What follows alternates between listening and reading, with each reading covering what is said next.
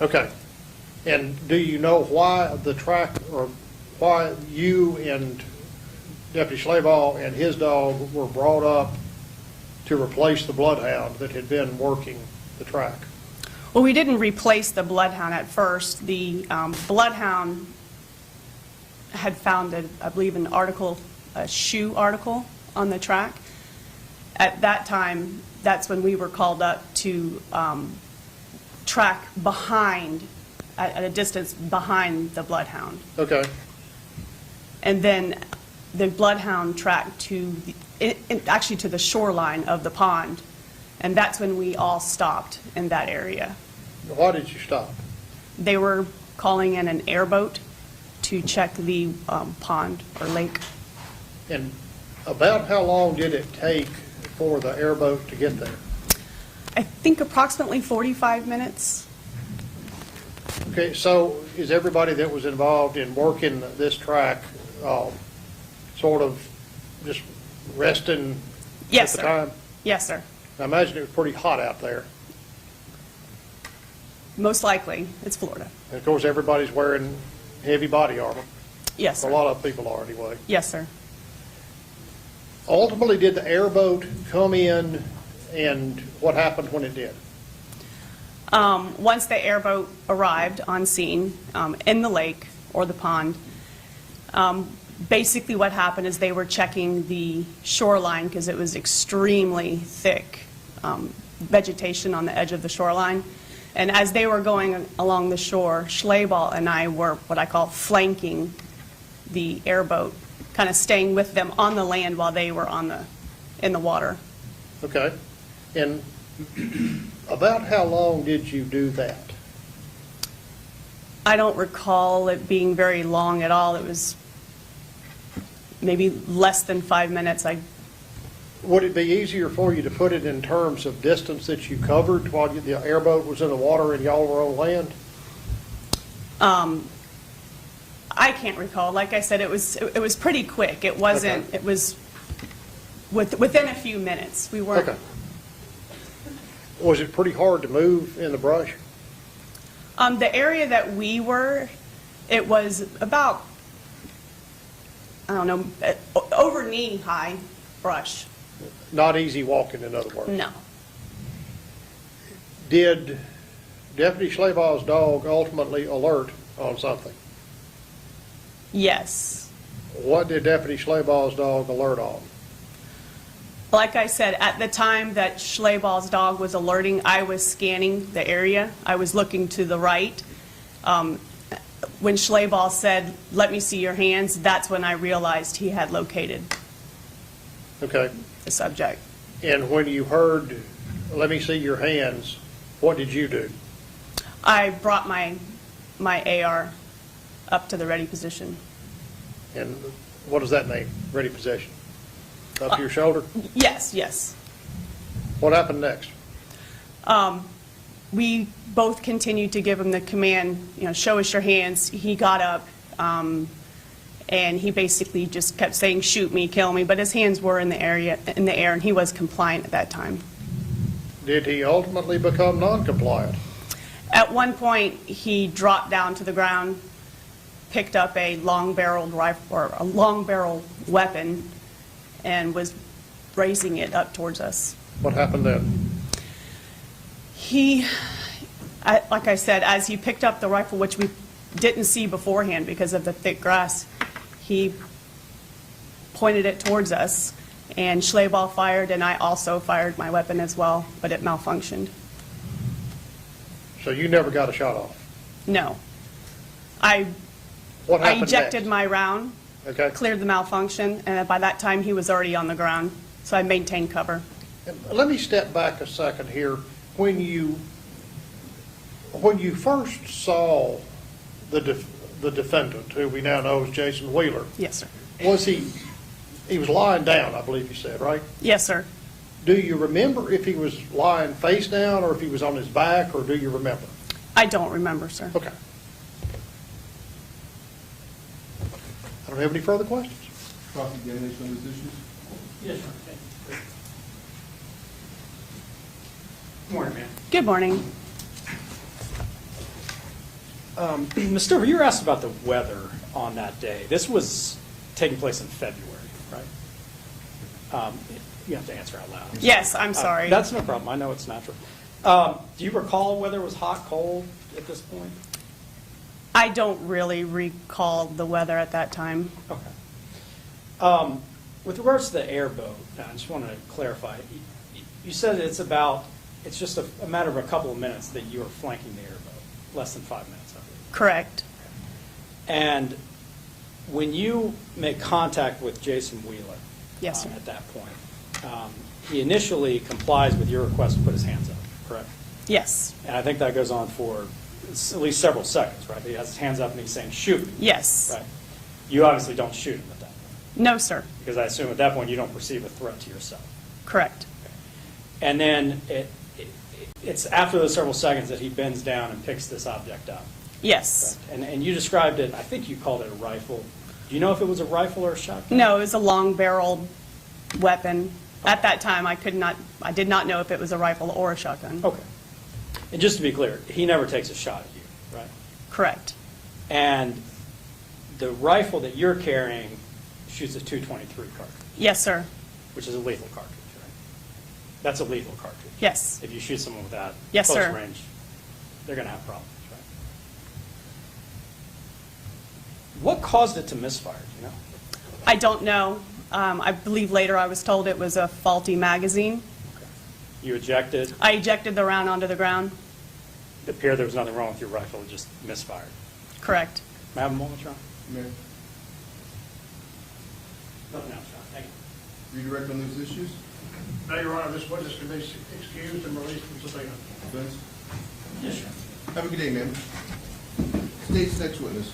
State recall, Sergeant Jeff DeSantis.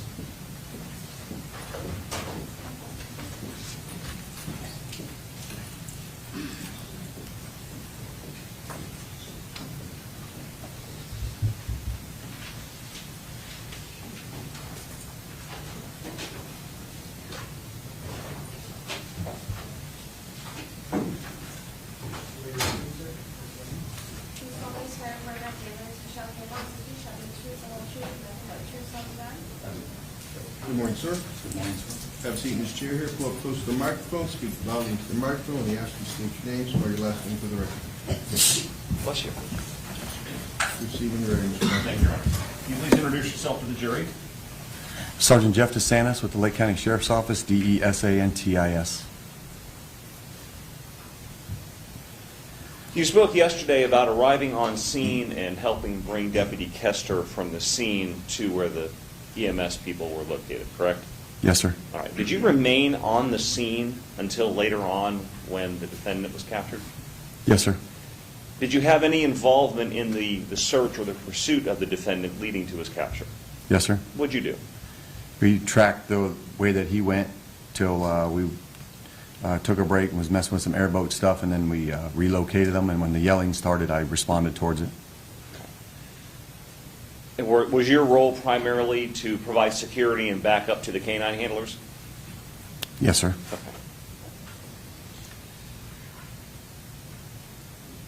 At some point, we have heard that the apprehension dog picked up a scent and alerted. What do you remember happening from that point on? I remember hearing them start to yell, "Show me your hands, hands up," and then I started running towards them. Okay. Do you know who was yelling those commands? Yes, sir. Who?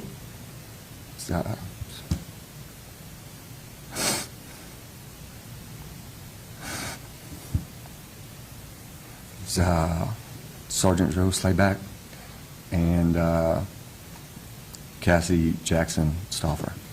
The lady that just testified? Yes. At some point, did you hear gunshots? Yes, sir. Were you in a position close enough to actually see what was happening or just hear it? I just heard it. Okay. You indicated that when you heard that yelling, you started running towards the area. Yes, sir.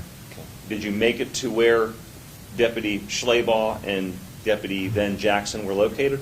Not before the gunshots. Once the gunshots went off, I fell backwards. Okay. Then they stopped. I got back up and started running towards them, and then I made it to them. Once you arrived, where Deputy Slaval and Deputy Van Jackson were located, what happened and what did you see? That's where they had engaged the defendant, and then we were trying to get him where he was laying out, were shot. We were trying to get him out so we could provide him medical care. Was he handcuffed? He was not handcuffed when I got there, no. At some point, was he handcuffed? Yes, sir. Did you have any involvement in that process? I believe I did. During the process of handcuffing him, did you notice anything about him physically or his appearance or what he had on him that was unusual? I think there was if I recall correctly, there was a wire or something wrapped around his neck. So we stopped what we were doing to make sure that it wasn't hooked to something else, and before we continued. What do you mean by hooked to something else? What were you concerned about? A booby trap or something to that effect. Okay. Once you realized that it was not hooked up to anything else, were medical personnel allowed to come into that area and help? Yes, I believe we had some dual certified people that were providing medical assistance with us there. What do you mean by dual certified? They were SWAT operators, but they had some EMT training and kits to provide medical assistance for stopping bleeding and stuff like that. While you were there, did the defendant say anything about the wire that you said that was around his neck? If I recall correctly, I thought he, and I would have to read it from last time, but I believe he said he was trying to kill himself. Okay. When you looked at that wire, was it wrapped tightly around his neck such that it was cutting off blood flow or airflow, or was it more loose? I don't remember specifically unless I testified last time.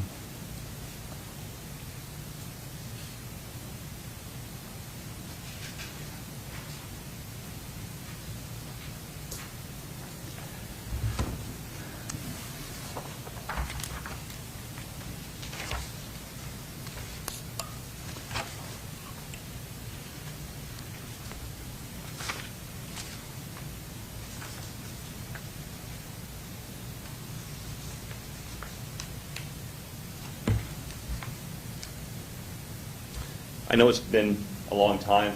Do you see the defendant, Jason Mueller, here in court? I would only go by the gentleman sitting there. I didn't know him before it happened, so I couldn't tell you if Fair that's the enough. guy there that's sitting there. Right. Fair enough. I know it's been a long time. Thank you, Sergeant. No further questions, Your Honor. Can you redirect on this issue?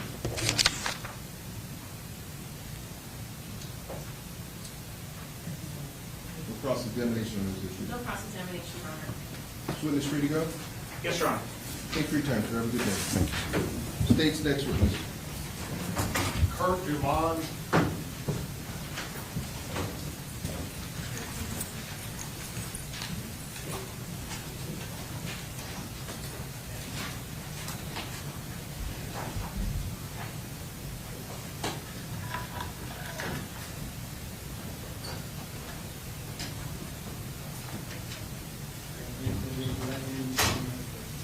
Please solemnly swear affirm the evidence you shall give us is true, shall be the truth, the whole truth, and nothing but the truth, so help you God.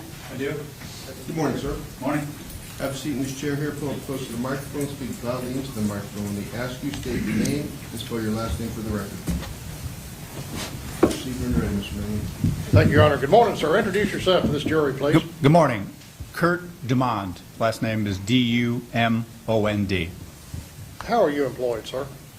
I'm retired. How long have you been retired? I retired in 2019.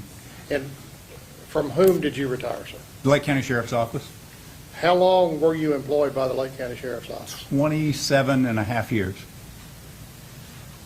What was your rank at retirement, sir? Corporal. Okay. You were working as a deputy with Lake County Sheriff's Department on February the 9th of 2005, were you not? Yes, sir. And what was your assignment in February of 2005, sir? I was a canine handler, and I was a SWAT team leader. When you say you were a SWAT team leader, explain to the jury what that means, what that entails, if you're the team leader. So when a call goes out for SWAT, normally we're paged and everybody responds. Other than that, if we have a planned warrant or a planned operation, my superiors contact me. I contact everybody I'm going to need on the SWAT team and ask them to respond at the date and time. And I'm sure everybody probably knows what SWAT stands for, but just for the record, what does SWAT mean? What does it stand for? Special Weapons and Tactics. Is the SWAT team equipped differently from a regular patrol officer? Yes, sir, they are. What is the difference in the equipment carried by a SWAT team member and carried by a regular road patrol deputy? It's specialized to do the tasks that we're asked to do. We have much bigger bulletproof vests. We have, the guns are normally a little bit different, and just our equipment in general is quite a bit different than somebody that's working in road patrol. For example, what sort of long guns would a SWAT team carry? We carried a G36. It's a semi-automatic 223. I think at the time we were the only people at the Sheriff's Department that had those guns. And in addition, did you also carry sidearm? Yeah, we did. It's kind of, over the years, we've gone through transition from gun to gun to gun. At the time, I think we were carrying a Scalock, if I recall right. And were you also wearing the heavy external body armor? Yes, sir, we were. And were you, as the SWAT team leader, dispatched to the area of State Road 42 and Georgia Avenue on February the 9th of 2005? Yes, sir, I was. And was the rest of the SWAT team dispatched at the same time or paged out at the same time? Yes, everybody got the page. When you arrived, what did you do? So when At the we arrive, we immediately start gearing up and trying to get with the SWAT team commander to see what they're going to task us to do. Okay, and who was the SWAT team commander? There was two, and most of the contact we had that day was with Cecil Garrett. He was a captain and the SWAT team commander. Okay, but you were the team leader. Yes, sir. Okay, and were you the team leader that day? Yes, sir. So that means that, what does that mean? When you're the team leader, what are you doing? So the team leader gets with the SWAT commander, and the SWAT commander gives us our tasks, what he wants done. Then I get with the team and organize what the SWAT team commander is asking us to do. And let me ask you this, sir. Is the team leader title, is that dependent upon your rank in the sheriff's office, or is it dependent upon something else? So to some degree, it would be rank. At the time that I was a SWAT team leader, I believe, I'm not sure, I never researched it, but I was the first SWAT team leader at the Lake County Sheriff's Office that held no rank. In other words, I would have sergeants, I was a slick sleeve deputy, and I had sergeants and lieutenants work for me in a SWAT capacity, not on the normal calls, but in a SWAT capacity. The sergeants and lieutenants and everyone else worked under my direction. And I believe you use the term slick sleeve deputy. What does that mean, sir? That means I hold no rank, I'm sorry. No It rank. means you don't have any stripes on your sleeve? Correct, that's correct. Okay. Were you ultimately tasked as the team leader to take your team into the area at 27300 Hilda Avenue and perform some tasks? Yes, sir, I was. What were you assigned to do? They sent two teams to that area, and one team was going to search. There was a mobile home there. There was a small travel trailer. I think there were some other structures. I'm not 100% certain. But one team was going to search all the structures in the area, and we were going to provide cover to them by putting up a perimeter around the area and protecting that team searching from anyone coming in from the outside. How did you go about approaching the structures that you were supposed to, that were either going to be searched or that you were going to set the perimeter for? We traveled to that area in armored personnel carriers. Okay, and describe these armored personnel carriers to us. So the one I was in was a tracked vehicle. It's armored. It's a military surplus. I believe it was Volusia County's, and I believe there was another armored personnel carrier that drove there with another team in it. I believe that was a wheeled vehicle. I think it's called an F-111, but I may be mistaken. So these are big heavy vehicles. That is correct. They're armored vehicles. You can shoot at them and bullets won't go through, hopefully. And to get to the structures that you needed to search, did you have to go down the driveway from Hilda Avenue that led to the structures? Yes, sir, we did. We went down some roads and then into the driveway and onto the property. And how close up to the structures did you take the armored personnel vehicles? They were close, 10 to 20 yards in that neighborhood. That's how close we were to the structures. After you took the armored vehicles into the area of the structures, just very briefly, what happened next? What did y'all do? So the team I was with set up a perimeter to protect the men searching those structures. More or less, we put our back to them. They've got everything inside the perimeter, and they searched every structure there. How many operators were with you, sir? Oof. I don't honestly recall that. I would guesstimate around 10 or 12, but I'm just guessing. Were all of these operators Lake County Sheriff's Office personnel? Or? No, there were multiple agencies there from all over the Central Florida. I do remember there was a group of Volusia County deputies with me. I don't know how many. There was a lot of Lake County deputies in that armored personnel carrier with me, and Volusia County deputies also. Were you able to get 10 or 11 men equipped into the back of that armored personnel carrier? Yeah. Imagine pretty tight. Yeah, it was very tight, but there may not have been that many, but it was somewhere in the neighborhood of 10 or 11, but we were crammed into a very small space. After the structures had been searched and secured, what did you take your team to do next?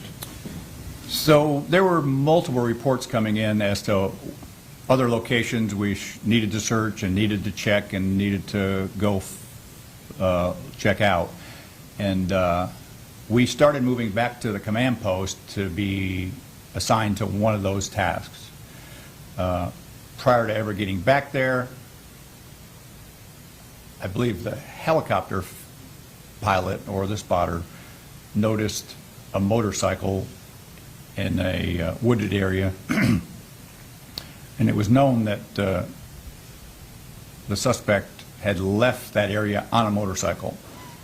So I talked with my SWAT commander briefly on the radio on the way back to the command post and asked if he wanted me to take a small element to that motorcycle to determine if the suspect was around there or in that area or not, and he said, yes, do that. And after you did that and determined, I guess, that the suspect was not in the immediate vicinity of the motorcycle, what did you do? We called for a bloodhound to come in with a group of people, a group of deputies, to go with the bloodhound to track the suspect. So your team stayed with the motorcycle, I guess? Yes, sir, until the bloodhound and the group of people that were with him arrived. Okay, so they were sent in from the command post?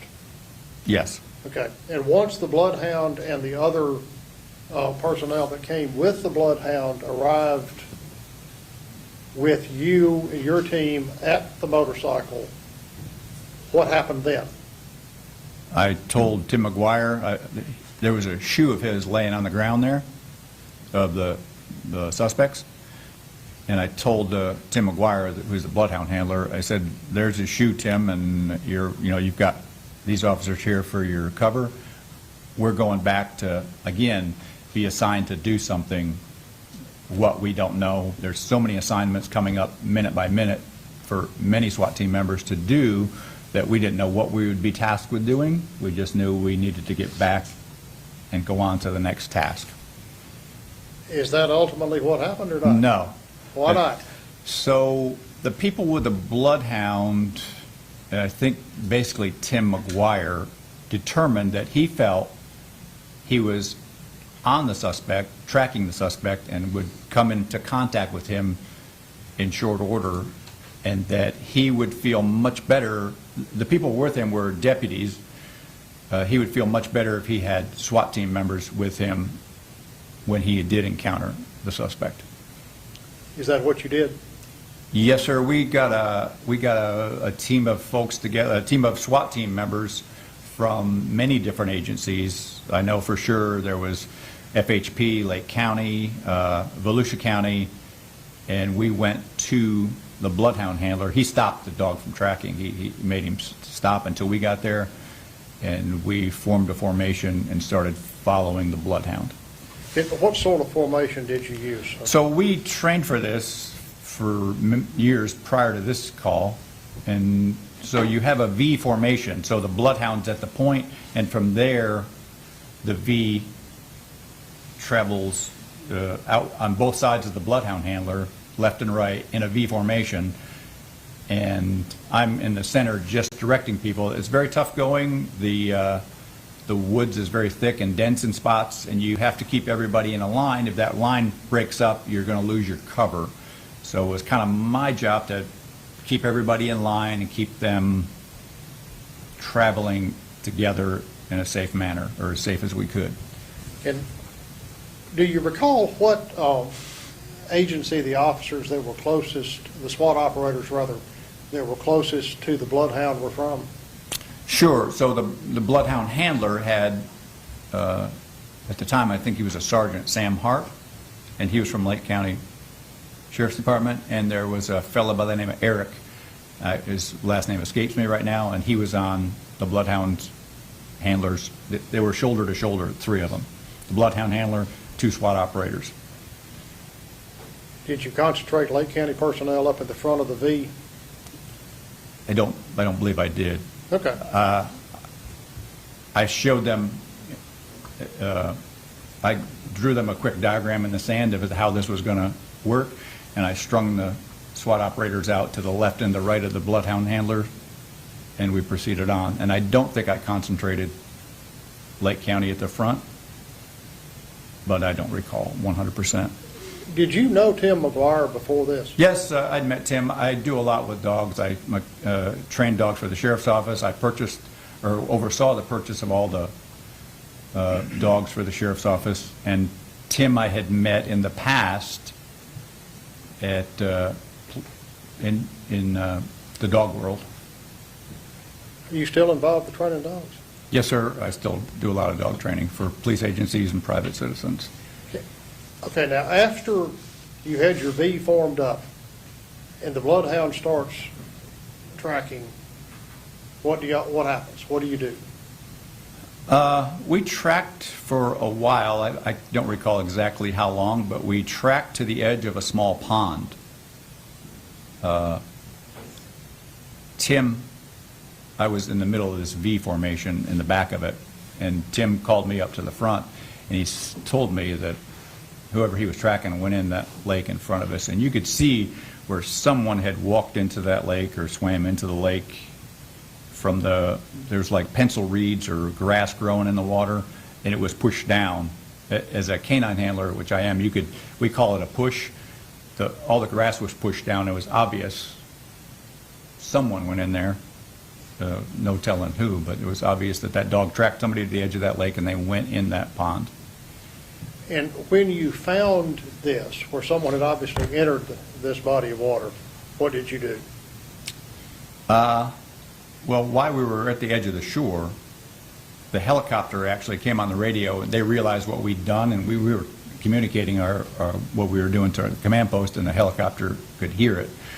They said about 50 yards north of you, there's a spot where somebody came out of that water. And it was determined by me that the safest way to clear that shoreline was from a boat. When you stepped into the water, you were about 3 or 4 feet below the land, and I didn't want to walk on that shoreline in the water or anywhere near it where I was at a disadvantage, more or less giving up high ground and going below land into the water. So I requested from my SWAT commander, I requested a boat come to search that shoreline with a boat.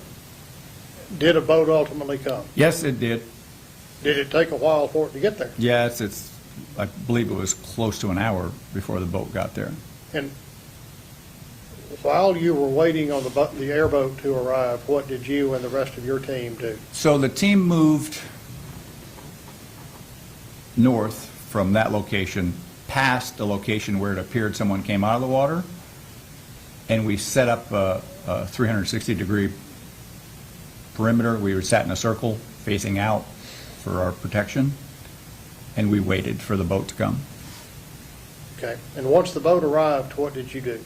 When the boat arrived, myself, Sam Hart, and Eric, the SWAT team member from Volusia, boarded the boat and just slowly cruised the shoreline, trying to see into the brush to see if we could see the suspect there anywhere.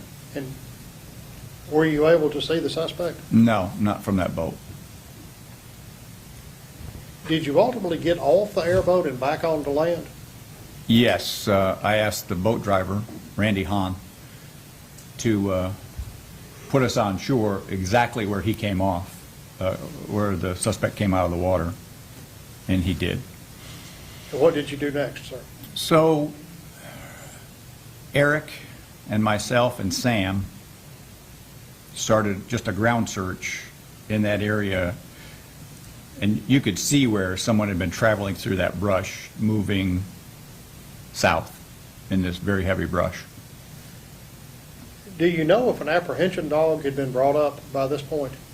Yeah, no, I knew that there was a dog there with a handler, Okay, and did you and the handler, do you recall who the handler was? Joe Slaval. Did you and Deputy Slaval communicate or discuss what the plan was going to be next? Yeah, I asked him to come to my location, which wasn't far from where we had set up that 360 perimeter for protection, and he and Cassie Jackson at the time arrived at our location. And what did you direct them to do? I told him about 20 yards from the shore, the brush was not thick at all. It was just normal woods. You could walk through it and see clearly. And I told Joe, and he's aware of it, but I told him the wind's coming off the lake going straight inland, and that if he traveled just outside that really thick brush with that dog, the dog would alert him to the presence of a human if the dog came into odor, and said just travel, I think it was in a southerly direction, and we're going to stay in this thick brush and search for him with our eyes. You stay out there and just travel slow, watch your dog, and if he's there anywhere, the dog will let you know. And is that what Deputy Slaval and his team did? That's what they did, yes. What happened next? It seemed like it was just a very short time. Maybe it wasn't even 30 seconds, if I remember correctly. I could hear Deputy Schlabaugh and Cassie both screaming, "Show me your hands." What happened next? I don't know, after a few seconds of screaming, "Show me your hands, show me your hands, show me your hands," I heard gunfire. And when you heard gunfire, what did you do? I was behind Eric, and we were pushing through this brush, and when the gunfire erupted, Eric stopped. And I said, "What are you doing? We need to keep moving." And he said, "I don't want to get in a crossfire." I said, "There's no one shooting right now. We're not going to get in a crossfire. Keep moving." And he did. He moved right away. And we came out to where Cassie and Joe were. What did you see when you got to where Deputy Stouffer and Deputy Schlabaugh were? So they were standing off to my right, and the suspect was laying off to my left a little bit. Was the suspect still in a heavily overgrown area? It wasn't terrible like what we were in, but there was forest there and vegetation and trees and small brush, but it wasn't like where we were, where we couldn't see very far, but it was a wooded area. Did you move him away from where he was originally laying? I told Deputy DeSantis, I believe, and Eric to handcuff him. I got handcuffs from one of the deputies. I think it might have been Cassie, but I'm not sure, and gave them to Jeff DeSantis and said, go ahead and handcuff him. So Jeff DeSantis went to handcuff him, and I said, stop, wait a minute. I said, move him away from that area. I'm concerned he may be laying on a gun and he could flip over and grab it. So Eric and Jeff drug him just a few feet, 3-4 feet, and then handcuffed him. Did you actually ultimately observe a gun at the scene? Yeah, I did. Had the defendant been lying on it or close to it? It was, from where we drug him, it would be right at his feet, or in the neighborhood of his feet. So not very far. Very close to him, yeah. Was the defendant injured? Yeah. And these were gunshot wounds. Yes. Did you render any medical treatment? Yeah, Eric had a medical pack on his SWAT vest, and we took that and opened it up and started putting bandages on. He had a gunshot wound to his arm, which was clearly visible, and we just put direct pressure on that with a bandage from a SWAT medic pack. Did the Lake County Sheriff's Department SWAT team also have a designated medic assigned? Yes, they did. And was he ultimately called up to the scene? He was. I called for a SWAT medic to come in. Before we started putting bandages on, I called for a SWAT medic to come. And so I guess you did what y'all could on the scene until the medic got there. Yes, sir. No further questions. Thank you, sir. Thank you. Cross-examination on these issues? Good morning. Morning. My name is Bjorn Brunvand. I represent Mr. Wheeler. What's your last name? Brunvand. Thank you. Nice to meet you. I want to be clear about the point where you have reached the water and you decided to sit in the 360 formation, and I think you have called in an airboat, right? Yes, sir. Okay. And I think you indicated that you waited, the people that sat in the circle waited for about an hour before the airboat arrived. Yes, sir. Okay. The airboat, they're pretty loud, right? Yes, sir. Okay. And so you ended up getting on the airboat and you're searching the area by water for a short time period. Yes, sir. Okay. And the area that you're searching, is it within fairly close proximity to the area where Mr. Wheeler is ultimately located? Yes, sir. Okay, very good. You indicated that within a few seconds after I heard, "Show me your hands," you heard gunshots. Yes, sir. Okay. Could you elaborate on that? How would you like me? I don't. Well, think what's a few seconds? Are we talking 2 or 3 seconds? Are we talking? A few seconds from when the shouting started, or a few seconds? I think you indicated to the jury a few seconds after I heard the officer say, "Show me your hands," I heard gunshots. Correct. Okay. Well, what are we talking?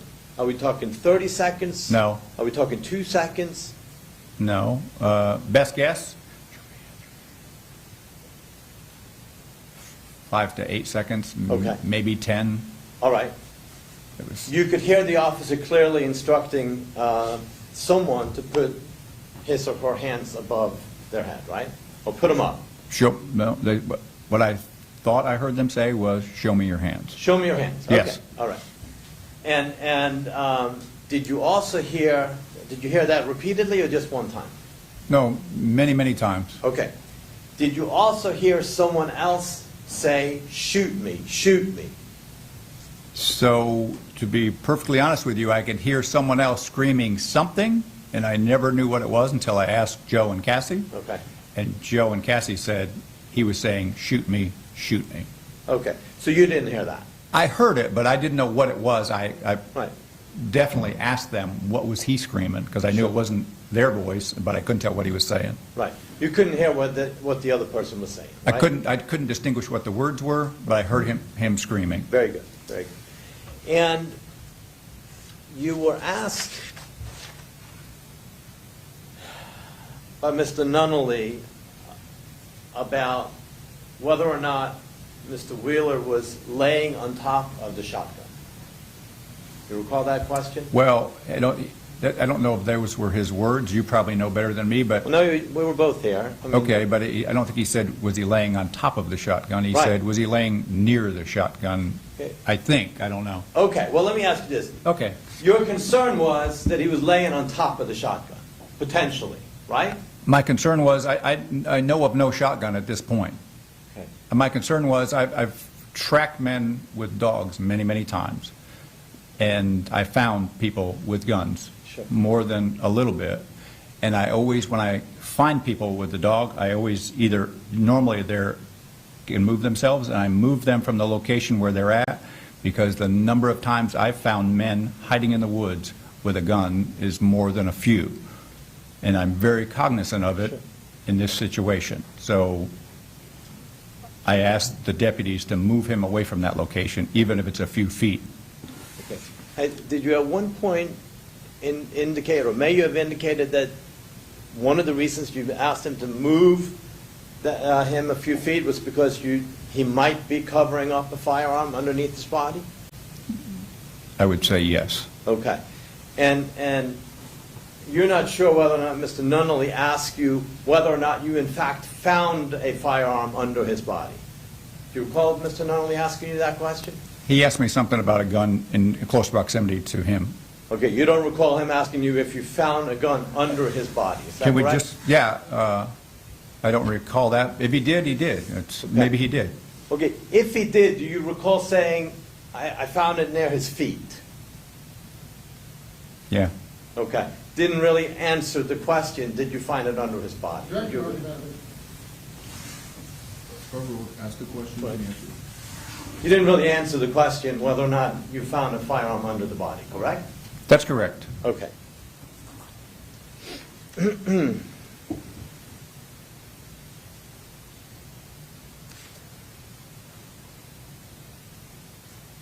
When you instructed DeSantis to handcuff the person who later on you learned was Mr. Wheeler, right? Yes, sir. Okay. At that point in time, you knew that he had been shot, I assume? Yes, sir. Okay. Did you realize to what degree he had been shot? No. Okay. Because the initial thing you see is an injury that appeared to you to maybe require a Band-Aid, right? Yes, sir. Okay. And presumably at that time, you did not know that one or more of the bullets that were fired at Mr. Wheeler and that struck Mr. Wheeler actually rendered him a paraplegic. You did not know that at that time, right? That's correct. Okay. If I could have a moment. That's all I have. Thank you, Your Honor. Redirect on those issues? No further questions, Your Honor. This witness may be excused and released from this subpoena. Vince? Yes, Your Honor. Have a good day, sir. Thank you for your time. Thank you. State's next witness. Tim Crow, Your Honor. I apologize. Tim Crow.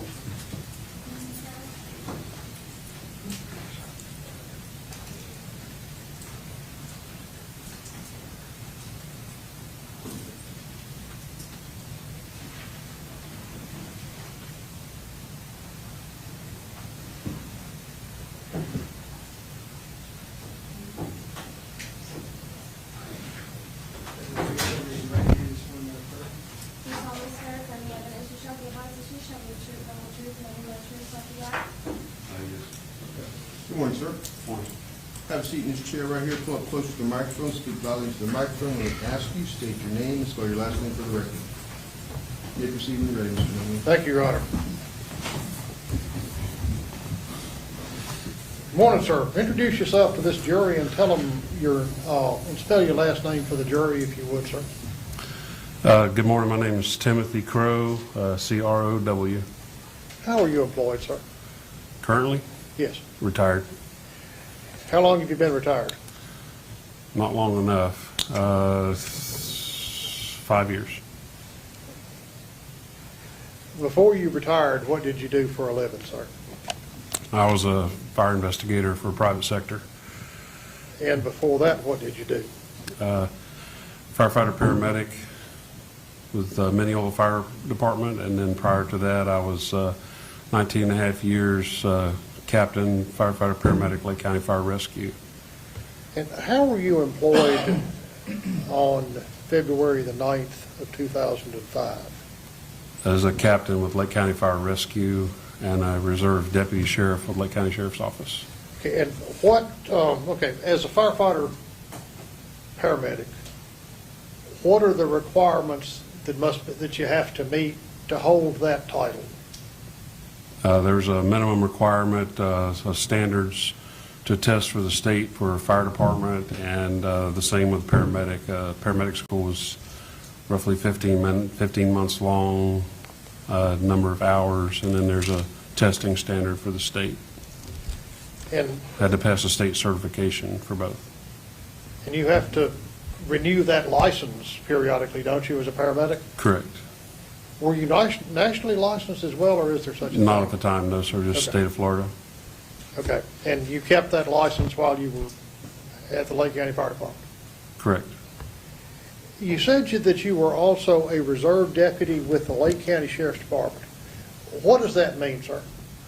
I had completed the Basic Criminal Justice Standards and Training Commission, Law Enforcement Academy, tested with the state of Florida, and was a certified law enforcement officer.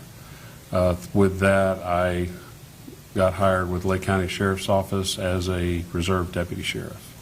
Okay, so you actually are a certified firefighter, Yes, sir. certified law enforcement officer, Yes, sir.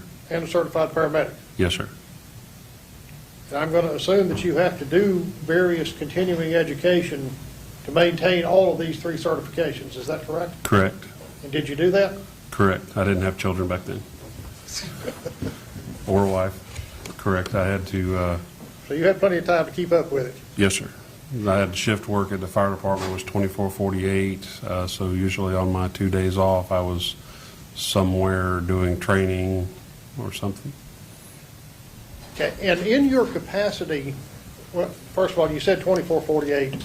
Your schedule as a firefighter was on 24 hours, off for 48 hours, right? Most of my career, yes, sir, but during the date in question, I was working 8-hour days as a captain. I was the fire marshal at the time. Okay. On February the 9th, 2005, were you dispatched, or did you have the occasion to go to the area of State Road 42 and Georgia Avenue in Paisley? Yes. How did that come about, sir? I was at our fire department headquarters here in Tavares, received the call, and initially responded with Chief Dickerson to set up a rehab station and aid station to assist Lake County Sheriff's Office. Okay, when you say a rehab station or an aid station, what do you mean by that? What does that entail? Well, aid station would be anybody injured could come through and be treated and triaged. Rehab would be drinks. If they're working, they need food.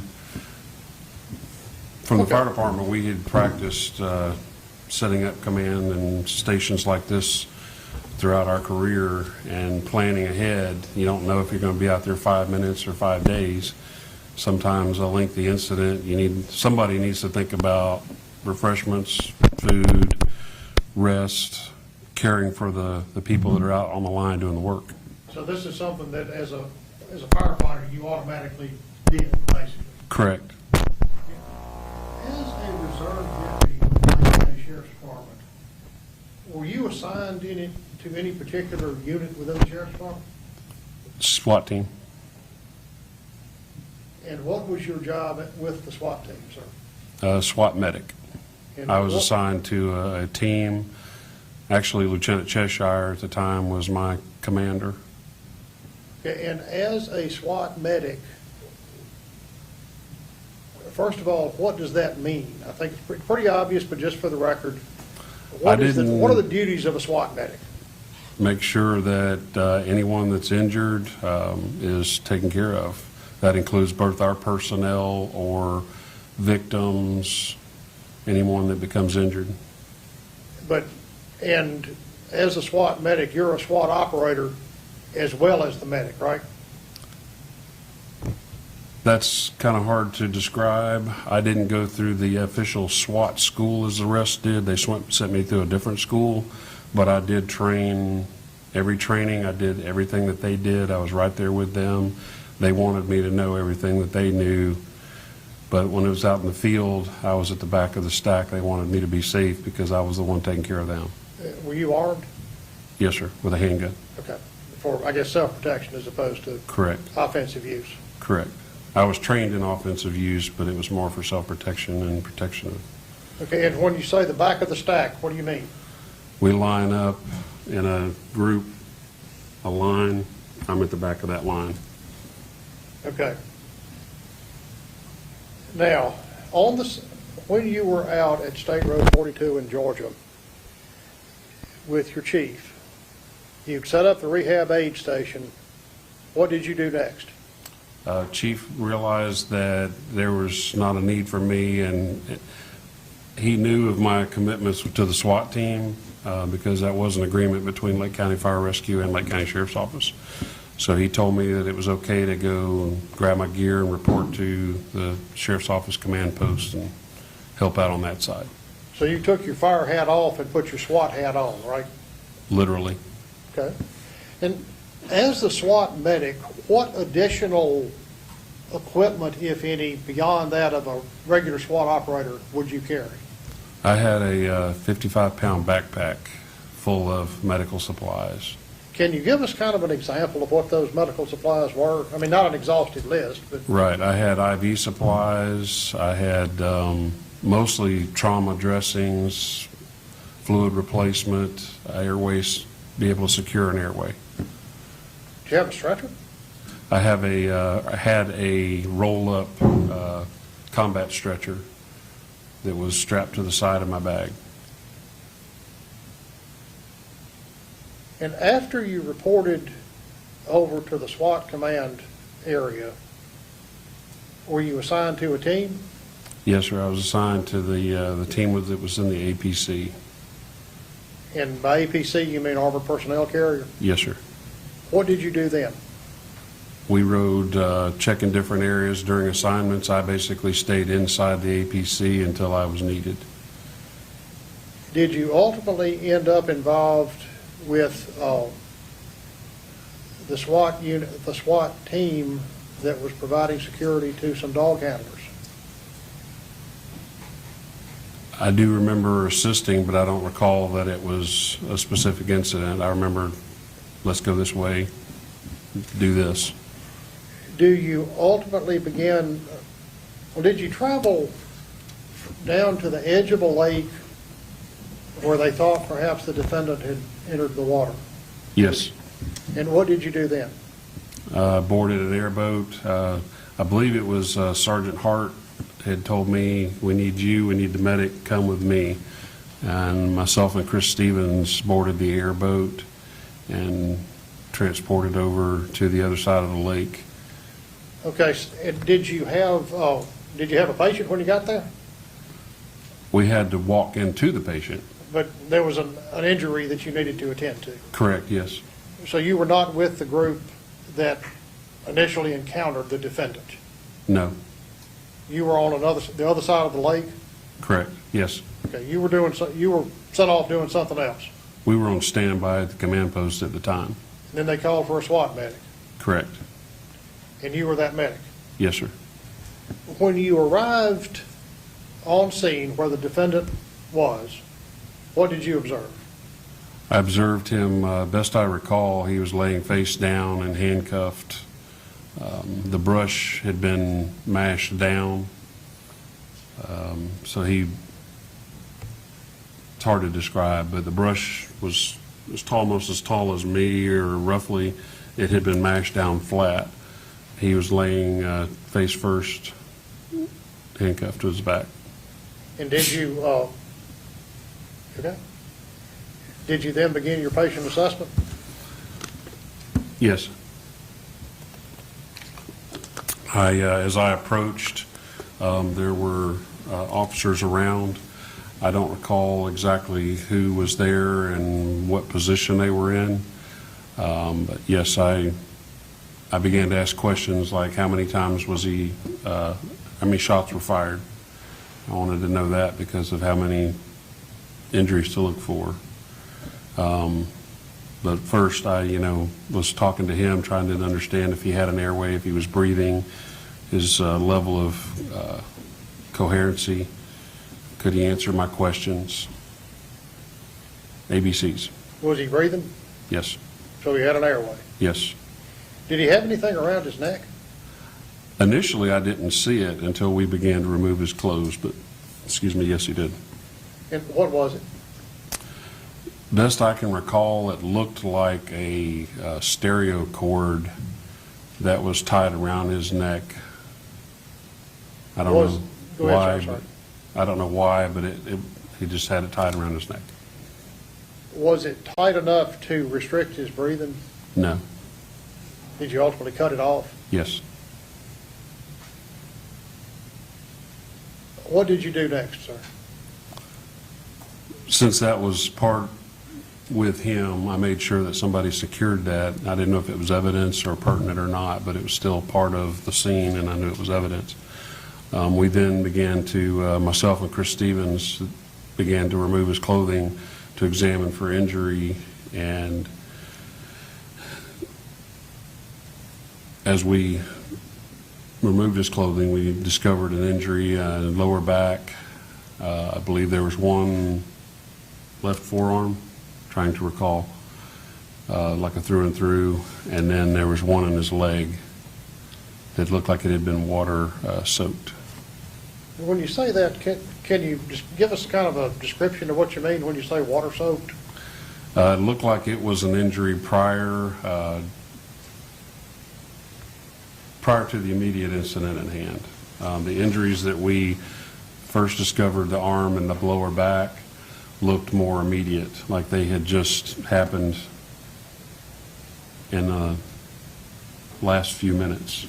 The other looked like it had been earlier in the day and potentially had been either soaked by sweat or he had been in the lake, which was my first thought because we had to take a lake to get there to where he was at.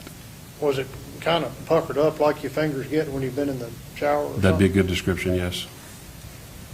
And did you did you undertake to give what care you could on the scene to the defendant? Absolutely, yes. And this would be, I guess, what you would describe as combat medicine? Yes, sir. There was no active bleeding that we discovered, other than there was seepage. There wasn't anything that was actively life-threatening at the scene. Okay. So after you did your assessment and did whatever, bandaging you could, what did you do? Well, we declothed him and exposed him. He was already face down. Typically with a gun assault injury, when it assaults the body, we treat them as if they had a spinal cord injury until proven otherwise. Did you do that in this case? Correct. We did not just roll him back over. We declothed him, exposed him, looked for our injuries, laid out the combat stretcher, and as a unit, rolled him in one unit over onto the combat stretcher, and then we were able to examine his front side. Okay, and when the technique, what do you call the technique that you used when you rolled him onto the combat stretcher? Log roll. And that involves how many men to do that, or personnel to do that? Well, multiple. Could be 3, could be 4. I can't recall how many that we had out there. I know that I held C-spine to ensure that his neck didn't move any more than possible as we rolled him over onto the stretcher. Okay, and when you say C-spine, what do you mean by that? Placing my hands on either side of his neck, apply pressure, and when he's slowly rolled, I observe to maintain that his head, neck, and spine are in line until we get him back onto the stretcher. Okay, so let me make sure I've got this scenario clear. you're holding his head on both sides of his head, Correct. and that's to protect his cervical spine, which is his neck, Correct. where I'm pointing on my body, right? Yes, sir. And you have 3 or 4 other men, or other officers, who were positioned down his body, who are going to roll him over in unison onto the combat stretcher. Is that correct? Correct. And who decides when you start rolling? Do you do that as the one that's on the As the cervical one at the spine? head, correct, I'm in charge. And how do you go about doing that? I just give the commands and I direct faster, slower, and until we have him flat on the combat stretcher. And this is all done because why? Attempt to maintain control over the cervical spine and prevent paralyzation.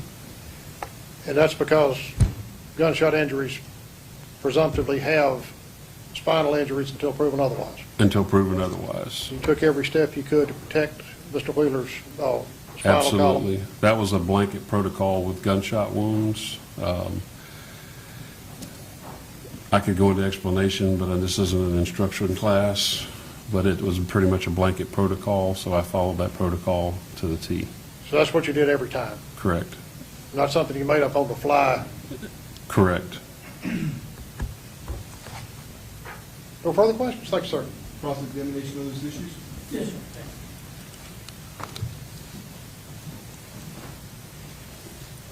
Morning, sir. Morning, sir. Mr. Crowe, prior to your arrival and making contact with Mr. Wheeler, other members of law enforcement had moved his body to some extent, correct? I don't know. I can't answer to that. Okay. May have, may not. You just don't know. I can't answer that. Okay. You were asked a little bit about trying to talk to Mr. Wheeler to confirm that his airways were clear. Correct. He wasn't actually talking at that point, correct? He was verbalizing, I'm in pain, I'm hurting, please help me. That's all he said. Okay. He wasn't actually responding to questions. Okay. And was he groaning as well? Yes. Let me ask you about the cord that was around his neck. You testified that it wasn't so tight around his neck that it was blocking his airway, but it was snug around the neck, correct? Snug is a relative definition. I could slide my Well- gloved finger under it. Let me, you previously testified about this, correct? Yes, Did you not previously testify that it was snug around his neck? I did. I also testified that I could slip my finger under it, too. Okay. Because ultimately, you do end up cutting it off, right? Yes. And you have to slip your finger under it, I assume, to snip it off, right? Yes, And the cord, it had some kind of knot in the front, right? I recall a knot, yes. And then hanging down from that knot was another piece of cord to about the mid-chest area? Correct. And then, do you recall the end of that cord? If it was like a clean snip, or if it was more of a jagged break where the... I don't recall. Okay. Thank you. Madam Alderman? You may. I'm sorry.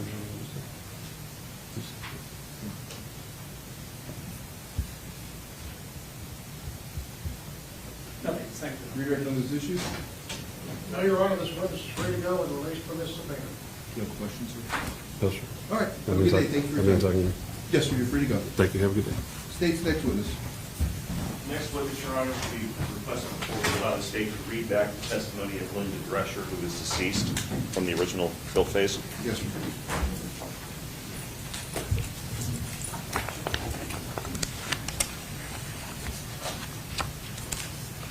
Do you solemnly swear affirming the evidence you shall give us that you shall be the truth and the truth and nothing but the truth, so help you God? Yes. Good morning. Good morning. Have a seat in that chair there. Pull up close to the microphone. Speak loudly into the microphone. When they ask you, state your name, spell your last name for the record. Good to see you ready, Mr. Malcolm. Thank you, Your Honor.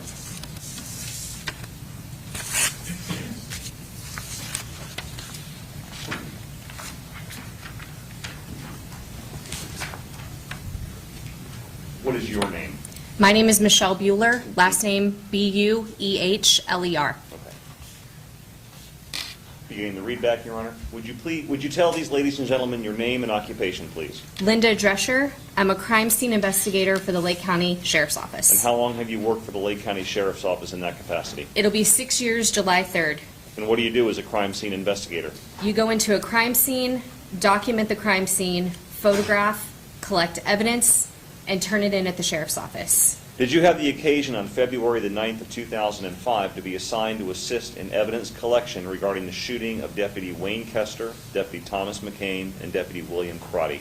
Yes, I was requested to respond to the Waterman Hospital. So you actually went to the hospital? Yes, I did. When you got to the hospital, do you know about what time it was? 4:15. And after you arrived there, did you have the occasion to take photographs of both Deputy Thomas McKane and William Crotty? Yes, I did.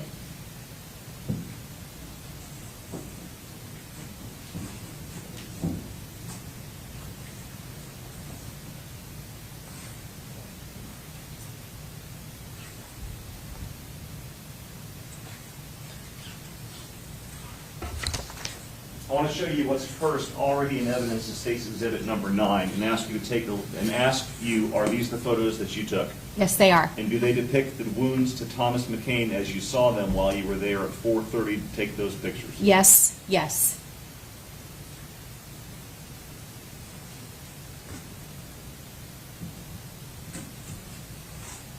I also want to show you what's been marked for identification as State's Exhibit, and I'm going to call it E, okay? Do you recognize what that exhibit is? That's the wound on his leg. Okay, now this is the wound of William Crotty, correct? Correct. Okay, and did you take these at about the same time you took the pictures of Thomas McKane? His were taken afterwards. I'm not sure. I would probably say an hour or so later. Okay, and did they fairly depict Deputy Crotty and the wounds to his legs as you saw him there in the hospital? Yes. Your Honor, I'd ask that the State's Exhibit E be accepted into evidence. Any objection? No, Your Honor. This will become number what? Without objection, become number 25.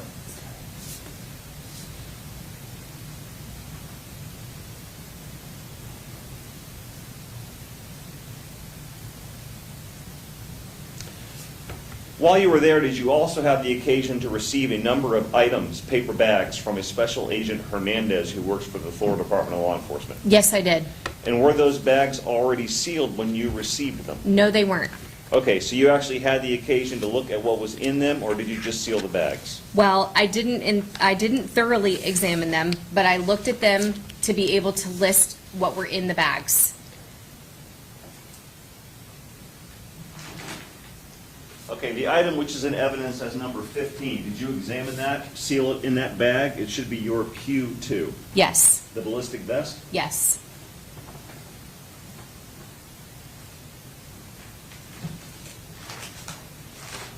What should be in your records is Q3. This is just the bag. It's in evidence as number 20. It was the shirt that's pinned up over there in the diagram board? Yes, that's my handwriting there. Okay, this is your handwriting. You received that. You sealed this bag? Yes, I did.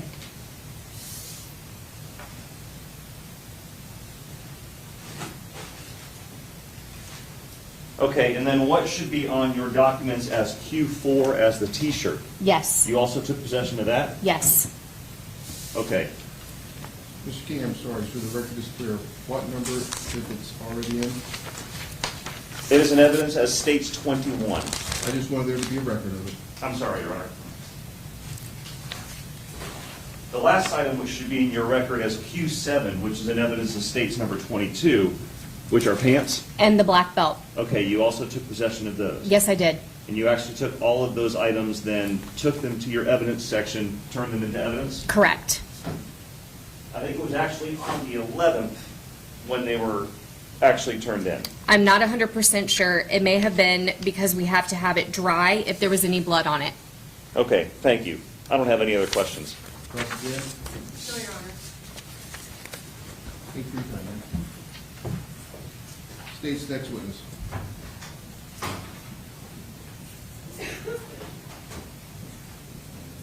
One moment, Your Honor. Yes, sir.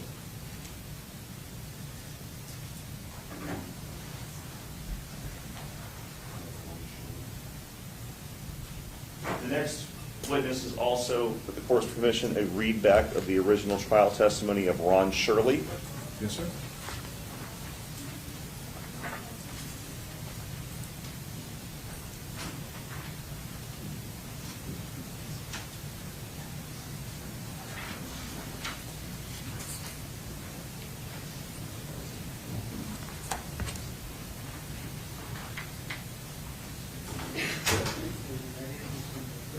Do you solemnly swear affirm the evidence you shall give us as you will be the truth, the whole truth, and nothing but the truth, so help you God?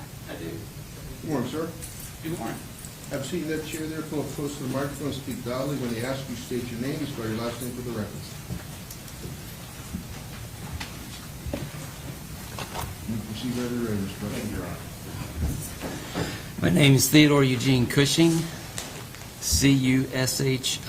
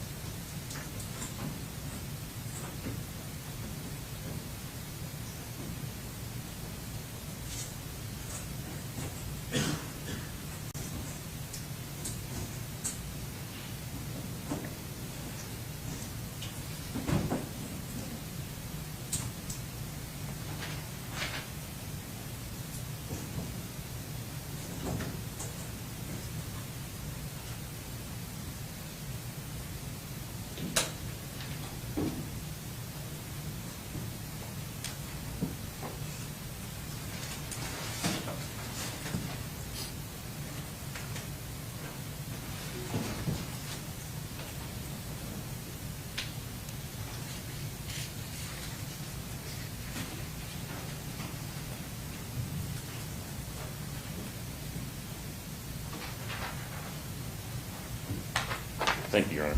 Yes, sir. I apologize. Would you tell these ladies and gentlemen your name, please? Theodore Eugene Cushing. Okay. And beginning the readback of the testimony, would you tell these ladies and gentlemen, the jury, your name in the Ron Shirley. Thank you. And what is your profession or occupation? I work for the Lake County Sheriff's Department as a crime scene technician. How long have you been doing that? 11 years with the Sheriff's Department. What are your duties as a crime scene technician? To document crime scenes as they appear when we first arrive, to search crime scenes for any type of evidence that may be there to collect and document, package, process evidence that we find at crime scenes. Did you have the occasion to be called in to serve to assist in some type of evidence collection regarding the shootings of Deputy Koester, McKane, and Crotty? Yes. Where did you first go when you were called to be involved in that? The first place I went was to Waterman Hospital in Tavares emergency room. Okay, and at the hospital, I want to show you what is, I'll do the one thing that's already in evidence, which is states number 7, and ask if you had the occasion to collect these pants of Deputy McKane while you were at the hospital. Yes. Were you the one that put them in the paper bag? Yes. And you sealed the paper bag? Yes. Okay, obviously since then the bag has been opened and sealed a couple times. Yes. But do these pants appear to be in basically the same condition as when you took them at the hospital? Appear to be. And then I believe you also had the occasion to collect another pair of pants which are identified as, for identification purposes, as H. Did you collect them at the hospital as well? Yes, I collected them. I don't think we have opened those yet. No, sir. But you wrote your handwriting and sealed these, correct? Yes. Okay, now at one point, I think you were called away from the hospital to actually go out to the area of Paisley to collect some kind of evidence from a motorcycle. I was first called to the Paisley Fire Department to stand by with other techs in case we were needed. I was taken to the scene by Lieutenant Newcomb. Okay, he actually took you to where the motorcycle was? That's correct. Okay, and was that motorcycle out in a wooded area? Yes.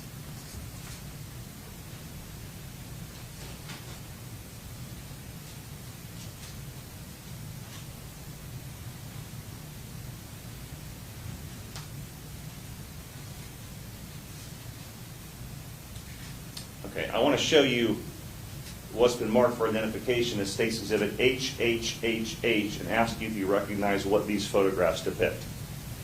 It's a motorcycle that was in the woods. Okay, and are those photographs an accurate depiction of the motorcycle as you found it when you got there? Yes.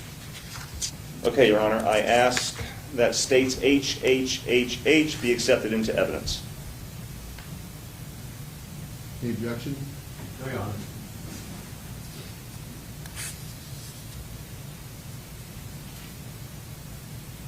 Admitted as State's 26, Your Honor. Will be so admitted. Thank you. Now, as part of the collection process, did you have the occasion to take some swabs from the handle grips of the motorcycle? Yes, I did.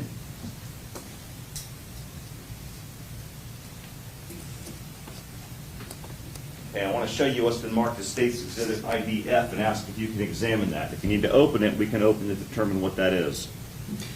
This is a package that contains, or should contain, a swab that I collected off the left handle grip of the motorcycle. Okay, and you sealed the swab in that packet, placed it into evidence, correct? Yes. Did you actually assist in trying to move the motorcycle? Lieutenant Newcomb moved the motorcycle from the woods. Okay, were you there when he moved it? Yes, sir. And did you try to start the motorcycle to move it? No. Why not? I believed it to be out of gas. Why did you believe that? It appeared to be. We looked and couldn't see what we thought was enough gas in it. And at the same time, we didn't really want to interfere too much with the motorcycle in case it was either processed and requested. All right. You also had the occasion, I think it was on the 10th, to attend the autopsy of Deputy Koester. Is that correct? Yes. Now, these have already, I'll give you first item number 19, which is already in evidence as State's 19, and ask you if you recognize having received all of these different shotgun pellets from Dr. Cogswell. Yes. Okay, and did he seal them into little manila envelopes? Yes, sir. I photographed them before he sealed them. And he sealed them, and you took custody of them, took them back to the evidence locker at the sheriff's office? That's correct.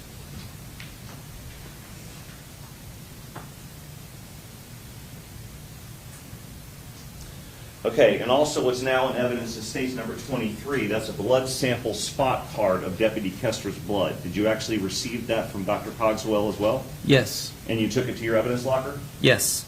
Okay, Your Honor, I don't think I have any other questions. Cross? No, Your Honor. Thank you, sir.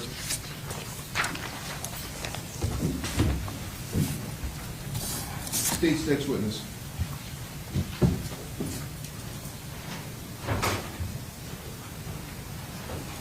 State's next witness, Your Honor, is Ken Adams.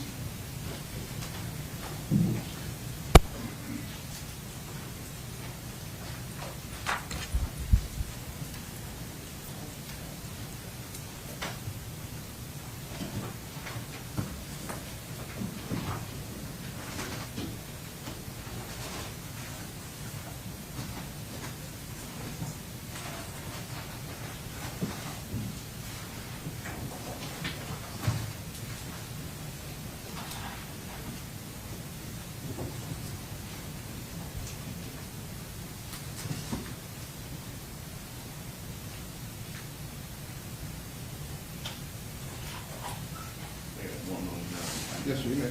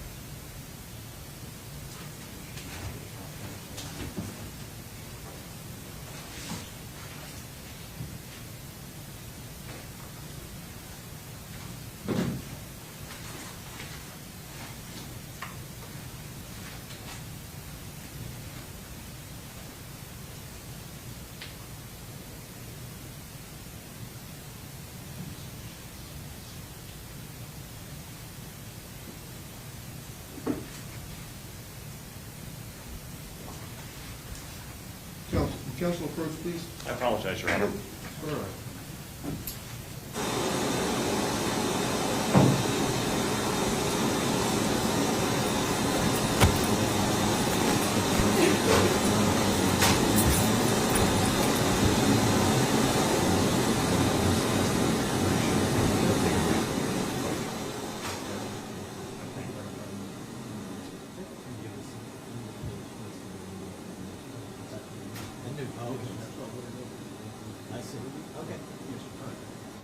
Ladies and gentlemen of the jury, we're going to be in recess for approximately 10 minutes. Once again, follow my previous instructions. Do not discuss this case amongst yourselves. Please take the jury out.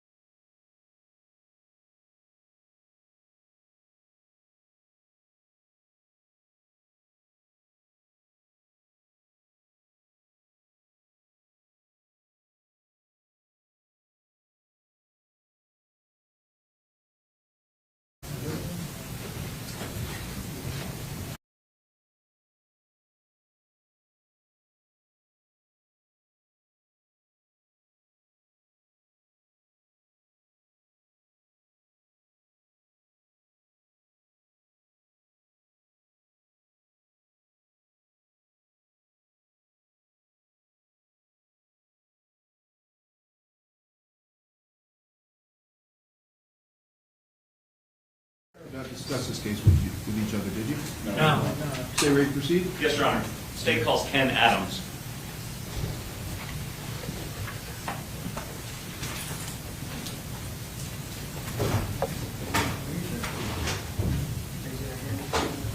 Do solemnly swear affirm the evidence you shall give us that you shall be true, the whole truth, and nothing but the truth, so help you God? I do. Good morning, sir. Good morning. Have a seat in that chair there. Pull up close to the microphone, speak loudly when they ask you. State your name, spell your last name for the record. You may proceed when you're ready, Mr. Drescher. Thank you, Your Honor. Can you please introduce yourself to the jury? Kenneth Adams, Spell your last name for me. ADAMS, Okay, where do you work now? State Attorney's Office here in Lee County. Before working at the state attorney's office, back in 2005, where did you work? Lee County Sheriff's Office, And how long did you work with the Lake County Sheriff's Office? 21 years. What were your duties back in 2005? I was assigned to the Investigation Bureau. Did you become involved as a detective in the case of State of Florida versus Jason Wheeler back in 2005? Yes, I did. And at some point, did you assist in getting a search warrant, which was signed by a judge, allowing law enforcement officers to go into the defendant's residence and collect evidence? Yes, sir. Did you go with the other law enforcement officers and crime scene technicians to that residence to execute or carry out that search warrant? Yes, sir. Was that search warrant carried out or executed the same day as the murder of Deputy Koester around 3 p.m.? Yes, it was. Who was in charge of documenting the scene? Was it Lake County Sheriff's Office crime scene investigators or Florida Department of Law Enforcement? Florida Department of Law Enforcement. Did the process of collecting evidence take all afternoon and continue into the next day, or was it done in a few hours? No, sir, it continued on the next day. May I approach? Showing you what's been marked as state, or what's been introduced already in the previous field phase of this trial as State's Exhibit 27. And let me direct your attention back to December 14th of 2005. Did you respond to the Lake County Courthouse to observe DNA samples taken from the defendant, in this case, Jason Wheeler? Can you explain to the jury briefly how a DNA sample is collected? Okay. Cotton swab, long stick. They swab the inside of the cheeks. One swab for each side of the cheek to get the cells, and then they package it. Okay. And those packages placed into that envelope and then sealed up? Yes, sir. Okay. And I'm assuming you don't have any involvement in the actual scientific testing of DNA? No, I do not. Okay. What was done with those DNA swabs once they were collected in the courtroom? I received them from Bailiff Sonia Campbell, who actually did the swabs. Sealed them. I took them and turned them over to Special Agent Rodriguez of FDLE. Thank you, sir. No other questions, Your Honor? Cross-examination on those issues? No, thank you, Your Honor. This witness ready to go? Yes, Your Honor. Thank you for your time, sir. Have a Thank you, good Your day. Honor. Case next witness? Judge, at this point, this probably be a good breaking point. We have the next witness appearing after lunch. He's traveling from Orlando. So with the court permission, if we could break for lunch. All right, ladies and gentlemen of the jury, we're going to take an early lunch now. It is now 11:42. I want you folks back at the jury assembly room at 1 o'clock today. Once again, during the course of lunch, do not do any research on your own. Do not look up any terms, words, names, look up any maps, look up anything about any parties involved in this case. Do not look at any social media, read any news reports about anything that's going on about this case. Folks have been wonderful up to this point. I'm sure you'll continue doing this, but please, the fairness of the trial depends upon you following these instructions. Once again, if you see some of the parties during the course of the lunch, they're going to ignore you. It's not that they're being rude, it's that my direction, we don't want to seem that they're attempting to curry favor with you. So I want you folks back at 1 o'clock in the jury assembly room. We'll be in recess for lunch.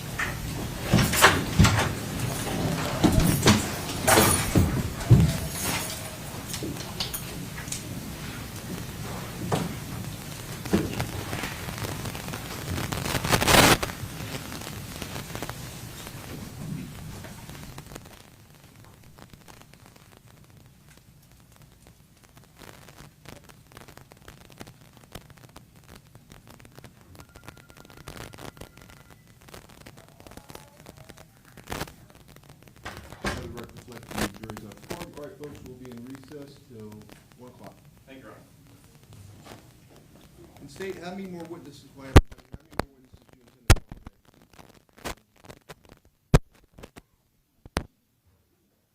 Probably 4, Your Honor. Several will be more lengthy than normal, so that should take us to right around the 5 o'clock hour. Okay, I just wonder, are we still on the projected path that we talked about earlier? We're ahead of schedule. All right. Thank you, folks. Appreciate you all. All right. Have a good lunch. Thank you, sir.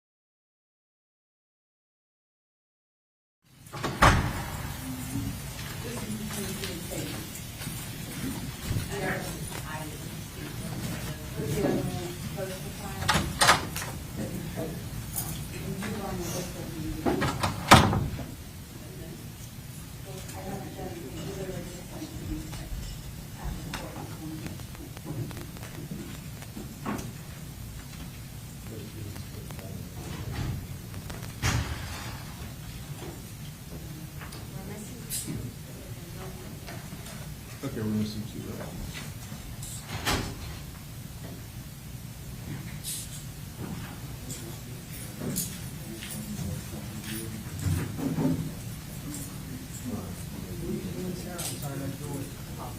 Missing two.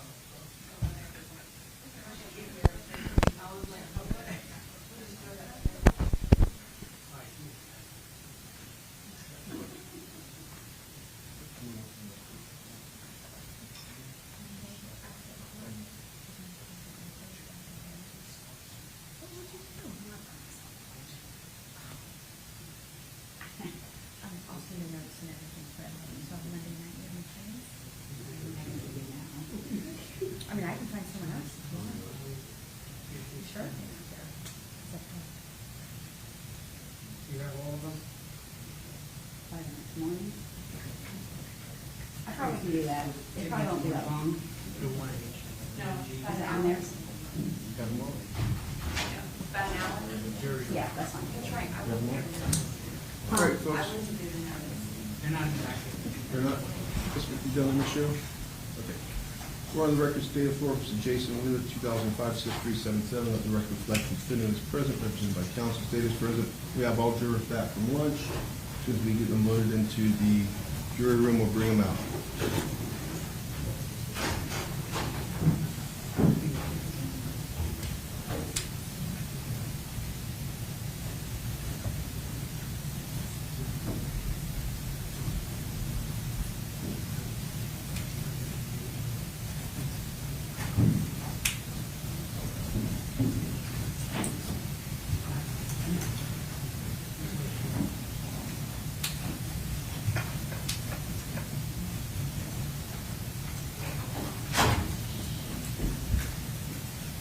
On the way down now.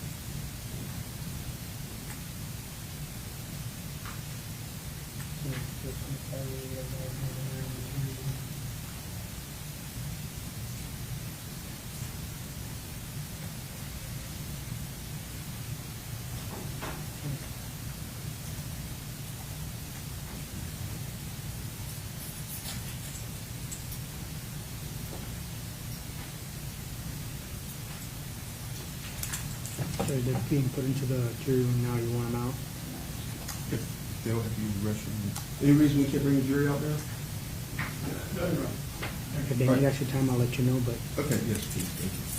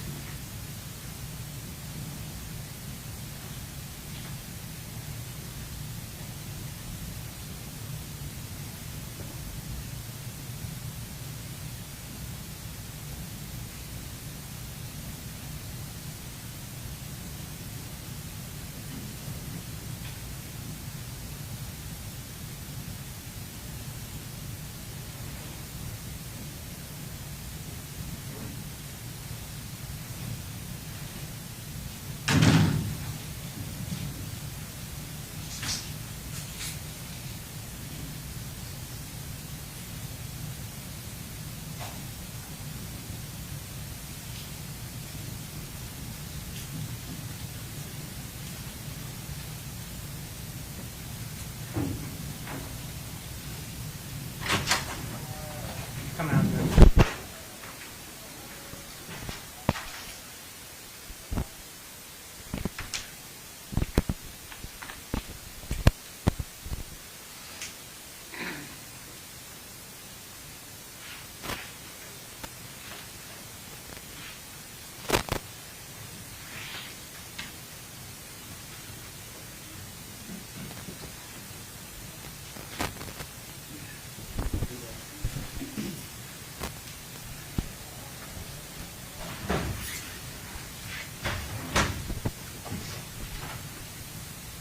All right, let me see it come to order.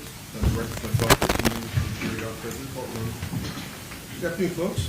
Good afternoon. You follow my instructions? Yes, sir. Anything unusual happen over the lunch? No, sir. Did you read anything about the case, hear anything about it? No, sir. All right. Stan, are you ready to proceed? Yes, Your Honor. Your next witness. State called Ronald Murdock.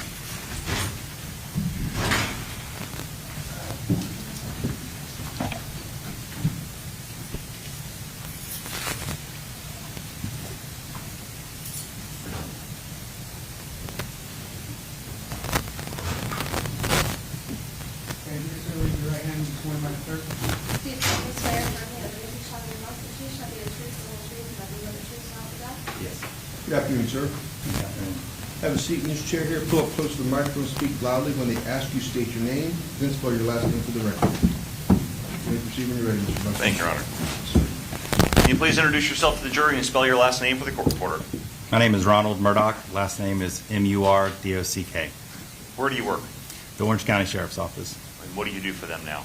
I am a crime scene supervisor. How long have you worked for the Orange County Sheriff's Office? Almost 23 years. In what capacity during that period of time? So I started as a crime scene investigator and then moved to assistant squad leader, and now I am a crime scene supervisor. Let me direct your attention to February 9th of 2005. Apparently you were working at Orange County then as well, right? Yes. All right. Back then, were you the supervisor of the unit or were you a crime scene investigator? I was assistant supervisor at that time. Did you also still do crime scene work even though you were an assistant supervisor? Oh, yes. All right. Can you briefly describe for the jury your training that allows you to be a crime scene investigator? Well, I have an education with a master's degree in forensic science, and then once getting hired at Orange County, we go through a 12-week training program where I'm one-on-one with an experienced investigator. And once I complete that program, I'm allowed to work crime scenes on my own. And then since then, we go to periodic training on various crime scene topics that are like week-long courses to help us further our knowledge in crime scene investigations. Back in 2005, did you in the Orange County Sheriff's Office have the capability of going to a crime scene and use like surveying type of equipment to electronically measure certain things at a scene and document a scene? Yes, we did. Can you explain that process to the jury, what you used, how you did it? So at the time, we were using what's generally known as total station. It's what surveyors you'll see on the side of the road, where they'll have an instrument on a tripod and they'll have someone standing to whatever they want to measure with a little pole and a prism on top. And so we can measure from that fixed point where we have the tripod to wherever that pole is. And that's how we can diagram a crime scene. Once you gather all those different measurements at a crime scene, are you then able to use some type of a computer program to create a diagram of the scene and the locations of the different pieces of evidence? Yes. And how's that done? So once we download it into a software program for diagramming, which is made for crime scenes or traffic accidents, all of the points that we take onto that scene, we can then translate that into a diagram by connecting some of those points to make roads or to insert cars where those points were, where we measured cars or buildings or pieces of evidence. Can you also zoom in through the computer program and create like blow up portions of certain areas of a scene? Yes. All right. Let me direct your attention to February 10th of 2005, the day after these crimes occurred. Did you have the opportunity to assist in the crime scene investigation process at a scene in Paisley in Lake County? Yes, I did. Now, how did you, being a member of the Orange County Sheriff's Office, get involved in a Lake County case? So some of the Florida Department of Law Enforcement crime scene investigators at the time, they knew that we had the equipment, and so they requested our assistance. So I got a call from their crime scene investigators and asked if we would come out and assist by diagramming the scene for them.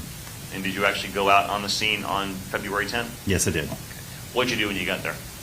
So initially upon arriving, I met with the investigators from FDLE and asked what all they wanted in their diagram so I would know what to put in.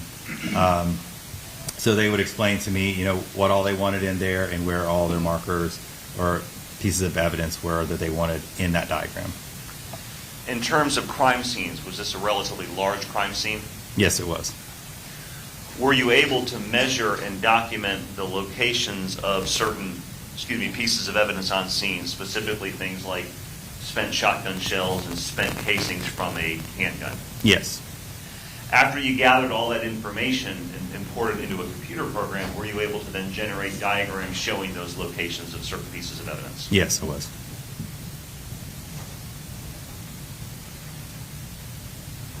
I'm going to with the step down. Good. I'm showing you what's introduced in the guilt phase of the original trial, State's Exhibit 74.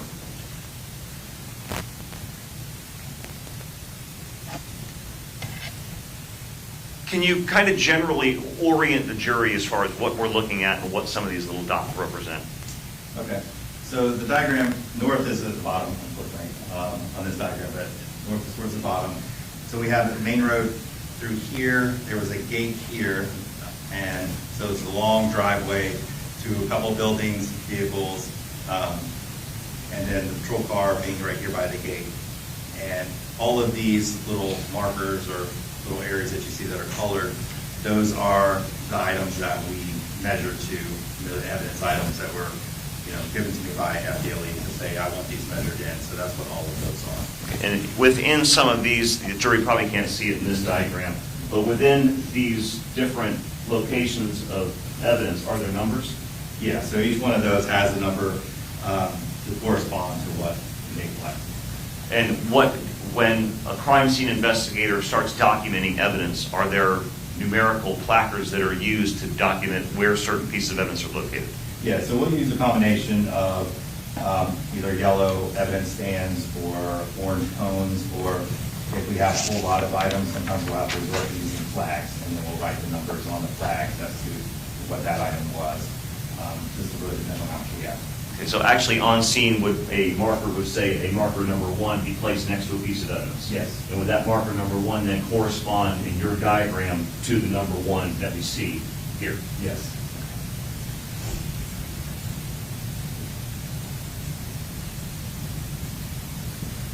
Did you calculate, well, first of all, can you point to the jury where marker number 26 is?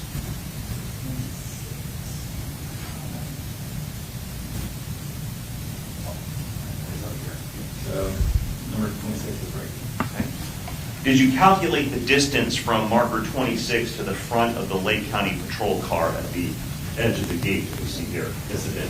And what did you determine that distance to be? 131 feet, 7 inches. And did you actually place a kind of a sticky note on this diagram designating that distance? Yes.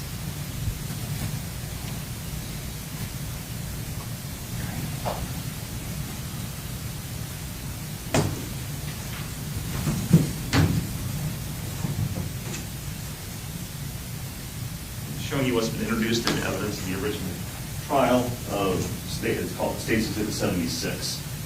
What do we see in this exhibit? So this is a closer up, so this is a blown up view of that overall scene that we saw. So this is just an enlargement. So we have vehicles here, as well as buildings, and then a few evidence markers. And then the legend here stating what all is at each one of those markers. Okay, so is that diagram basically a blown up portion of this area up here in the top left of State 74? Yes. Okay. The big blue and black circle, is that a trampoline? Yes. Is there also a legend on this diagram, State's Exhibit 76, that explains what was found at each of those different markers? Yes, there is. All right.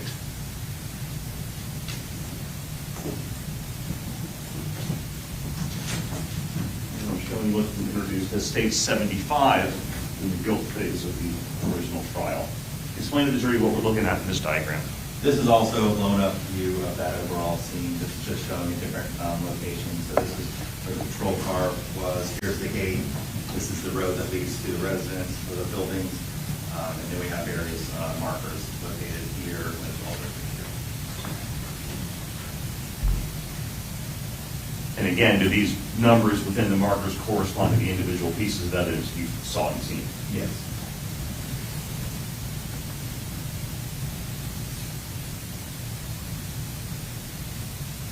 Can you point to, well, actually, before I ask you that, on all of the diagrams, we see some markers that are designated in red and some that are designated in green, as well as a few other random colors.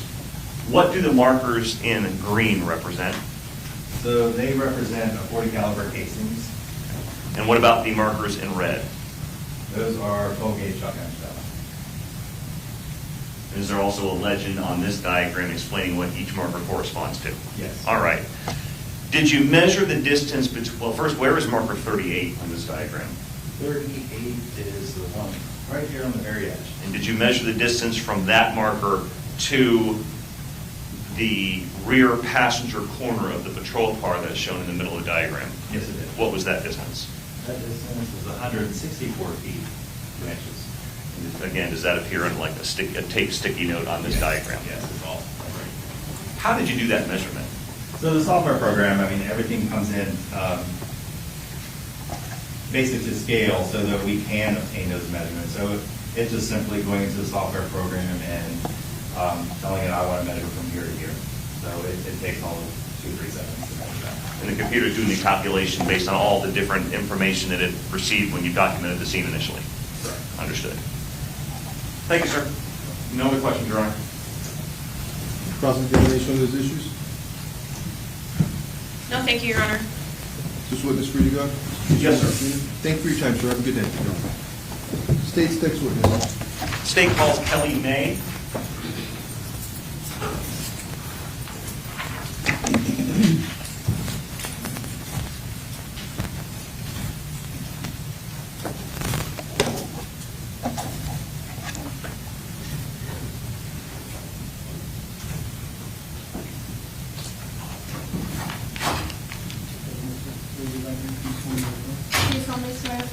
evidence you shall give us issues shall be the truth, the whole truth, and nothing but the truth, so help you God? I do.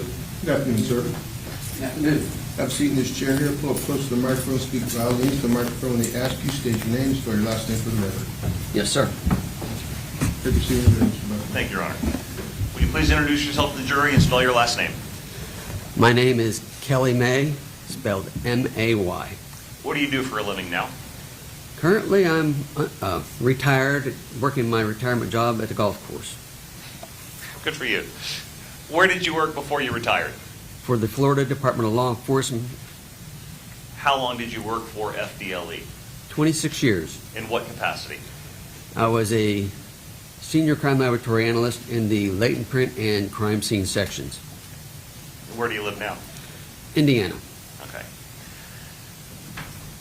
Let me direct your attention back to February 9th of 2005. What was your role with FDLE at that time? At that point in time, I was requested to respond to a scene in Lake County, south of Lake Catherine, in response to an officer-involved shooting. And did you respond in the capacity of a crime scene investigator? Yes. Okay. Can you give the jury a little bit of understanding of your background and experience that allows you to do the crime scene investigation work you did? Yes. When I came to Florida, I came from the FBI, where I learned on my fingerprint craft and latent prints. In Florida, I cross-trained into doing crime scene examinations and received numerous hours of on-the-job training and instructions and classes to enable me to be able to go to a scene, assess the scene, visualize it, examine it, take photographs, document it, measure it, record evidence, and subsequently gather all different types of evidence that may or may not have benefit into the case. And I believe you mentioned earlier that your supervisor basically notified you and told you to go to the scene? That is correct. In cases such as this involving law enforcement officers that have been shot, is it common for Florida Department of Law Enforcement to assist in the investigation? Yes, it is.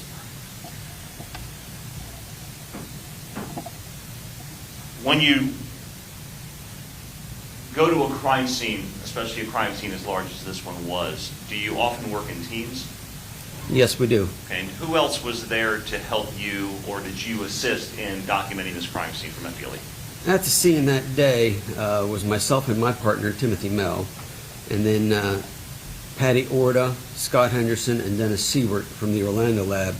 And ultimately, Patty Orda was determined to take the lead on the overall scene. Do you remember about when you arrived on scene on February 9th of 2005? It was approximately between 11:30 and 12 noon. And what did you do when you got there? When we arrived there, we met at the command center, which was set up at the corner of State Road 42 and Georgia Road, or Avenue, I believe.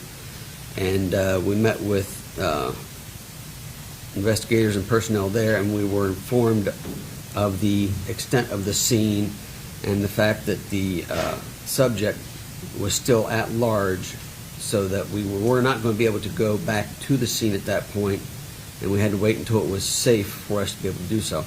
And how long did that take until you were actually able to go into the scene and do your work? We had to wait until approximately 4 o'clock in the afternoon before we were actually able to go back to the scene itself.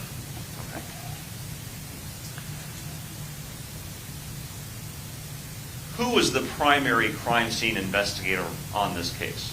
It was Patty Orda. And you assisted her in the documentation and collection of the various pieces of evidence? Yes. Can you generally explain to the jury what you do when you arrive on a crime scene such as this, kind of what your procedure is generally? Our general procedure for this, or any crime scene, is to, first off, speak with the investigator involved in the case so that we have an idea of what's going on and get a kind of scope of what type of work will need to be done. We'll then look at the scene and start taking notes and doing photography at the same time so we can record the scene as it is prior to anything that we may do to not alter the scene, but to document so that we could, record evidence and so forth. Then we'll go on with the process of locating evidence, marking it, photographing it, and then subsequently collecting the evidence. Did that process that you described take a few hours or did it take a few days? We were there 2 days. Knowing that guns were fired on this scene, did you also use a metal detector to help look for various pieces of evidence such as spent shell casings and things like that? Yes, we did.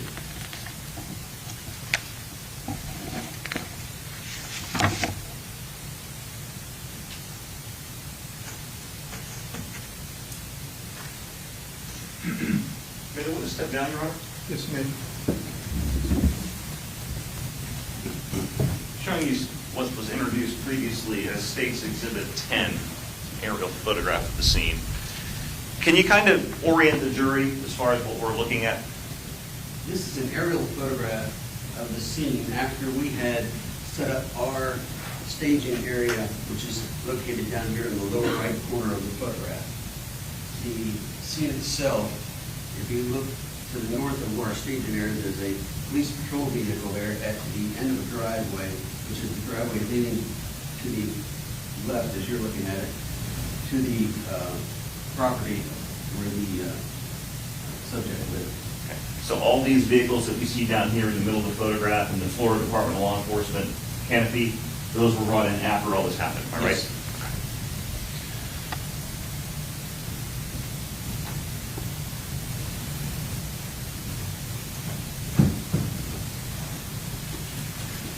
Showing you what's been previously introduced, the State's Exhibit 74.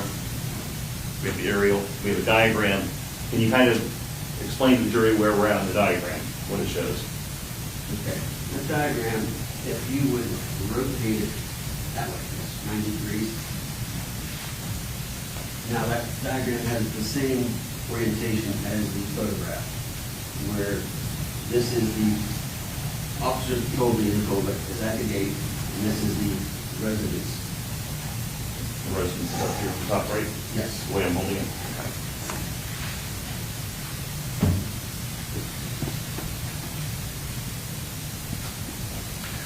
Shortly after you arrived and started working, doing your evidence collection and documentation and things like that, did something happen that caused you to have to stop? Yes. Explain to the jury what happened. At a point while we were working our duties in documenting evidence here, we heard gunfire. And once we heard gunfire, we determined it was coming from somewhere up in this area.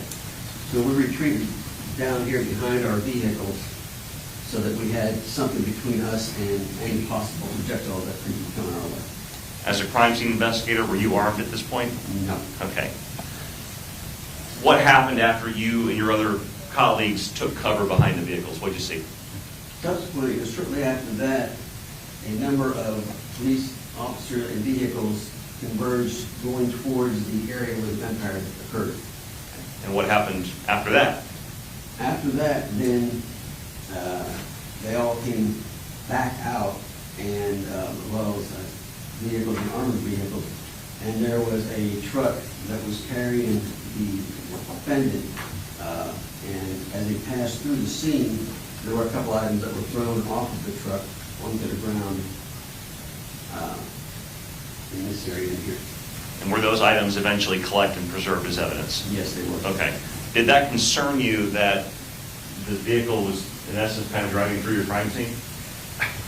Yes, it did, because it alters the location, or potentially alters the location of where evidence landed.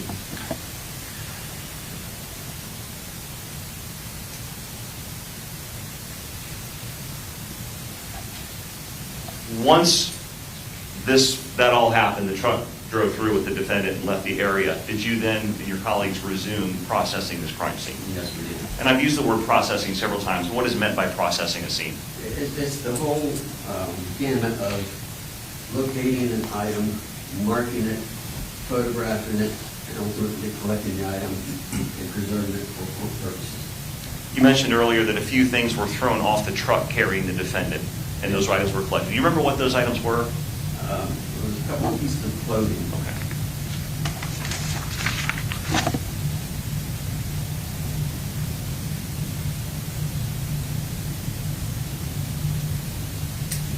to your knowledge, were various pieces of items collected by Patty Orta, your colleague in the crime scene investigation unit, from that equipment and clothing and things like that, collected from Deputies Koester, McKane, and Deputy Crotty? Yes.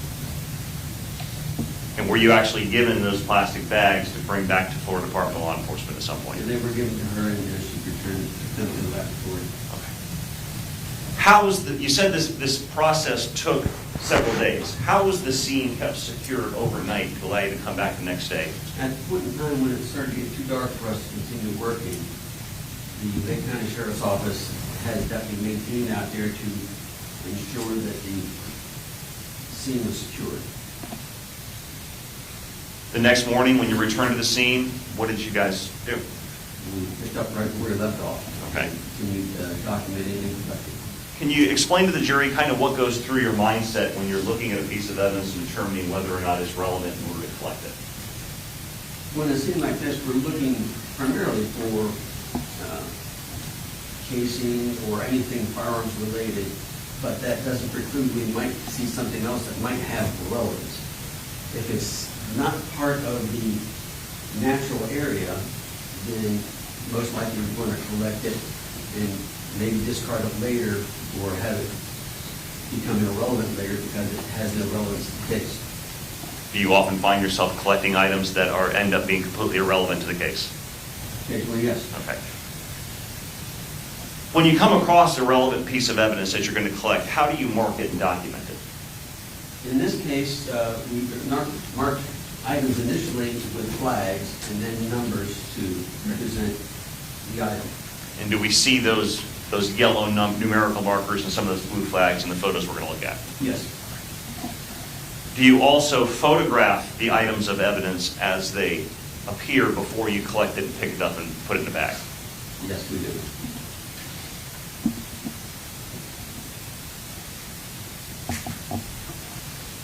In this case, were numbered markers used exclusively, or were there also some letter markers used? Mostly numbered markers, but there were a couple of lettered markers. And what were those letter markers used for?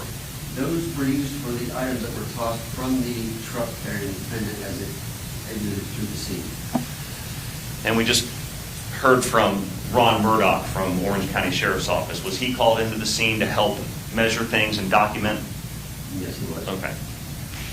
How are items of evidence actually collected?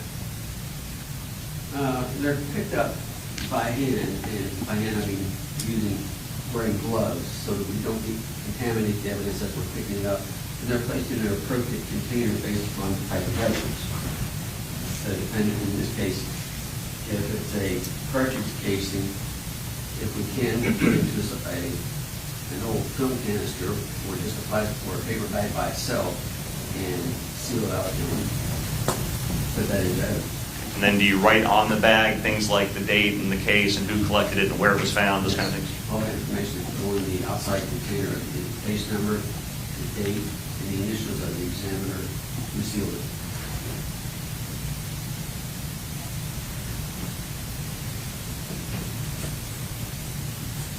Showing you must have been introduced as State's Exhibit 28. You recognize that? Yes. That item? I'm actually going to put those on a PowerPoint so it makes it a little easier to see. May I publish it?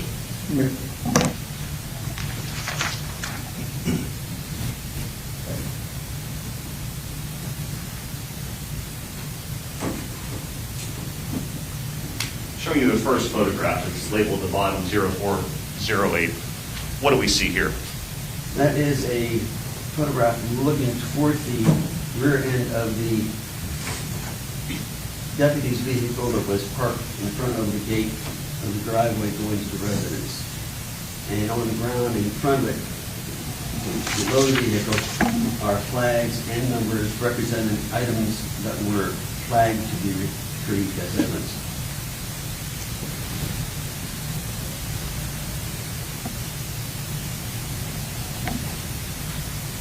I think at some point during this, we see a dark colored Buick. Was that Buick removed from the scene after day one? Yes. So it appears in some of the photos and not some others? Yes. were each of those items, and each item that we're going to talk about, collected as a piece of evidence by Patty Orta with you being there and to help and assist? Yes. During your examination of the scene, did you locate a variety of .40 caliber spent shell casings? Yes, there were. And were all of those collected individually? Yes, they were. Were they all photographed in their original location before they were collected? Yes.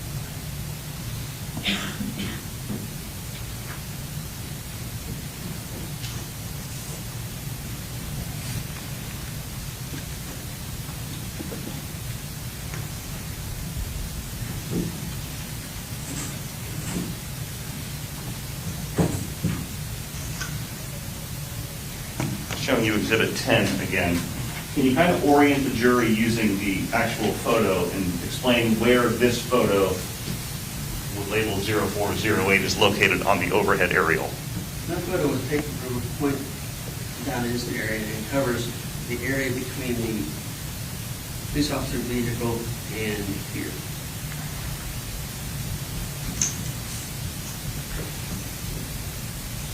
Showing you State's Exhibit 2. Is that just a close-up of the area that we're talking about? Yes, it is. And is that the same patrol car that we see in the picture? Yes.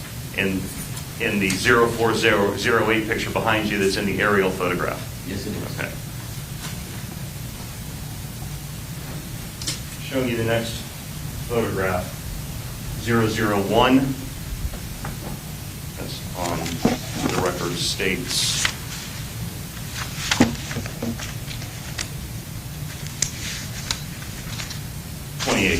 What does this photo show?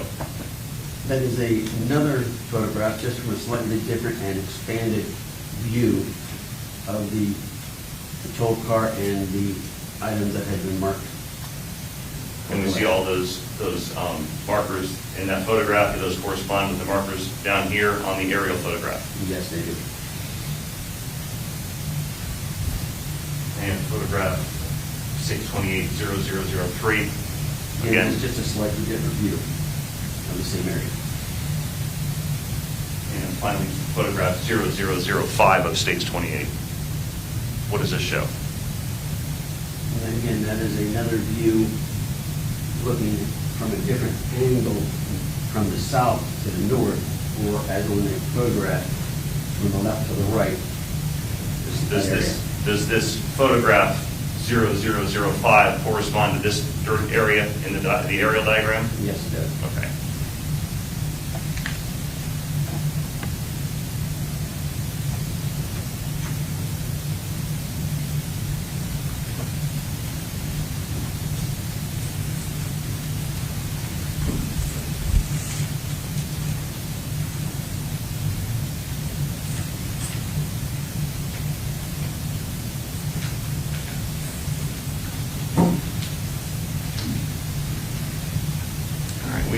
We looked at in the previous photos, markers 1 through 6, I believe. I'm showing you State's Exhibit 29, introduced in the evidence. Do you recognize these photographs? Yes.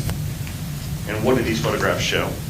They show the flags, the markers, and at the base of each flag is a cartridge casing. And once again, I'm going to put them up in the PowerPoint individually so we see them better. Marker 1, photograph 363 of States 28. Photograph 364, 365, 366, 367, and 368. Were all those spent shell casings collected? Yes, they were.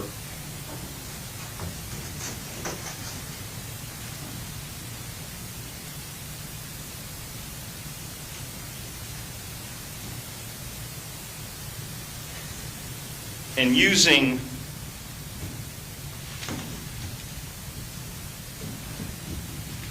the diagram, State 74, can you kind of just direct the jury where markers 1 through 6 are located? Those markers are located in this area right here.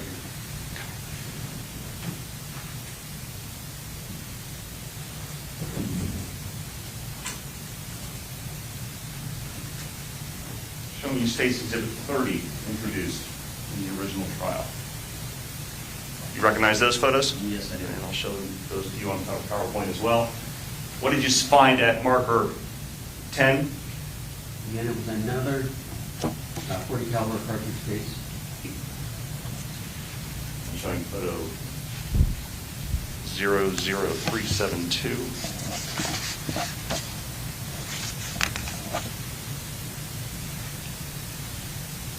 What's found at marker 12? Another cartridge case. Marker 13. Also another cartridge case. That's photo 375. Photo 415. And another 40 caliber cartridge. Okay.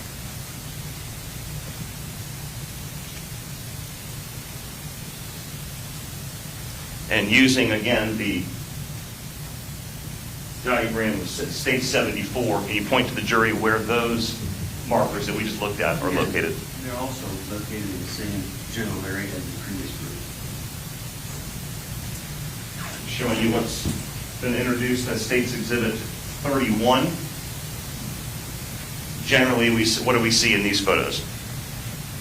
Again, the upper left photograph is showing the patrol vehicle plus markers 1451A, 34, and in back you see B, and a couple more beside the patrol vehicle.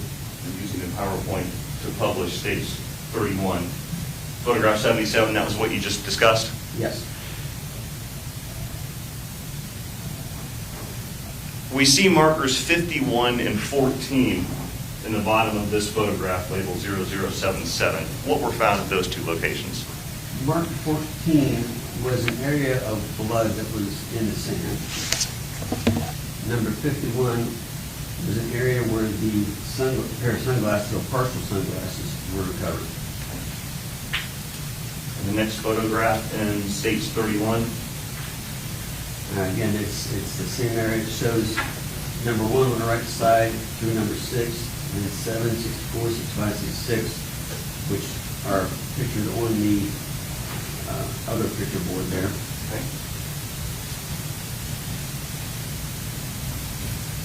And we have a close-up of marker 64 and photo 146. Yes. And photo 151, close-up of 65. Yes. Photo 157 is close-up of marker 66. Yes.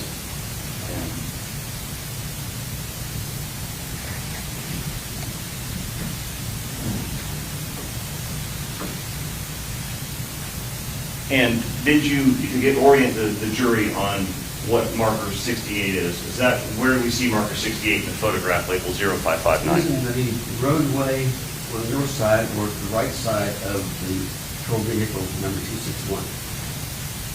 And photographs 561, marker 68, is that just a close-up?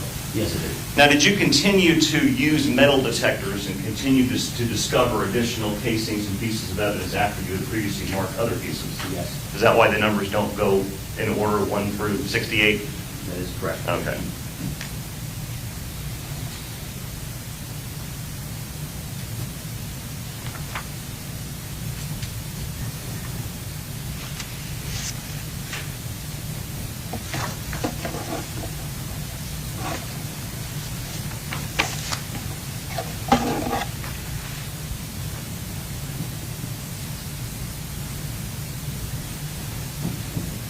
And all of these markers that we've looked at, 64, 65, 66, and 68, when you show the jury on State 74, generally where those are located? 68 is here just below the patrol vehicle, and the others are ever in the same grouping with the other 40 caliber casings. And all of the markers and casings that we have just looked at, are those all 40 caliber casings? Yes, they are.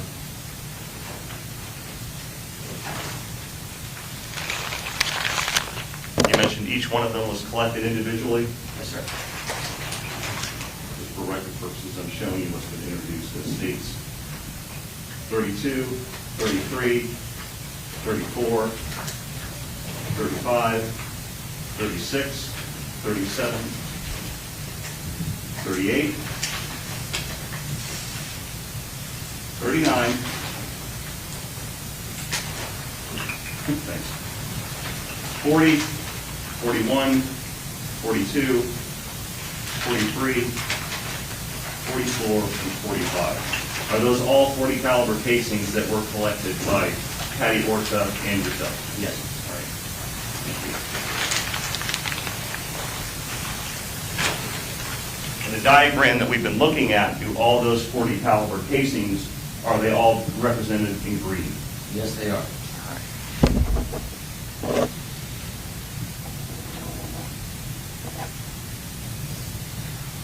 Were spent shotgun shells also collected at the scene? Yes. Were the locations of those spent shotgun shells also electronically mapped by Ronald Murdock from Orange County Sheriff's Office? Yes, they were.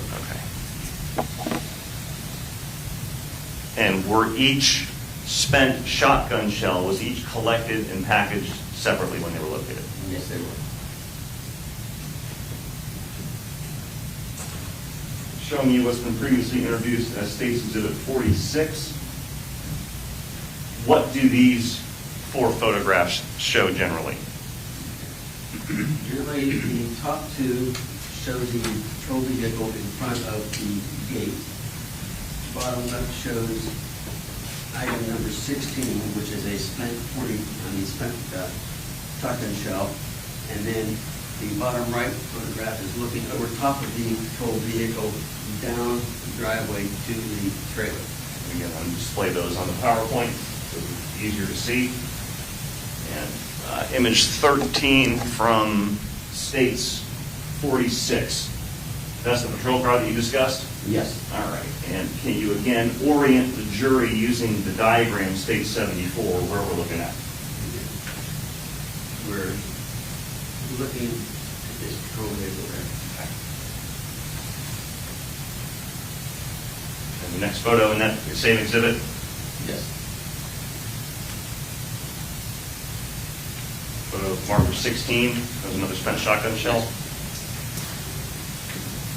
And photograph 0017. Again, that's looking down the lane towards the trailer. Okay. And the travel trail that we see in this photograph, is that what's shown up here This trailer right here. on State 74? Yes.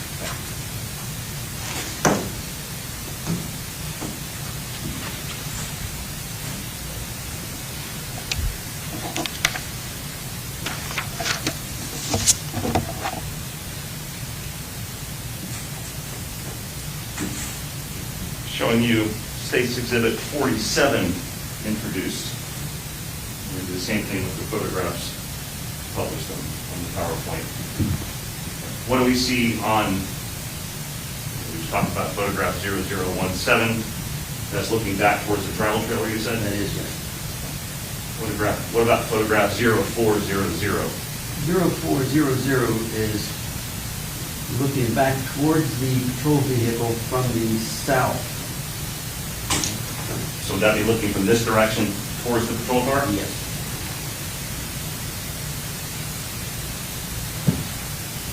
And what's found at marker 26 shown in photo 0390? That is a spent shotgun shell. What about the next photo, photo 0391? Again, that is a spent shotgun shell at 27 and also at 28. Focusing on 28. What does that show? That's a closer view of the spent shotgun shell at 28. And the casing in that casing is black, the other ones have been red that we looked at. Yes. Again, can you direct the jury? Really?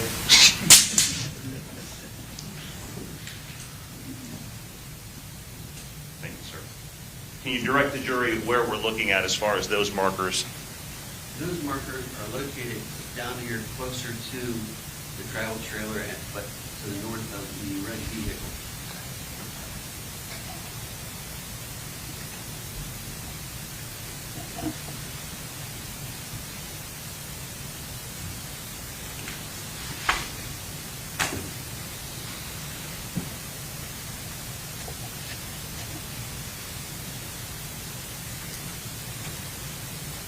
Showing you what's been introduced previously to State's Exhibit 48. I'm going to show those on PowerPoint to make it a little easier. What do we see here on the first photo of States 48, labeled 0398? That is photograph of the area down there around the travel trailer and the home that was being worked on. And you show the jury what area we're looking at in the diagram, State 74. It would be this area right in here. And while you're here, we're looking at, we're going to look at markers 31 and 32. Where are those markers located on the diagram, State 74? Those markers are down here. Okay. Closer to the building that was being worked on. I'm showing you the next photograph of States 48, labeled 0395. What does it show? That is a spent shotgun shell. And the next photo of States 48, labeled 0396. And that is also a spent shotgun shell. Okay.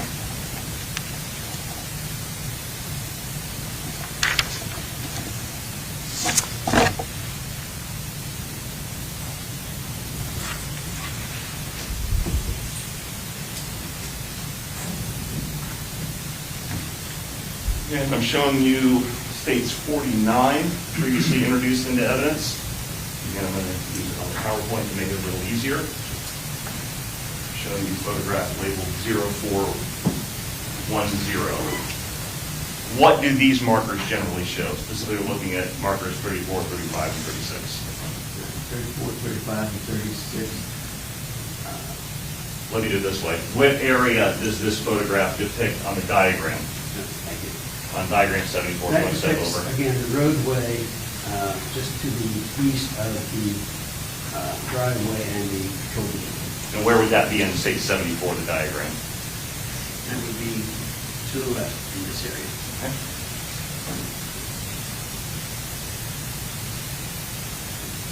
Photograph 0005. What was found at marker 34 shown in photograph 0412? A spent shotgun shell. What about marker 35 and photo 0413? Also a spent shotgun shell. And photograph 0414 at marker 36. A spent shotgun shell.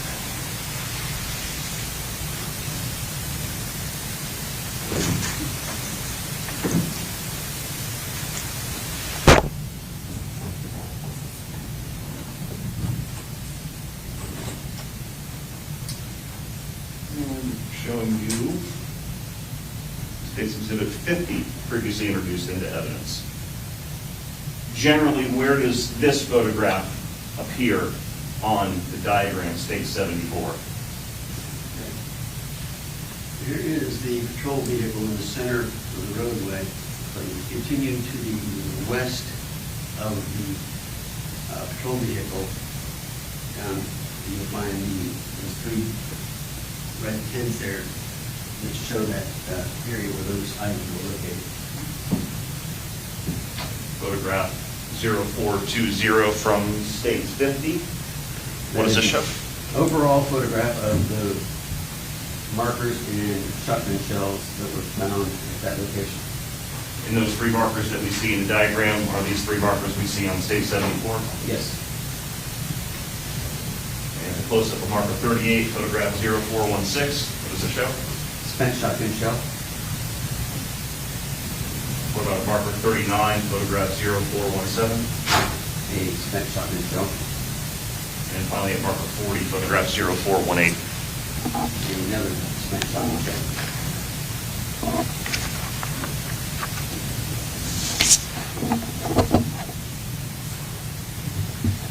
Were all of those spent shotgun shells also collected and packaged individually?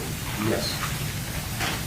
Showing you what's been previously introduced to States 51, 52, 53, 54, 55, 56, 57, 58, 59, 60, 61, and 62. Do each of those packages individually contain a spent shotgun shell? Yes. And what caliber were the spent shotgun shells? 12 gauge.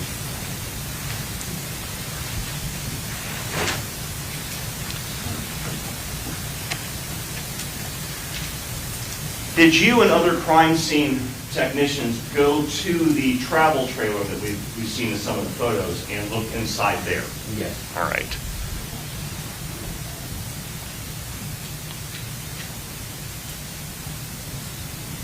Showing you what's been introduced previously as State's Exhibit 63. Again, I'll publish those in the PowerPoint as well. What did you locate of interest inside that travel trailer, specifically starting with marker 53, shown in photograph 0093? There were 12-gauge shotgun shells that had not been fired.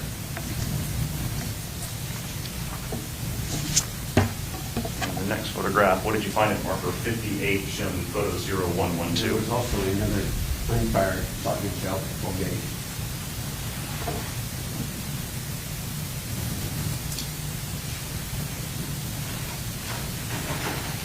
And were those two items that we just looked at collected? I'm showing you states 66 and 64. Yes. Okay.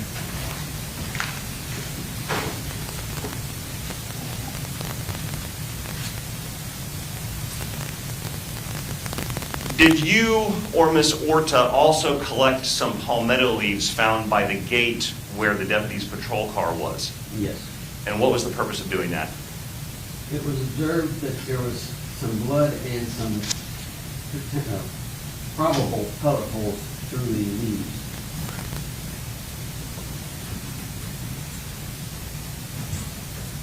I'm showing you what's been introduced as evidence as states 68. Again, I'll publish it using the PowerPoint. Photograph 393 of state 68. What was found at marker 29? That was a locked pistol. And can you show the jury where on the diagram, state 74, that Glock pistol was located?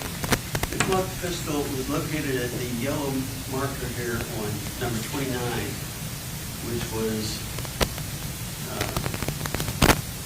just to the southwest of the car.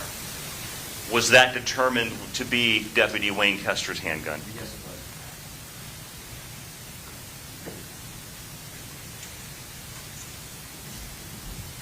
I'm showing you photograph, or excuse me, state 69, already introduced into evidence. Photograph 3112 from that exhibit. Again, what does this show? We don't see the markers, and this is when you first got there, I'm assuming. That was the deputy's vehicle in front of the gate looking down to the south towards the travel trailer. And photograph 313 from state 69. Silver vehicle just slightly to the left rear of the vehicle.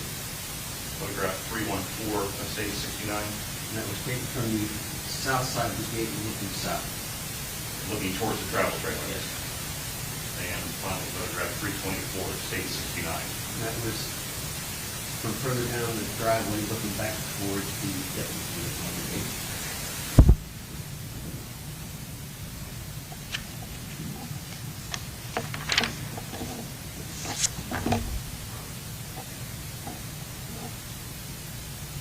Was a roll of crime scene tape also located in the area up by the travel trailer? Yes, there was. And describe just generally what crime scene tape is. Crime scene tape, just similar to this tape that is present here in the lower corner of the screen, is to be put out to cordon off an area that is going to be examined for evidence. And what was the significance of you collecting a roll of crime scene tape? Well, at the point in time that it was collected, it was thought that it might have been one of ours. But it turned out that it was not. It was placed there by the deputies that had originally arrived at the scene.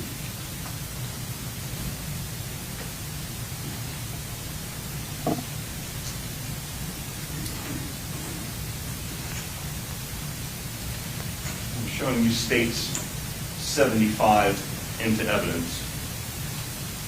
Published and began using the PowerPoint. What do we see in photograph 356 of states 73? That is Lake County Sheriff's Vehicle 255 patrol vehicle. And the next photograph, photograph 358. What is the significance of this photograph? And then in this photograph, this is the right side or passenger side of the vehicle. And on the door, there are a number of marks where it had been struck, presumably by a pellet, and the window glass is broken out. And photograph 359 from that same exhibit states 73. There was an area of potential blood spatter. Is that by the back passenger door? Yeah, by the back passenger door handle above the wheel well.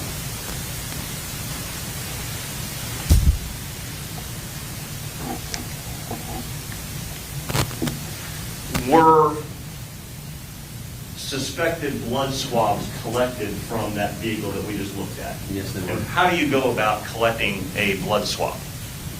A blood swab is done utilizing a sterile cotton swab along with distilled water. And the swab is dipped in distilled water and then swabbed in the area of the suspected blood and then placed in the container after it's been dried so that it can be preserved for examination.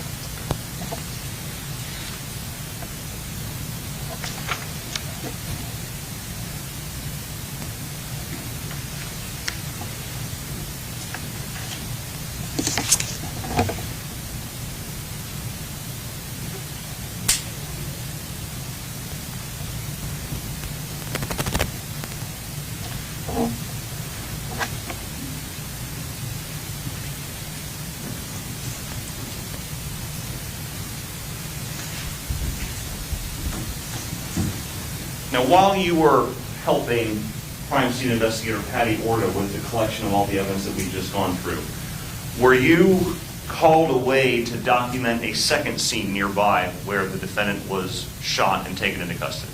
Yes, I was. And did you do that the same day that you arrived on February 9th, 2005? Yes. How did you get to where you were at the residence to where the defendant was shot and taken into custody? Well, from the residence, the party diagram for a slide. Do you have the aerial photograph?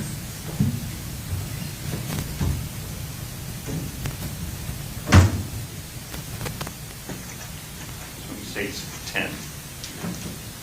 Exhibit states 10. The roadway that is shows on the picture from top to bottom, as you go north or east, excuse me, as you go west on the roadway from the residence, it bends around and turns south. And as it turns south, it goes south to a lake that is located over in this area. And at that point, I was transported on an airboat to an area down from the docking area to a path that came out to the edge of the lake, which was the same path that the defendant was apprehended on.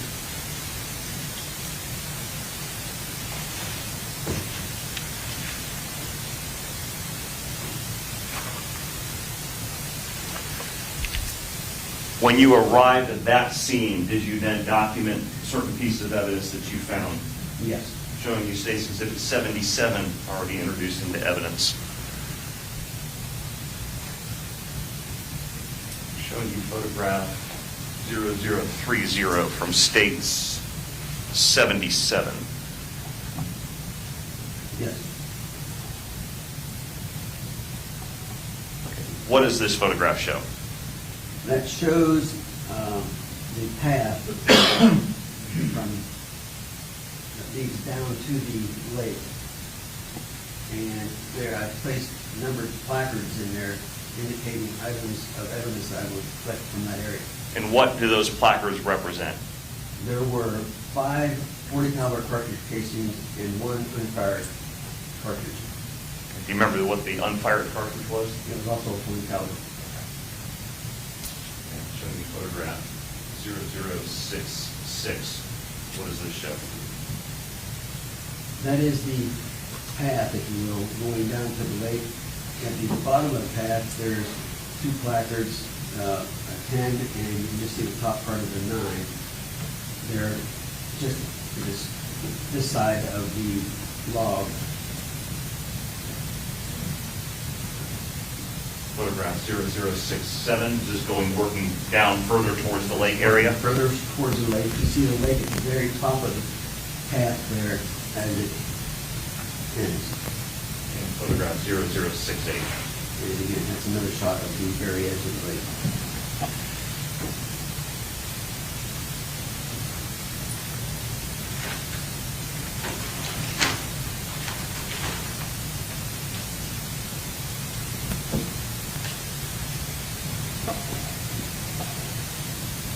In the same general area, did you also locate a piece of wire?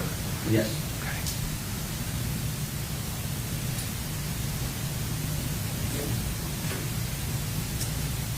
Okay, showing you what's been introduced to evidence, the state's exhibit 78, again, I'll publish using PowerPoint to make things a little easier. Photograph 0021. Can you kind of walk the jury through what we see in this photograph? In the scene, it depicts, just above center, there's a piece of clothing there with the red bloodstains on it. But just below that, there is a piece of wire that blends in with the grasses. And above that, it may not completely show, not completely, but there's a shotgun and black belt above that. To show you photograph 0032 from previously introduced state 78. There's a shotgun going left to right across the center of the path there.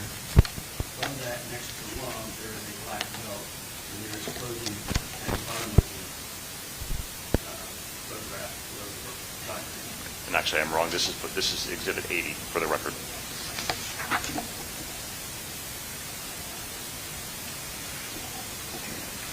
Next photo of states 80, 0033. What do we see in this photograph?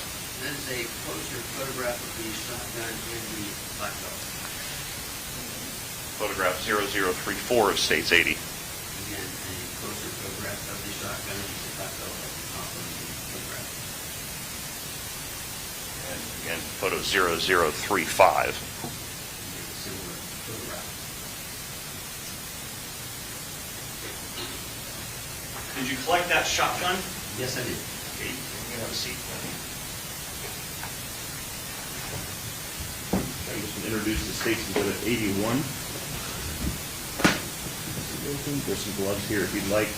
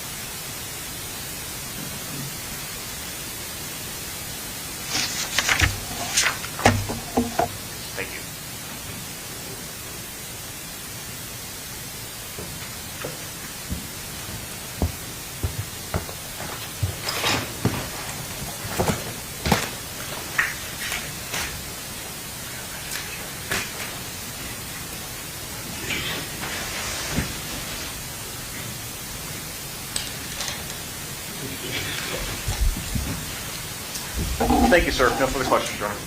Cross-examination on these issues.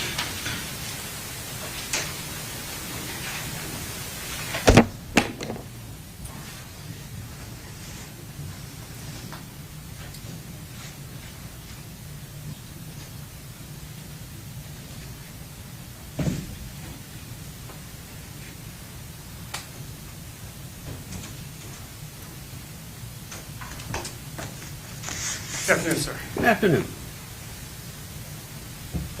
Man, I want to back up and ask you about a couple of things that you found out in that area where Mr. Wheeler was arrested or taken into custody. Near where you found that cable and shotgun, you found a belt. Yes, sir. And that belt wasn't representative of one from a law enforcement officer or anything like that, correct? No, sir. The shotgun that we just saw, Yes, sir. do you know how many shells that shotgun can hold? No. Okay. You didn't find any extended magazine or anything other than what we just saw, correct? No, I did not. I want to ask you about a couple of these diagrams that are in evidence. Would you mind stepping down, if you may, Your Honor? I'll show you, because evidence states it's in 74, and what you saw quite a few times. I think this was covered, but just to go back over, where we see green marks on this diagram, those are the areas where you collected the .40 caliber cases. That is correct. Where we see the red markings, that's where you collected shotgun shell cases. Yes. Now, I want to show you a couple of other exhibits that are in evidence. I don't think you saw these, but are you familiar with what's in the State's Exhibit 76? Yes. Okay. And is this kind of a closer in view of the areas that we see on State 74? Yes. Okay. So when we're looking at 76, where is that on 76? That is a close-up view of this area in the upper right corner. And then in that area, we have just shotgun shell case. Correct. And I see up here, they're kind of delineated as to what type of shotgun shell case, correct? All right. Now, we have, and we saw in the picture, some of these shot shell casings are red, some are black, some are like maroon. Right. Here, we've got our spent red Winchester Z00B 8-pellet shot shell. Yes. That stands for double auto buck, right? That is correct. So this is a buckshot shell. Yes. The next one, we have a Federal 7.5. 7.5 is bird shot. I'm not certain about that. Okay. I'm familiar with double auto buck. Okay. Well, these other four casings that we have here, they're all, whatever it stands for, 12 gauge 7.5. Yes. And that's something, I assume that's information you took off the back end of the shell casing. That would be something that would have come off the back end. So one buckshot, 4 7.5, whatever that is. Do you know what kind of rounds, you may or may not know this, do you know what kind of rounds the Lake County Sheriff's Office would typically use in their service shotguns? No, sir. Now, what do we see in this diagram, State 75?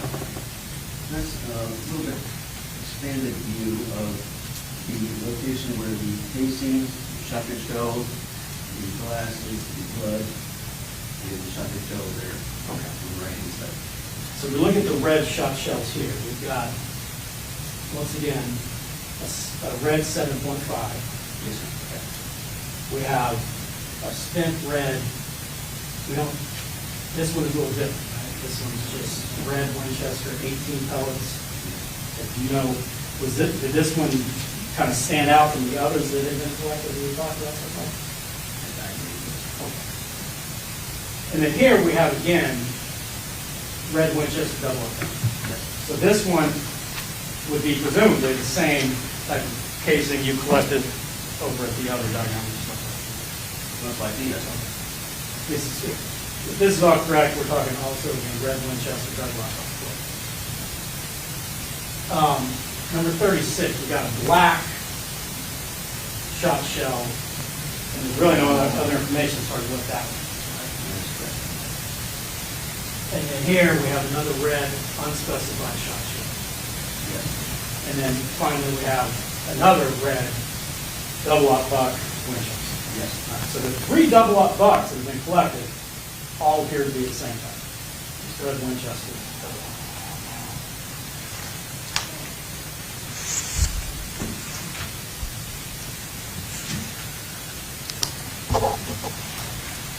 And I'm sorry, you can take a seat now, I think I'm done.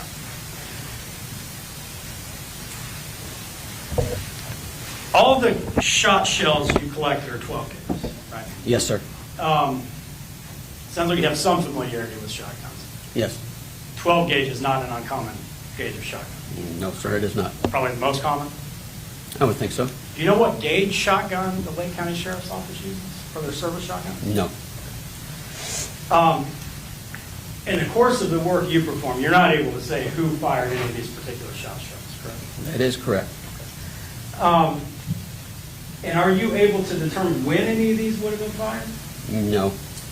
And this probably, we can assume at least some, if not the vast majority of these shotgun shells were involved in the incidents you're investigating, correct? They most likely could have been. And my next question is going to be, we can't say for certain if some of these shotgun shells could have been fired at a prior time when someone's out hunting, someone's shooting in their yard.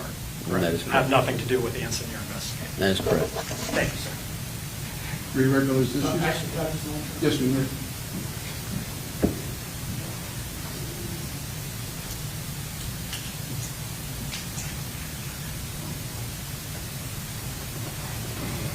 Okay.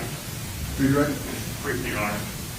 When we looked at the spent shot shells and all the photographs, did any of them appear to be old, rusty, degraded, weathered, things like that? They didn't have any great appearance of rust or weathering. No. Thank you. Is this Nothing Mr. further, Your Honor. Rose? Yes, he's excused. Release from Mr. Pena? Yes, sir. Thank you for your time, sir. Have a good day. Thank you, sir. Dave, next witness? Next witness will be Greg Scalock, Your Honor.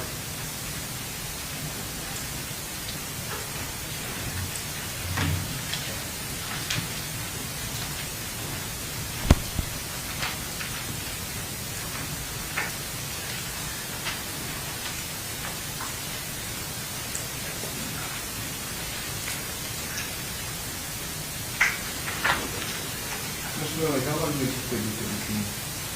He's probably going to be about as long as the last witness, Your Honor. Ladies and gentlemen of the jury, you need to take a break. Go to this. You solemnly swear upon the evidence you shall give out to the truth, the truth, the whole truth, and nothing but the truth, so help you God? Good afternoon, sir. I didn't mean to be wrong, but I think one of the jurors they indicated. I'm not sure. Someone did? So someone kind of raised their hand. No? Okay. I'm wrong. Thank you, Judge. Have a seat. The chair close to the microphone. Speak loud into the microphone. May I ask you to state your name and spell your last name for the record, please, sir? Okay. You proceed when you're ready, Mr. Nominee. You ready, sir? Yes, I am. Introduce yourself to this jury, if you would, please. My name is Greg Scala.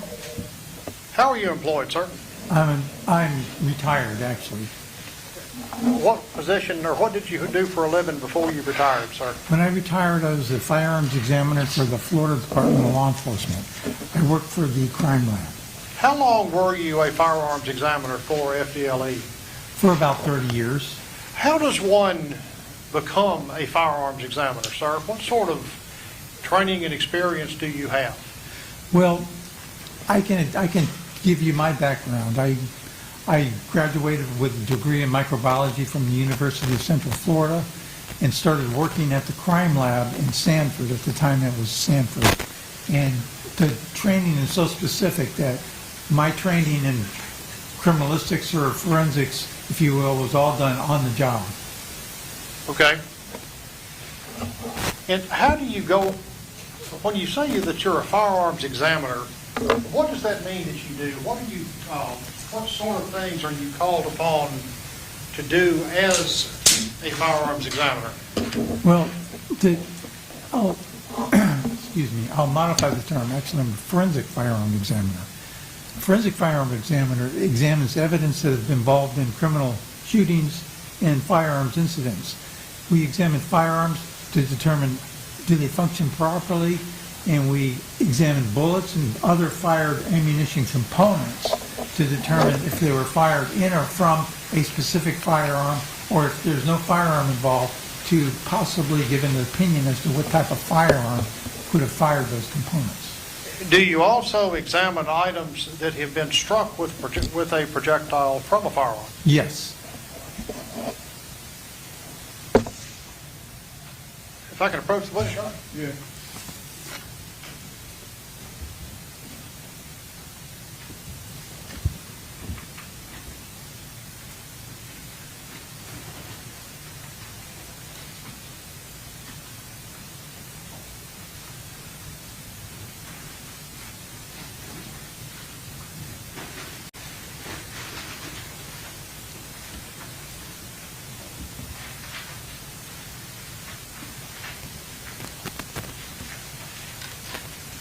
So I'm showing you what is in evidence, which you love to, you probably want to use them. It states Exhibit 15 and states 16, and to minimize the trips back and forth.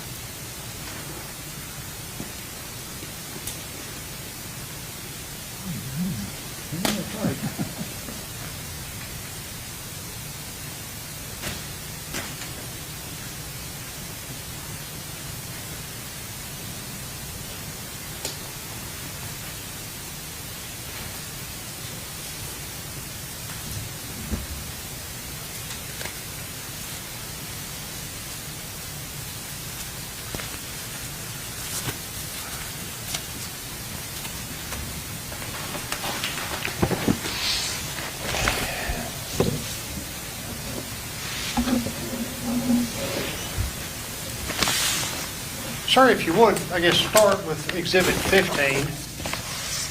And if you would, take that item out of the packaging and tell us if you recognize it, and if you do, what it is.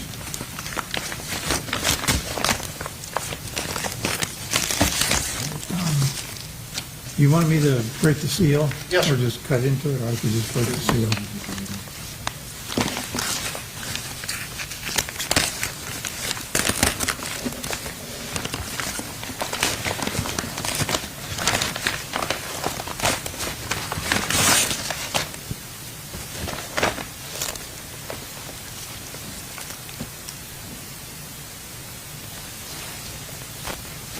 Do you recognize that item, sir? Yes, I recognize this exhibit. And what is that exhibit, sir? It's a bulletproof vest panel, and I recognize it because it has my initials and my case number when I examined this exhibit. And what did you find when you examined that item, sir?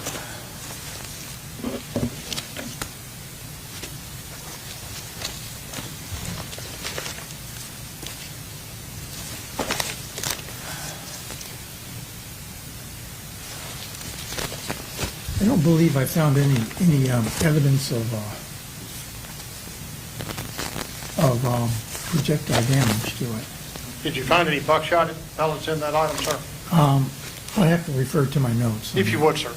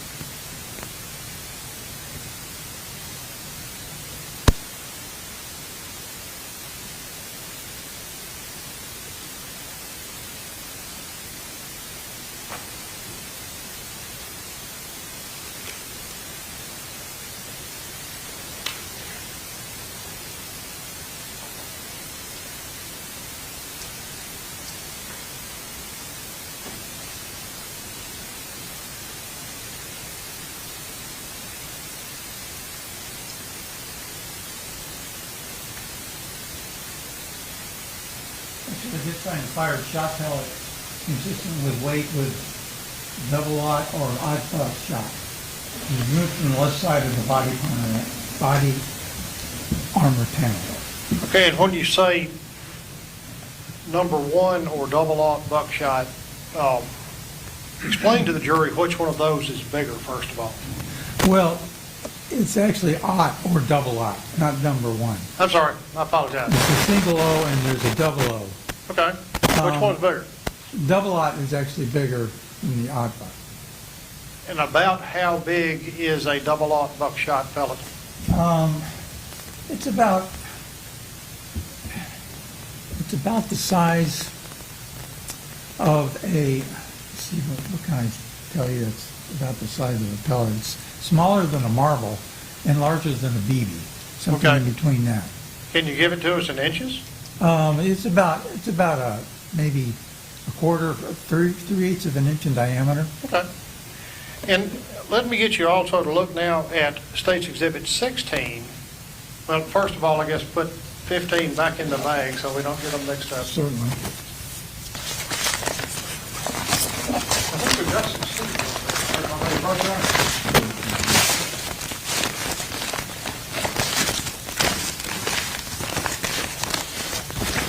16, I believe, has already been opened. We'll take a look at that item and see if you can identify it, sir.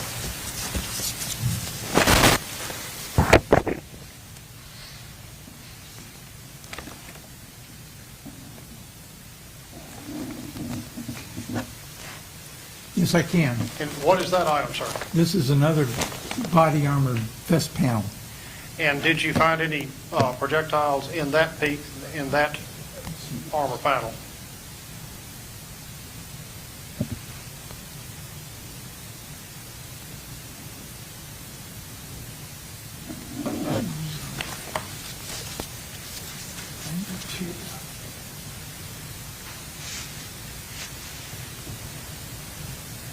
Actually, I did find a single fired pellet consistent in size and weight with 7.5 size shot.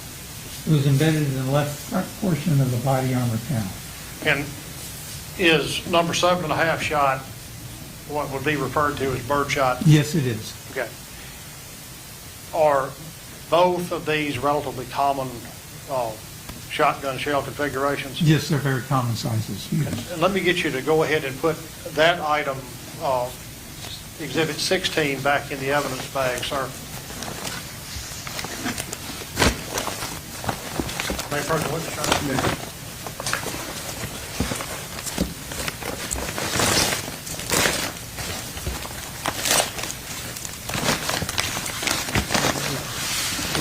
Please. Keep the gloves on. Okay.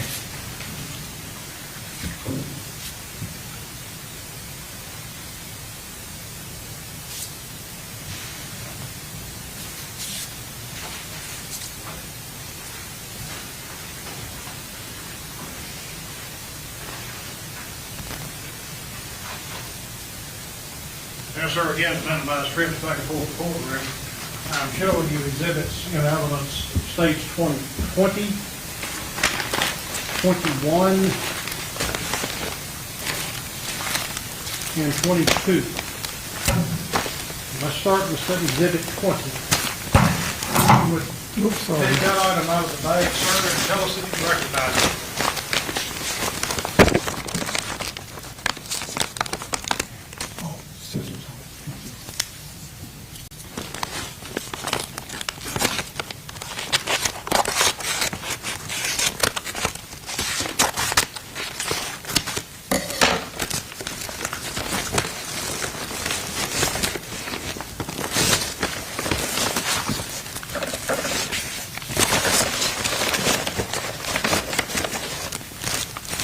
You can go ahead and take it out of that other bag too, if you would, sir.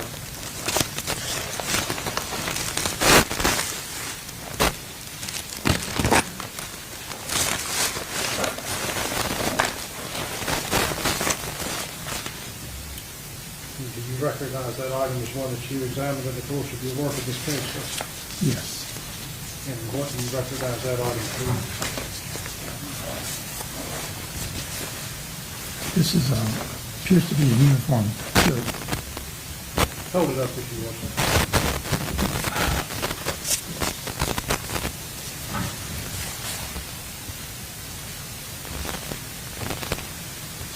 Can you point to the defects in this Yes, item? there is some.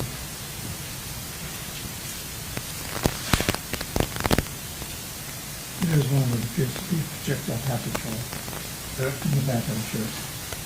And it looks like the shirt has been cut. Is that the condition in which you received the shirt? Yes.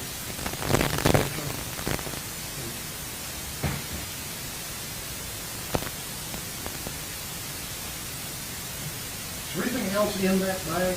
Ladies and gentlemen, can y'all see? Yes, there are other exhibits in that bag. Go ahead and take them out if you would, sir. Okay.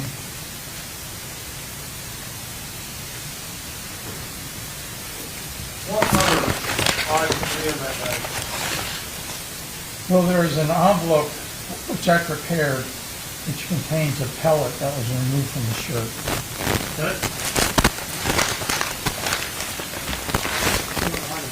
And there's also another bag, which the original shirt was in this bag. And I repackaged it because it just needed to be repackaged. Anything else in there, sir? I think that's it, other than the plastic bag that was that shirt. Go ahead and use this shirt.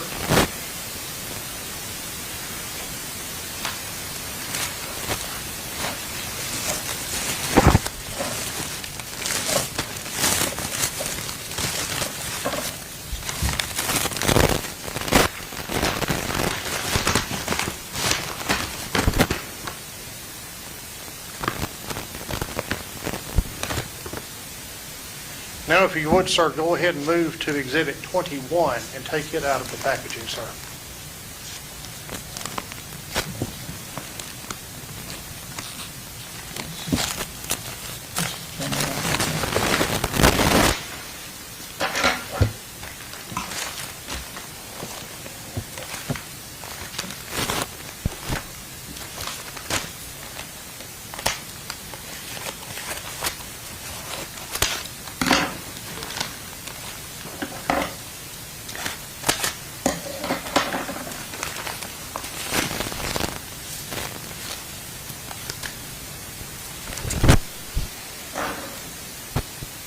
And what is Exhibit 20, states Exhibit 21 in evidence, sir? It's a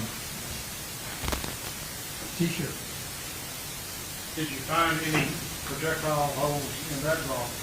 Yes, I believe I found some projectile passage holes in this as well.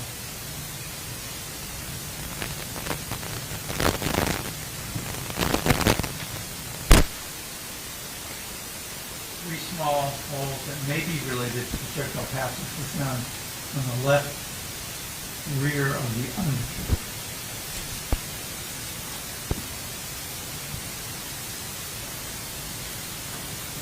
What those out for, sir? Okay, this is the rear of the shirt. And there's one hole you can see up here in the corner. There's one hole there. There's another one.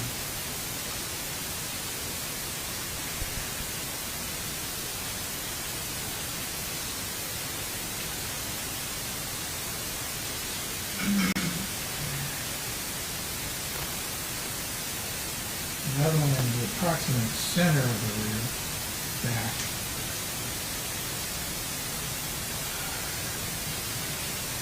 There. Okay. And there's another one in the left near the armpit, right there. Can you, by looking at what you have with this T-shirt, give us any insight into caliber or size projectile was? Those holes were created by pellets, they're small. Okay. About the approximate size of, say, 7.5, normal small size shot. Okay. But it's not exact. Of course. It's a range. Okay, if you would go ahead and put that item back in the evidence packaging, sir.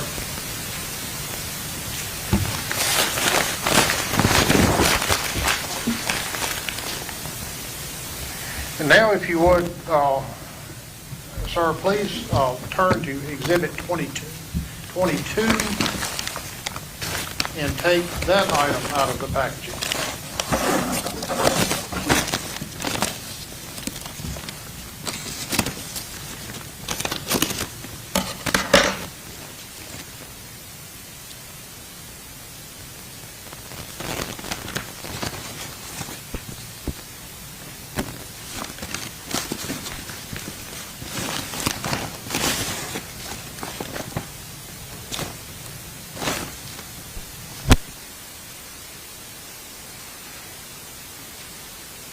And what does State's Exhibit 22 in evidence appear to be, sir? Pair of slacks.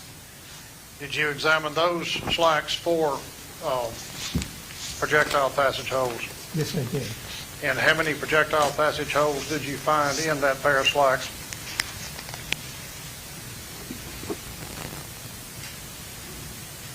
Examination of the pair of slacks revealed about 58 small holes, bird shot size, consistent with projectile passage. Did you say 58? 58. Yes. Can you hold the pants up and the trousers up and let's see if it's kind of see what you're talking about here? Well, maybe if you came over in front of the television, in front of the TV screen and held them up in front of that, would that help you think? I think you can see them better if you see, because as they're exiting the fabric, fibers with them, you can see the holes better because they're small. Would it be permissible for the witness to step down and hold this up to the jury? Yes, ma'am. Why don't you step there?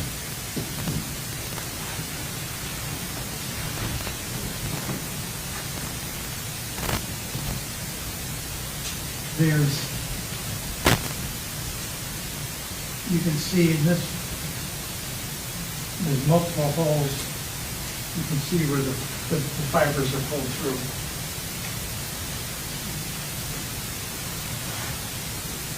And there's more.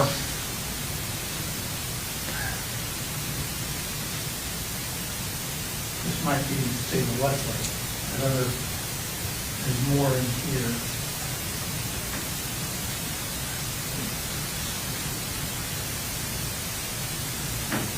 And sir, since these slacks have been cut apart, are the holes in the back of the legs? Yes, they're in the rear portion. Okay. Was the owner of these slacks identified? I don't know. I'd have to check my notes. Okay, no, that's not a problem. If you would go ahead and put those items back in the bags, or that back in its bag.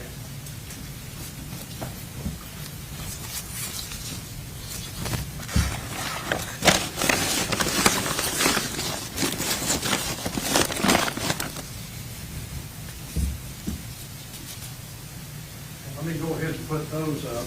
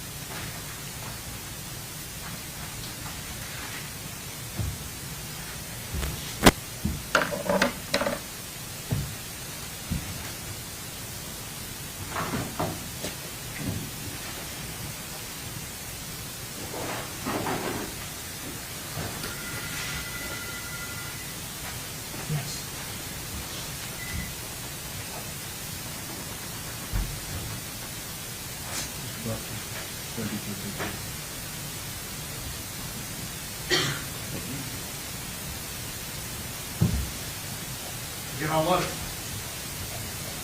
Okay, sir, I'm showing you handing you what is in evidence as states 14,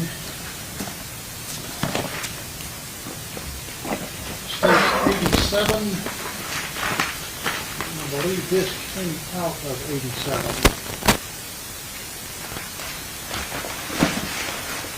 Bear with me just a moment while I get Exhibit 88.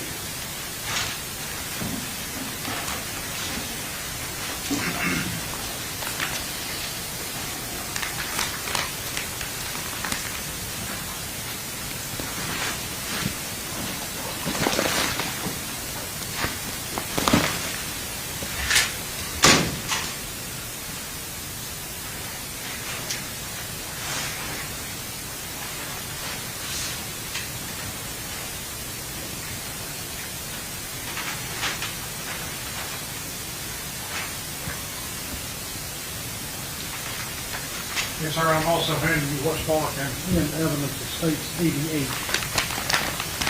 Let's start with the lowest number first.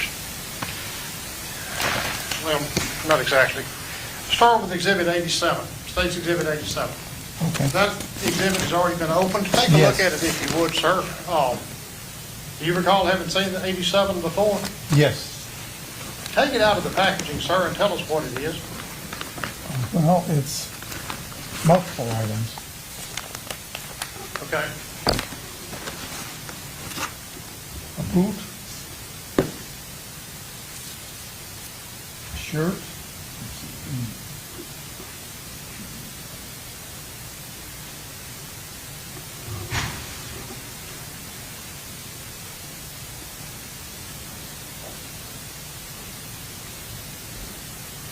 this is an undershirt. Okay. This is an undershirt. And this is a bag, and this is a piece of a pant leg. And there's also another piece of a pant leg in here. Did you examine those items or some of those items in the course of your work? Yes, I did. And what did you find, sir? I don't think I found any.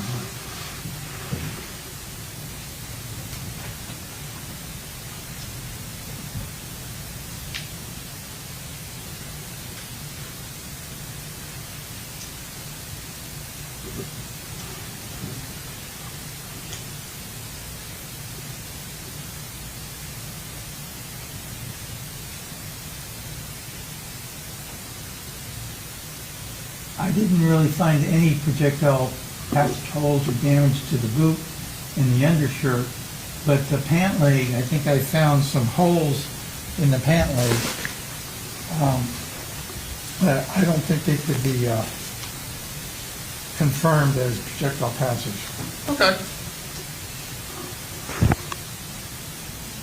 I guess if you would, sir, go ahead and repackage that exhibit. You said you couldn't confirm the holes in the leg, pants leg, one way or the other. Okay.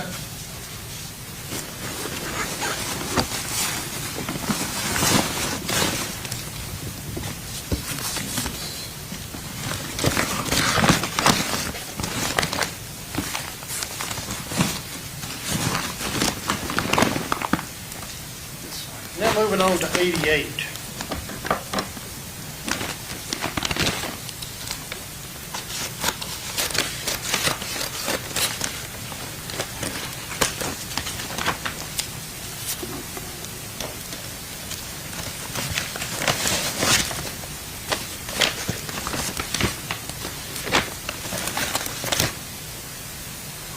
Do you recall having seen Exhibit 88 in the course of your work in this case? Yes, I did. And what is State's Exhibit 88? State's Exhibit 88 is portion of slats. And did you It's find all any? cut up, it's a portion of slats. Did you find any projectile damage to that item? No. Okay. I'll get you to go ahead and put that one back in the bag.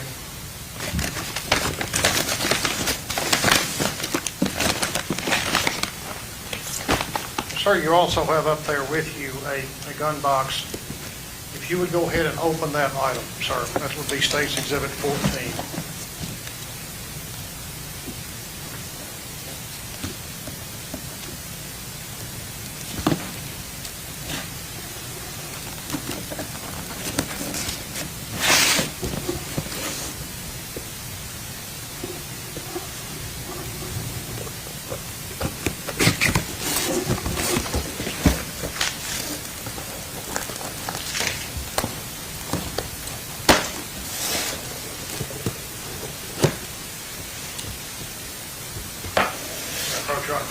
ahead if you would, sir, and take that item out to the box, container.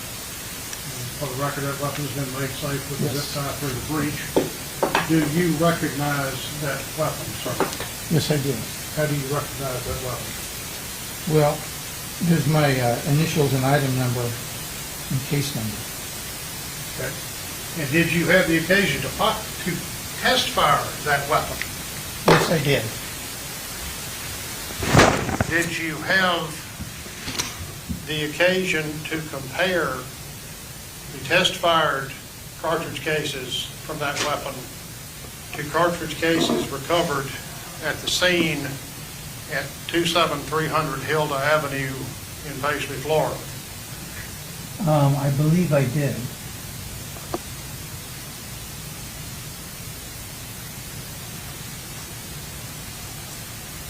That's from another case, right? The cartridge cases from... No, sir. That would be from No, this it's case. from this case?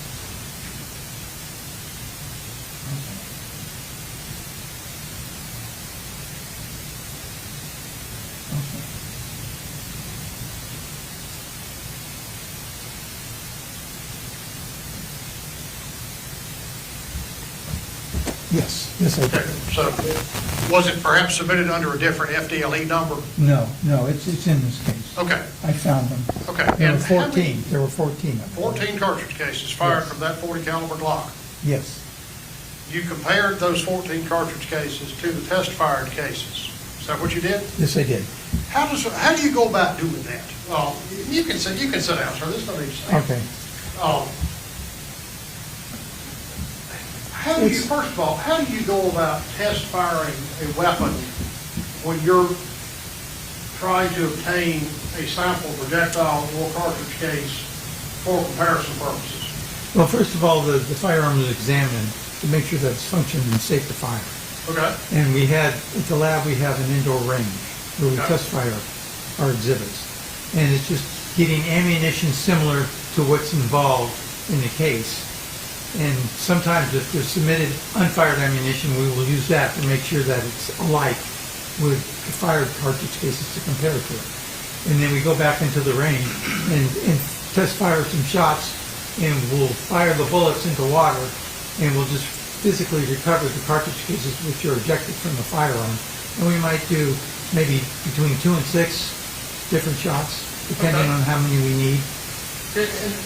And then what do you do? And then we take the collected exhibits and we call those tests. And the tests are then submitted, checked with a gun. And these are the tests which I fired. Okay. They're checked with a gun as evidence of, test fires from the gun. Okay. And in this case, I don't believe you did any projectile comparison with regard to this 40 caliber Glock. Is that correct? No. Is that right? No. The only thing you compared were cartridge cases. Cartridge cases. And how do you go about comparing a cartridge case found at the crime scene to a cartridge case fired in that pistol that's sitting on the witness stand? Well, I mentioned I've already test fired the pistol. And I had known cartridge cases from the pistol, and we compare those with the comparison microscope. Comparison microscope is basically 2 microscope stages combined with an optical bridge so that you can view the samples from the left and the sample from the right in a single viewfinder with a split hair. And so you can view the detail in a single viewpoint and compare the individual characteristics that way. And when you're looking at 2 fired cartridge cases, what are you looking for? I'm looking for individual characteristics which are imparted onto the cartridge case when it is fired in the gun. Individual characteristics are unique to the gun. No other gun are going to have those characteristics. Specifically, in this case, it's called aperture shear. When the firearm is fired, there's an intense pressure which pushes back on the primer, and it goes into the firing pin aperture, and when the cartridge case is ejected from the firearm, it shears it and creates a very unique mark that is only produced by that pistol. Is that something that's peculiar to Glock pistols, or? It is kind of peculiar to Glock pistols. Usually most firearms we identify them by their breech face marks. And that is when I mentioned that the explosion of the discharge produces an intense pressure on the head of the cartridge, and it slams it up against the breech of the firearm. It's like taking a hammer and slamming it on to something. And the metal of the primer is extremely soft. So this pressure then takes an impression of the breech face of the firearm, which has tool marks on it, which are unique to that firearm. So that's how we do most of them. But Glock is different because it has a recoil action in the primer. The firing pin aperture of a Glock is rectangular shaped, and it's kind of wide. And because it's so wide, the pressure causes the flow back. We call it flow back when the primer goes back into the firing pin aperture. And this, little metal flows back into the hole, and then when the cartridge case is ejected, that metal is sheared off and produces a very unique mark on the primer, which is then identified back to the pistol which fired it. And you compared the test fires from this pistol to the 14 submitted cases from the scene? Yes, I did. And they were fired from the same weapon? Yes, they were. Okay, sir, thank you. If you could go ahead and repackage what you have up there.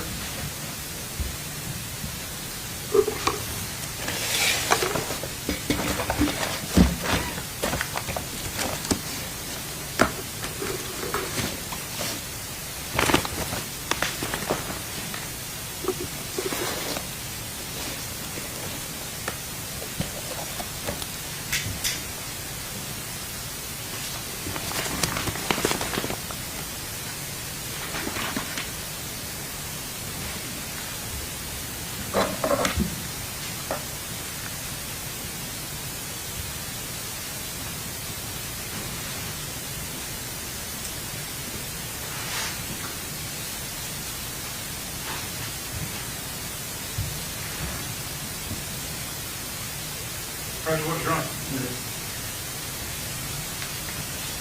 Sir, I'm showing you what is in evidence as State's Exhibit 19. Take a look at that and tell me if you recognize it, sir. Yes, I do. What do you recognize that exhibit to be? This exhibit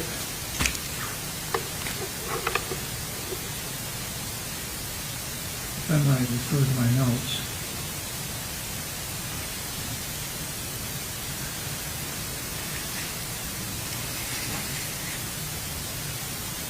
This exhibit is actually multiple exhibits. It's many manila envelopes containing shot pellet fragments, pellets inside them.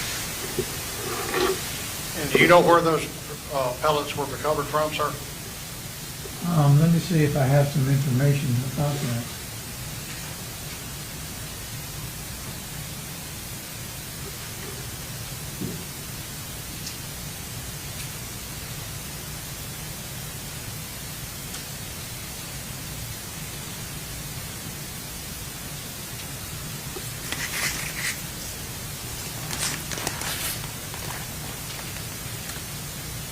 Actually, the exhibits are listed from Wayne Koester.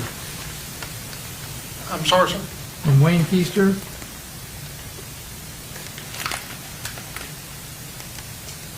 Who did you receive those exhibits from, sir?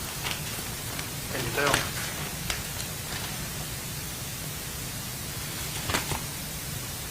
These were, I got these exhibits from FDLE. They actually submitted the exhibits. And were those exhibits collected in Deputy Koester's autopsy? Yes. Thank you, sir.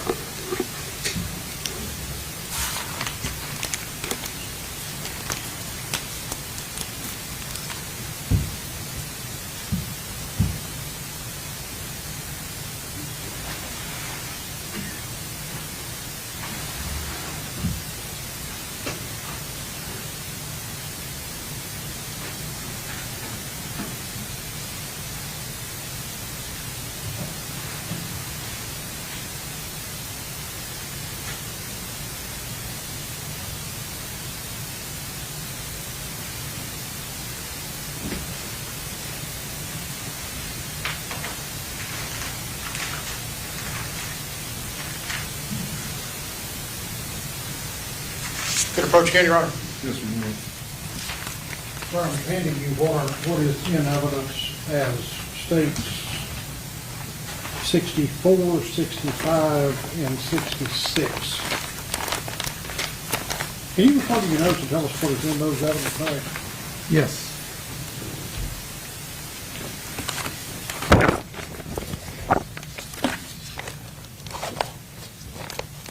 You can open them up if you need to. Okay. Let me just see what my notes say. 50, 64. We'll take one at a time here. Start with 64 if you would, sir. Oh, they're already open here. Okay, I see. They're actually already open. And what is contained in those evidence bags?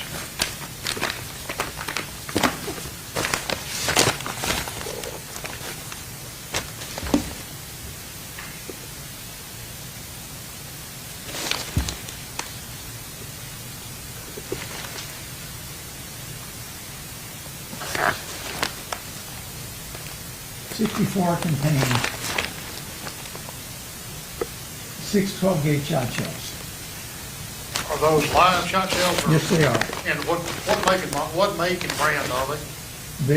They're Winchester, which is the brand, and they contain double-aught buck, and they all contain,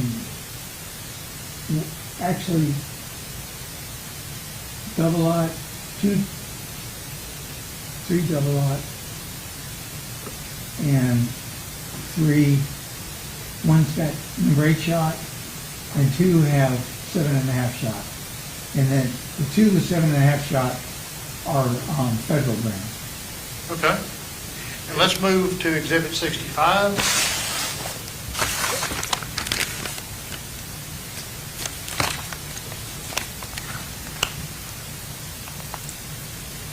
This is a single Remington brand 12-gauge shot shell. Okay. And that had 7, labeled to contain 7.5 shot.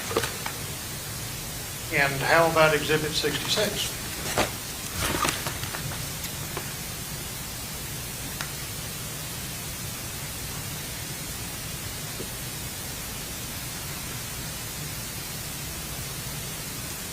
This is the same. It's a Remington 12-gauge shot shell, labeled to contain 7.5 shot. These are all unfired Yes. shot shells. Yes. Did you have the occasion in connection with your work in this case to evaluate and examine a number of fired shot shells? Yes, I did. Are the unfired shot shells that you have in front of you consistent with make and shot size with the fired shells that you examined? Well, I have to look at my notes.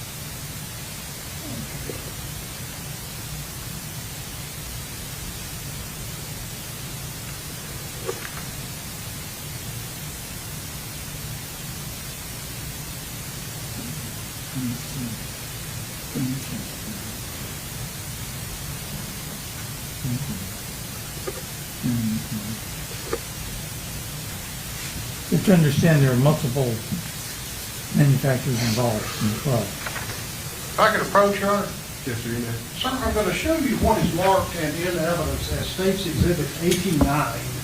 Would you take a look at that document and tell me if you recognize it? Yeah. And what is that document, sir? It shows each shot shell and basic information on each shot shell, the fired shot shells involved.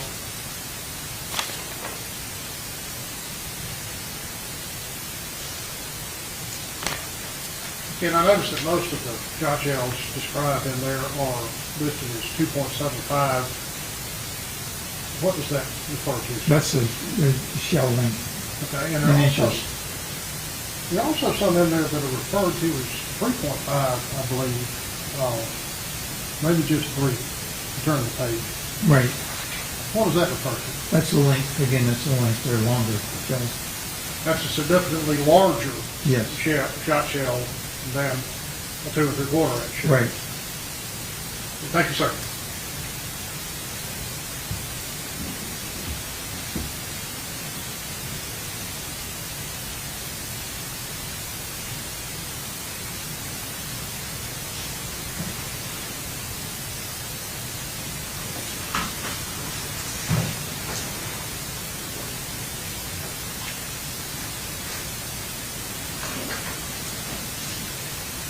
Approach again, Your Honor. Yes, ma'am.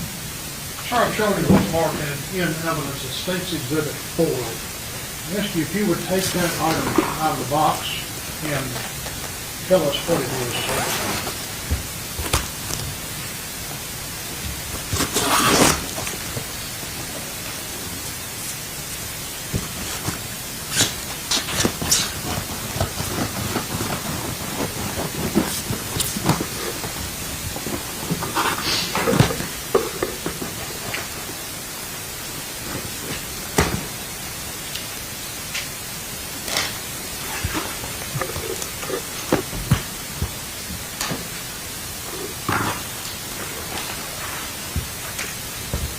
Do you recognize that It's a weapon, sir? shotgun. It's a pump-action shotgun, actually. And for the record, that weapon is made safe with a zip fire around the Yes. magazine tube ran through the breech. Yes. Did you test fire that weapon? Yes, I did. Were any of the shot shells that were provided to you and examined by you in the course of your work in this case fired from that shotgun?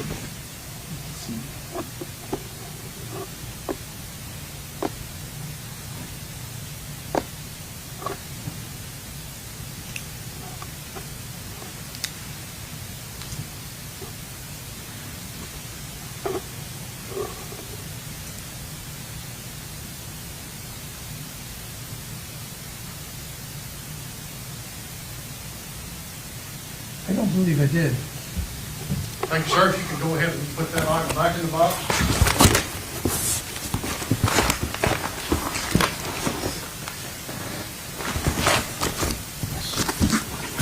And that's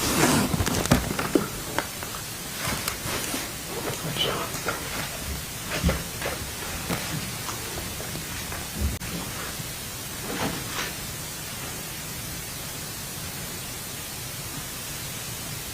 Approach, sir. Sir, I'm showing you what's marked in evidence as State's Exhibit 5. Would you take that item out of the packaging and examine it, sir, and tell me if you recognize it?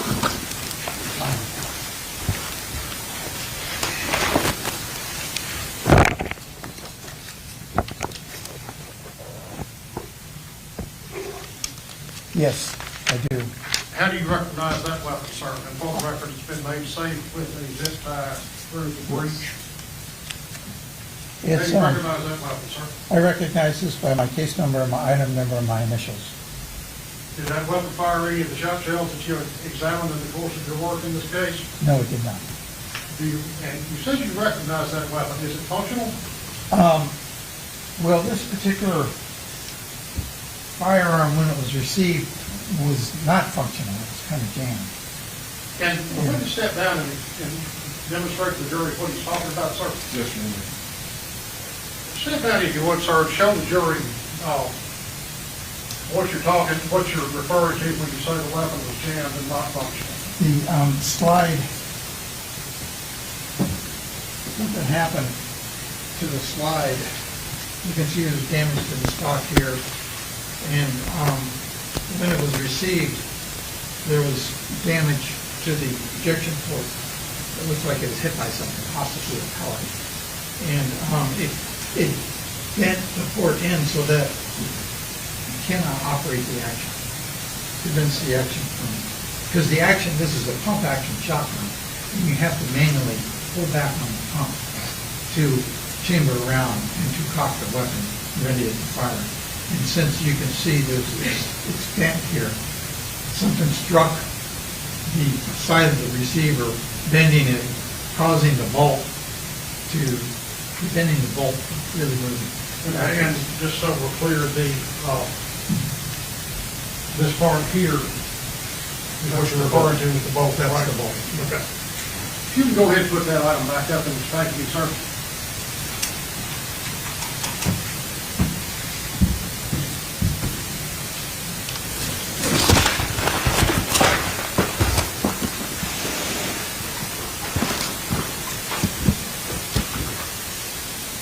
Coach, can you run? Yes, sir.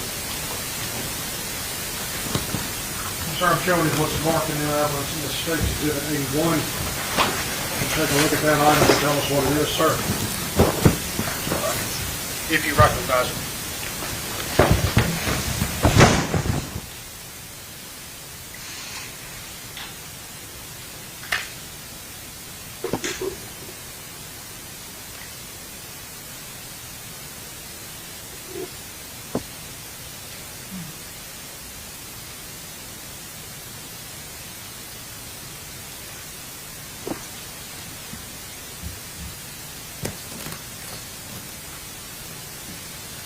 Yes, I do recognize it. You recognize that weapon? Yes, I do. First of all, is that weapon functional, operational?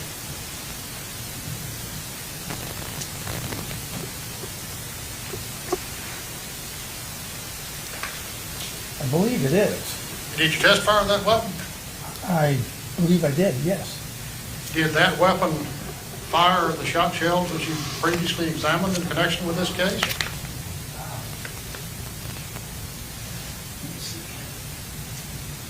Mr. Williams, how much longer do you want to take a break? Maybe 10 minutes, Judge. 10 minutes? We could break now if you want. Sure. We need to take a break right now.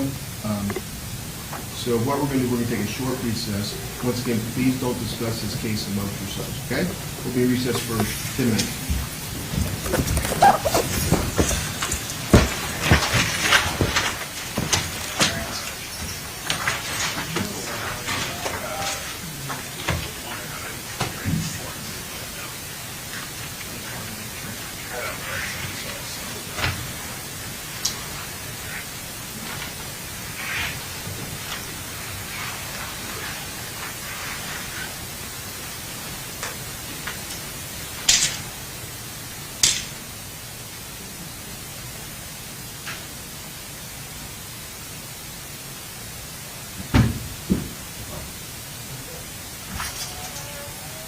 All right, let me record this, so you're free to step in and let the board. Okay. Okay?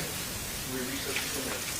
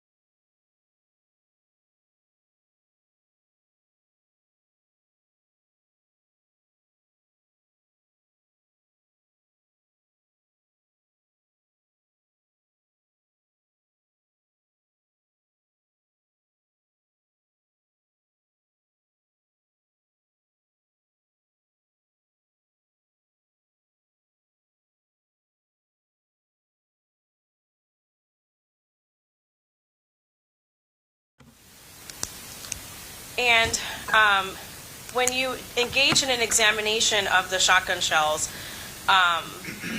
there was some shells that you were not able to determine what kind of shot type they were, right? Yeah, you mean the fired shell? The fired one The specifically. fired shell, the markings on the shell were not distinct enough to be able to tell what they originally contained. Right. So for example, States Exhibit 58, which is item 35 in your report.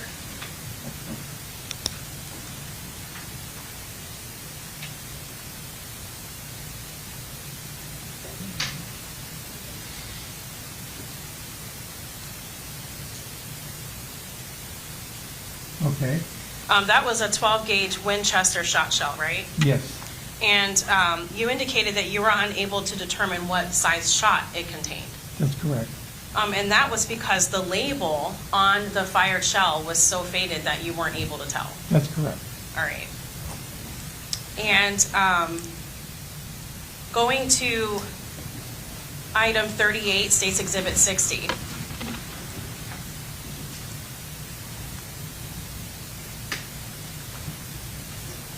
That's another 12-gauge Winchester shot shell?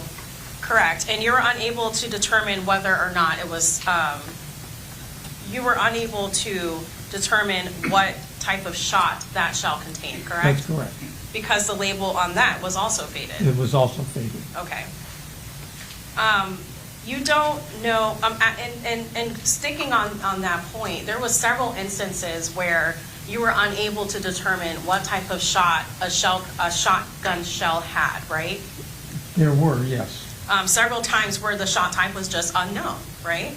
true, And that's because the label was so faded that you couldn't read it at all. yes. Okay. And so, going to the State's Exhibit 5, which you did handle in front of the jury, and the state did a demonstration with you, the damaged shotgun. Okay. Okay. You weren't able to test that shotgun, right? I was able to test it. You were able to test fire it? I was able to manipulate it in a way to where I could force the bolt back and insert a prime shot shell, not a full shotgun charge, but a prime shell, in order to see the firing mechanism, to get the firing pin to release, to Okay, get a test so fire. what's the difference then between the shotgun shell that you used and, a full shotgun shell? Well, I used a prime shell. Right, what's the Most of our shot shells are just prime shells because all we're interested in is the retrace mark and the firing pin impression, because we're not really interested in the projectiles. You can't really identify shot pellets and shot, components that come out with the gun. So we just use prime shells. Okay. And the difference is a prime shell just has an active primer that explodes, but there's no gunpowder and there's no shot charge to be projected out of the gun. Understood. So you were able to test fire that specific firearm? Yes. Okay, and were you able to determine which shells were fired from that specific firearm? I don't believe I could have compared something with it, but I don't believe I compared it with anything. Okay, so you don't believe that you did a comparison in this case with that specific firearm? No. Well, nothing I identified it with. Okay. May I have a moment, Your Honor? Yes, ma'am.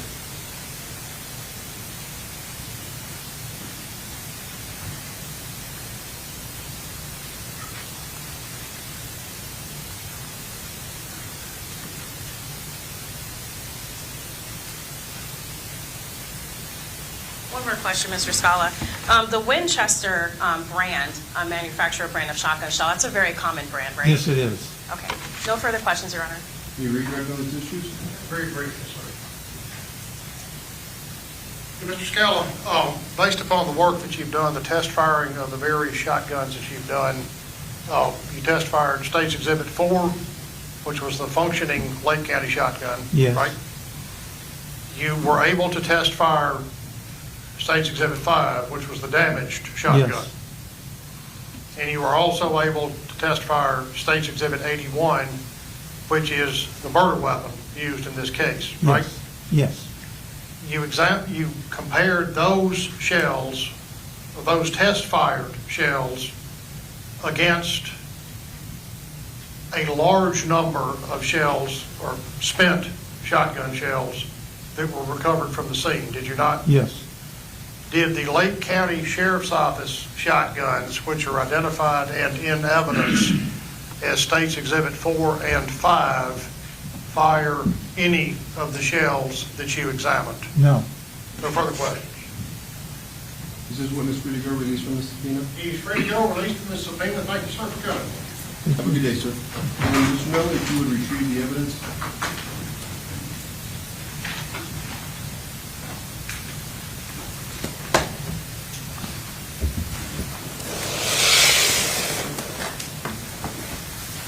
Greg, could you hand me those 3 bags so I don't have to climb over this box? Sure.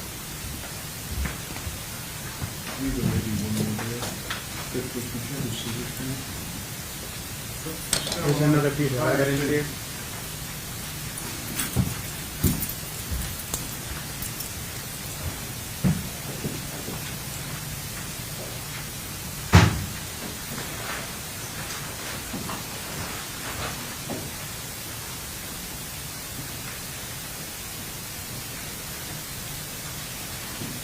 Thank you, sir.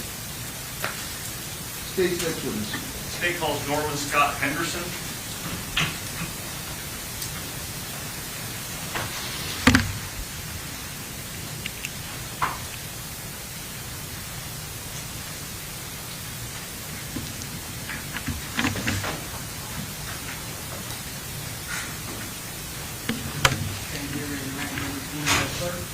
You solemnly swear affirm the evidence you shall give us that you shall be the truth, the whole truth, and nothing but the truth, so help you God. I do.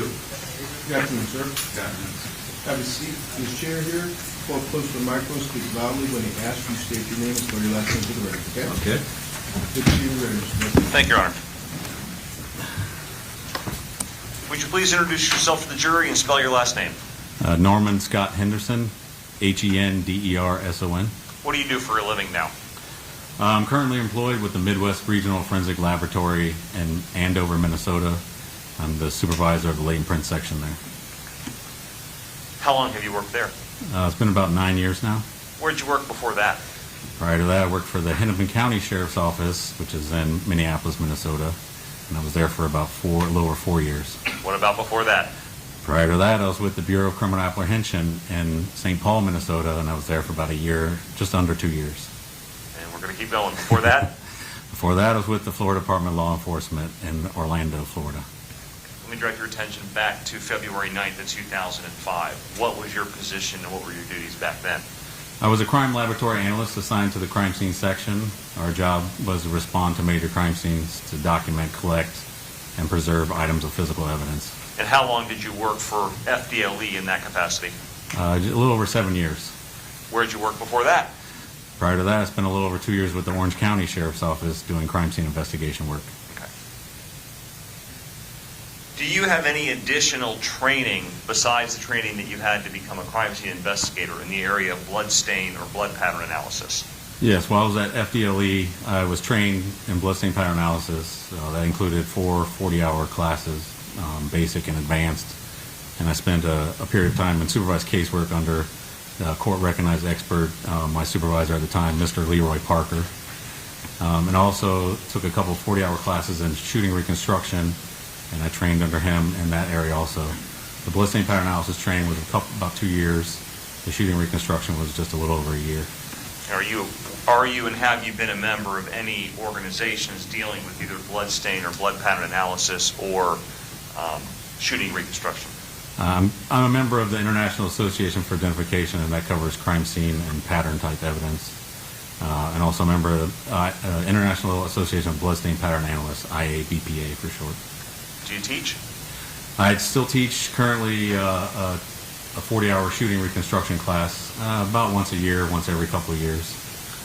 And do you stay up to date on developments or changes in the area of blood stain analysis and shooting reconstruction? Yes, I try and follow the current literature and research articles. And have you been permitted in the past in court to testify about opinions regarding bloodstain analysis, trajectory analysis, things like that? Yes, several times in Florida courts. Okay. Let me direct your attention back to the case involving the murder of Deputy Wayne Koester and the shooting of Deputy Crotty and Deputy McKane back on February 9th, 2005. Were you asked to come out and assist in that investigation? Yes, I was. When you first learned of this incident, what did you do? We responded from the Lando office, if I'm not mistaken, and then we arrived at the initial crime scene. We had to stage nearby because they were still actively searching for the suspect at that time. And once that was over, then we went to the main crime scene, and I was basically there just to assist. My coworker Patty Orta was the lead on that case, so I basically just assisted her with helping document the crime scene. And was Kelly May, who we saw earlier today, also involved in that process? Yes, we had some members from the Orlando and the Daytona office at the time responded. Were the patrol cars involved still there on scene, or had they been towed away? As far as I remember, they were still there on scene. Did you do further analysis of those patrol cars on a later date at a different location? Yes, so those were they were towed to our office in downtown Orlando, and that's where my examination began. And were those the patrol cars that were used by Deputy Koester, Crotty, and McKane? That's correct. All right. Briefly and generally, can you walk the jury through what you did when you examined the three vehicles? We'll get into each one specifically, but just generally.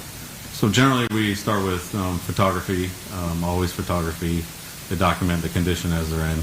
And then we'll take a close-up. In my case, I was looking at them for bloodstain pattern analysis and shooting reconstruction. So I would take specific photographs of any blood or projectile impacts in the vehicle, close-up, mid-range, using scales, and then complete numerous sketches, measurements, things of that nature.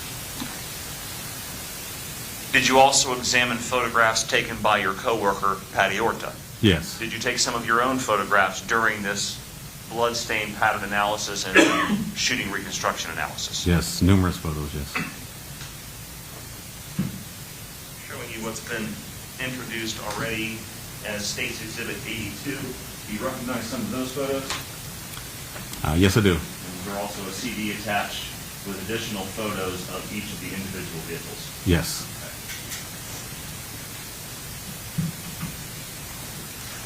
And with the court's permission, thank you though, I'm going to use it. With the court's permission, I'm going to use the PowerPoint to publish. May the witness step down? Yes, you may. If you need to reposition yourself, feel free to do so. And for the record, all of these photos are going to be from State's 82. Okay. What are we looking at on photo 56? So that's one of the units, Unit 241. That's as it was placed in our secure compound area in downtown Orlando. Okay, Unit 241, that's Deputy McKane's car, correct? I believe so. Okay. And where is that located? This is a fenced-in compound that's attached to the back of the Orlando office. What did you notice about the front passenger side tire of that vehicle? That it's deflated. Did you determine what caused it to be deflated? That was struck by a projectile. Okay. It appeared to be struck by a projectile after there was an entrance in the accident. Photograph 64. What do we see on the back of that car? Some bloodstain patterns, swipes and wipes. Swipes are basically when something has blood on it and you come in contact with the surface during motion. So you leave a pattern like, oh, that's okay. And then some wipes, so it's an original pattern and then something that has moved through it for altered appearance. And what else? Do we see any other types of blood stains on this photograph? Just some contact, yeah, that's about it, I think. Showing you photograph 73. What do we see here? There was some more swipes of blood along the front quarter panel here on this part. Photograph 78. What do we see there? This is a projectile impact, and this is actually the exit. So it's traveling from the rear of the vehicle towards the front. Photograph 102. What about this photo? These are some impacts in the front windshield, and these were consistent with shotgun type impact. And how do you know that? Because shotguns, there's usually not a single pellet unless it's a slug, but there's no slugs in this case. Shotguns, the ammunition is comprised of many smaller pellets, not just one. Were you able to determine how many separate shotgun blasts Deputy McKane's car suffered? This is 241. I think there was 2 in the front windshield, if I remember that. Do you know whether the damage to Deputy McKane's car was from birdshot or buckshot shotgun pellets? If I recall, there was one of each. There was a birdshot and a buckshot. The birdshot being many small pellets, usually the size of BB or a little bit smaller. Buckshot is larger, usually 8 or 9. Size pellets, usually 32, 33 caliber inside, so it's much bigger. Can you determine from this picture what type of shot caused this damage? I don't recall. I think this was the buckshot, if I'm not mistaken. Okay. Showing you photograph 104. What part of the car is this? So this is now the interior passenger side, front interior passenger side. This is the headrest and then plexiglass divider that goes behind it. Are you able to tell the type of pellet that caused this damage in this photo? There's actually a mixture. The very small ones, I'm sorry if I'm blocking it here. Some small ones, those are the birdshot. And then these larger dimples here were caused by the buckshot. Did any of the pellets actually make it through the plexiglass into the back seat? I think there was a couple that made it through, if I recall. Photograph 115. What does this show? This is the back side of the same plexiglass. So you can see a lot of them went through the seat headrest and struck the plexiglass here. So that's sitting in the back seat looking through the plexiglass toward the front? Correct. And like I said, the larger dimples are the buckshot.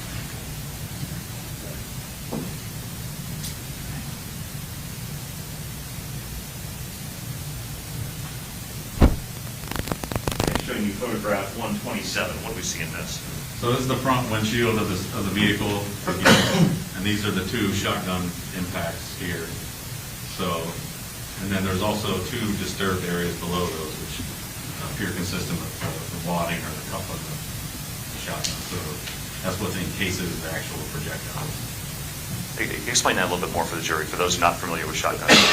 So inside the shotgun shell user, there's a plastic type cup that holds all the small pellets, and then there's a wadding that caps it. So as it comes out of the gun, the wadding falls off, the cup falls off, and the pellets expand. So sometimes we see impacts near the main impact, and that's that front wadding piece that's traveling with the projectiles and will hit the surface. Do the projectiles travel a further distance than the cup and the wadding? Yes. Okay. Did some of those fragments or pellets from the shot shells actually pass through the windshield into the car? Yes. When you photograph 86, what do we see here? 186, excuse me. Yeah, this was inside on the front seat. There were some projectiles that impacted the filing cabinet there, the paper, and Yes. Sorry. right here, the file folder. Okay, this photo 187? Yeah. That's just a close-up? Yeah. Okay. Yes. Showing you photograph 188. Yes, this is a close-up view of the same. You can see some of the projectiles that penetrated into the paper. You indicated that Deputy McKane's vehicle suffered a buckshot round and a birdshot round. That's causing correct. the damage we've looked at. That's correct. Okay. Moving on to Unit 255, I'm showing you photograph 1. This is Deputy Koester's car, correct? That's correct. And what does this photograph show? So this is the rear of the patrol car, and it's showing many different blood stains that are present on the back of the patrol car. And what kind of blood stain do you see here, or pattern? So there's a mixture of there's some drop blood, some of the more circular ones like these, some contact or swipes, and then there's also these small fine blood stains which we call impact spatter. Okay, and as far as the drop blood, what do you mean by that? What causes that? That's just someone or something issuing blood, that just free falling blood that gets the target's usually circulating. And what about the much smaller areas of blood? So that indicates that something a source of blood was acted upon by extreme force. Does the amount or degree of force dictate the size of the actual drops that you see? Yes. Most crime scenes, when we look at injuries, we come across stabbings, beatings, shootings. Usually stabbings or beatings, there's much less velocity involved, so the blood stains are generally 3 millimeters in size or larger. When you look at blood that's dispersed as a result of gunshot wounds, especially shotgun type ammunition, Usually they're going to be much finer in nature because it's much higher velocity. And so usually you get stains that are usually 1 millimeter, 2 millimeters or smaller. And were these stains that you saw consistent with resulting from a shotgun blast? Yes. Based on their size? Yes. Okay. Showing you photograph 2. What do we see in this photo? So this is another area on the rear quarter panel and then onto the rear driver's side door of the same car.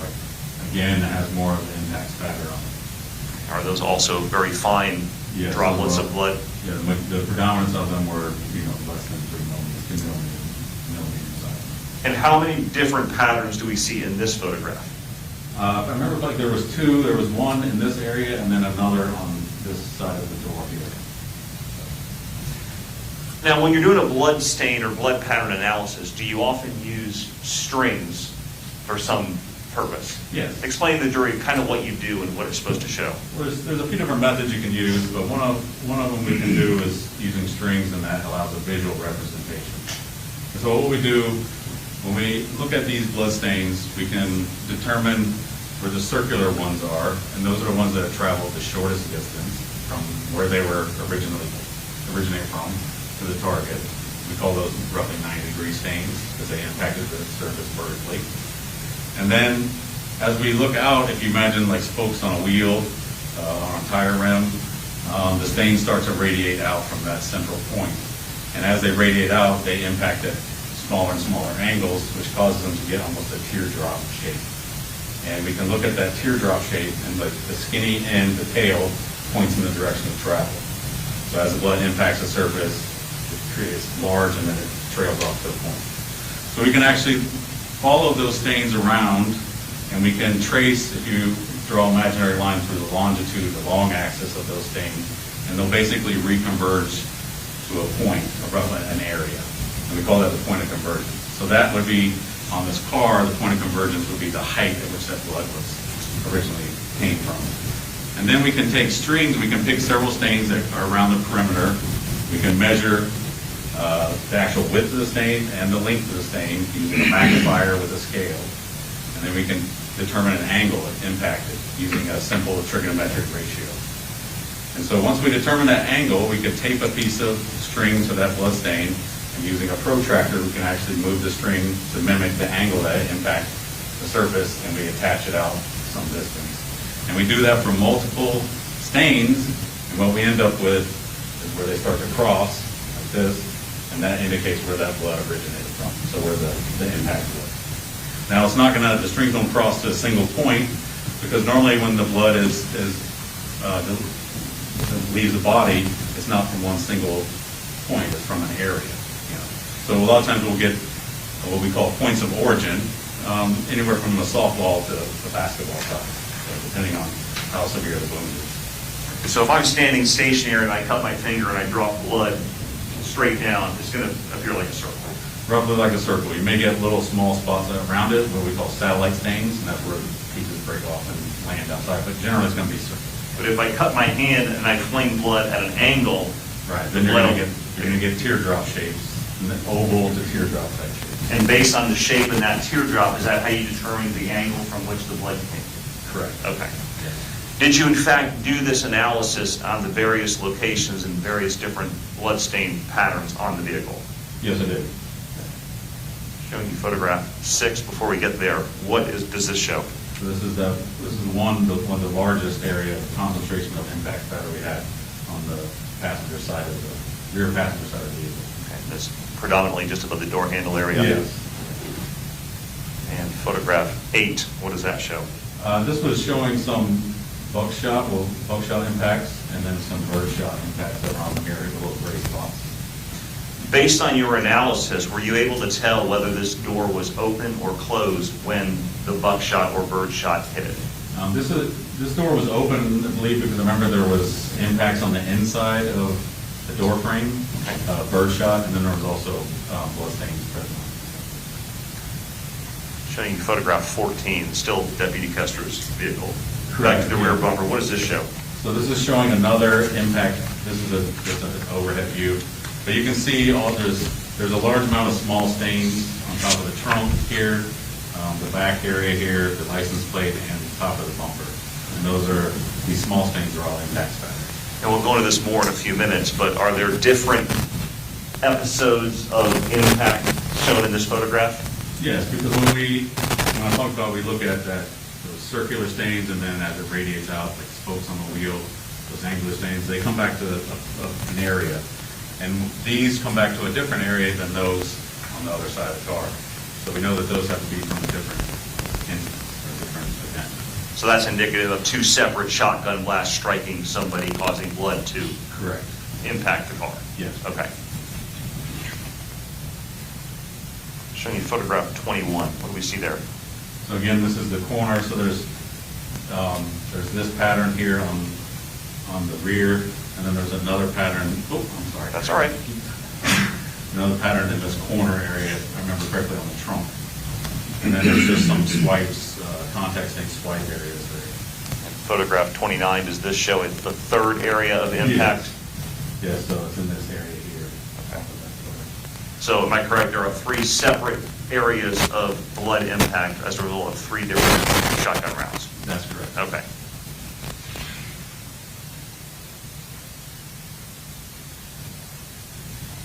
Okay, showing you photograph 76, still from Deputy Koester's car. What does this show? This was the rear driver's side seat, and there's some swipe blood stains there on the seat. Something bloody came in contact with that in movement. And that's different than impact from a shotgun blast. Correct. That's actually some bloody portion coming in contact with the seat? Correct. I understand. Photograph 101, what do we see here?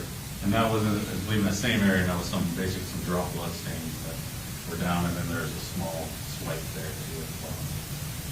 Photograph 104, what does this show? There's some more of I believe there was some drop blood and some contact stains in that area on that yellow raincoat. And photograph 109, what part of Deputy Koester's vehicle is this? So this is now inside the trunk, with the trunk open, and there's some swipe marks in here, along with, as you get over to this side, there's some more those fine droplets impact spatter. Are the areas of blood impact spatter in the photograph inside the trunk consistent with the areas of blood spatter on the outside of the vehicle? Yeah, so up here the trunk was partially open during that one impact. Photograph 113, what do we see there? And so this is basically kind of a transfer stain, a contact stain, and this is caused by the rubber seal that's on the bottom of the trunk. So when the trunk lid was closed, it contacted that. That's what generated these satellite stains on. So blood would have been on the bottom of the trunk area when the door was shut. That blood was transferred to the top Correct. area. I see. Photograph 114. What part of the car is this? That's the bottom area of that trunk, again showing that rubber seal, and you can see the blood that was, apparent blood that was on the seal area. And photograph 115. What do we see here?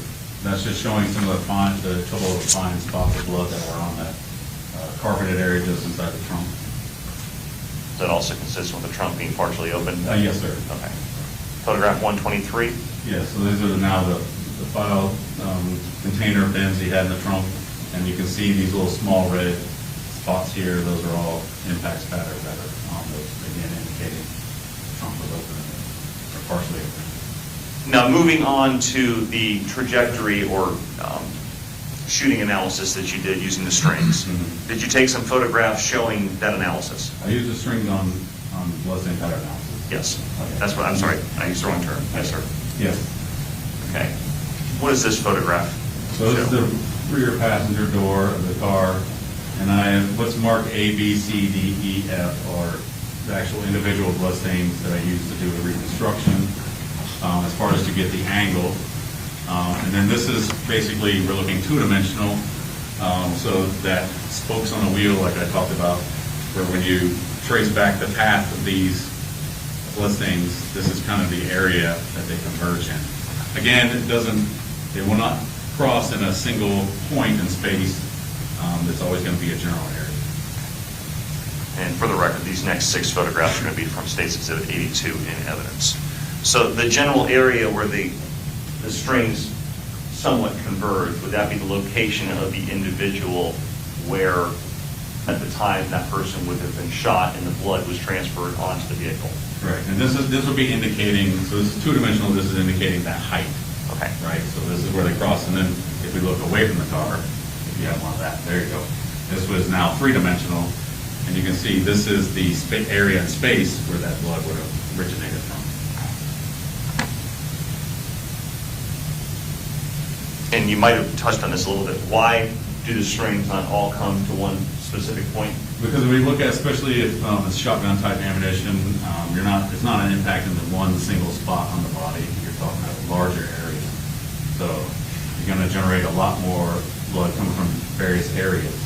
And so that's what this is showing, that it's very rarely we ever have one where blood comes from just a single spot. It's always going to be, based on the type of injuries, all they can be from multiple large areas. So we generally see anywhere from a softball to a basketball size. And what we're looking at here, this is let's call it the first gunshot, or the first shotgun blast, the first area of impact. And move on to the second area now. Okay. And what does this next photograph show in States 82? So yeah, so this is basically the top of the passenger side of the trunk and part of the passenger side of the rear quarter panel. And this is, again, you can see the scales, like a G, H, I, J, K, some of the stains that we selected. And then these are showing basically this area here where they kind of cross. And that's showing the point of origin where the blood would originate from to generate those. The next photograph, is this the second gunshot, shotgun blast we're talking about? Yeah, so the same one is now just looking straight above, bird's eye view. And you can see kind of where the strings start to cross in this area. Moving on to the third and separate, third distinct gunshot blast. Yeah. What do we see here in this photograph? So now this is reconstruction of the LMOMP stains, and then attaching the strings on there to mimic the flight of those blood droplets. And then this area here where they start to cross would be indicative of where the blood originated from. Final picture, another angle. Yeah. So another angle, now we're looking bird's eye view straight down, and you can see where the strings start to cross. So again, how many separate and distinct shotgun blasts in different areas of impact did you see on Deputy Koester's vehicle? We documented 3 separate ones.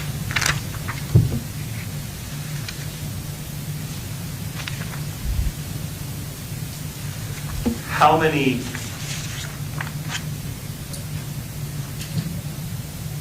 Deputy Koester's vehicle did it also sustain damage from shotgun blasts, either birdshot or buckshot pellets? Yes, it had birdshot and buckshot damage. Okay. Moving on to Unit 261, Deputy Crotty's car, showing you photograph number 1. What do we see here? It's just showing the rear of the vehicle, which is parked in our secure lot again. Photograph 5, Unit 261. Yeah, so this is the front driver's side, and the impacts, these dark spots here are buckshot type ammunition that was shot into the front driver's side bumper area. And photograph 7, what does this show? That's showing one projectile, a single projectile impact underneath the mirror, and that was actually traveling from the rear of the vehicle toward the front, and it was deflected off of the door just under the mirror. Photograph 8, what do we see here? And so these are also, these smaller gray spots here are actually birdshot impacts that were on the mirror of the car. Okay, now the indentation below the mirror, the gray area. Not related to those. Explain to the jury how you know that and how you came to that conclusion. Well, this is caused by much larger ammunition, most likely some kind of handgun ammunition, based on the size, shape of the impact. And this is actually quite common we see on vehicles where bullets can deflect also depending on the angle which they impact. They cause this kind of pattern, and we can determine direction of travel based on what we call wake marks. And that's what happens if you look at the paint surrounding the impression. If you imagine a boat going through water, the waves kind of go around the boat like this. Well, actually the paint will fracture, indicating like those wake marks, so we can tell the direction of the force applied. And in this case, it came from the rear of the vehicle to the front.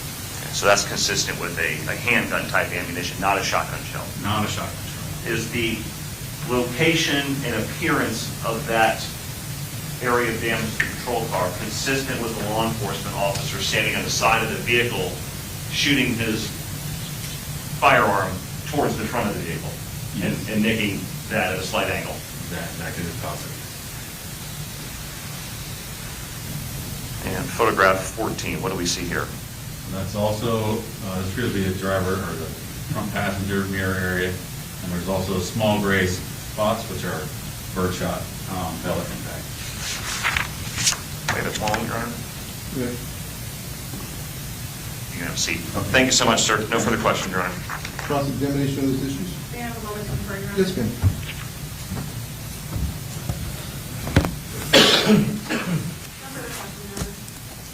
Is this witness free to go? Excuse me, subpoena? Yes, Your Honor.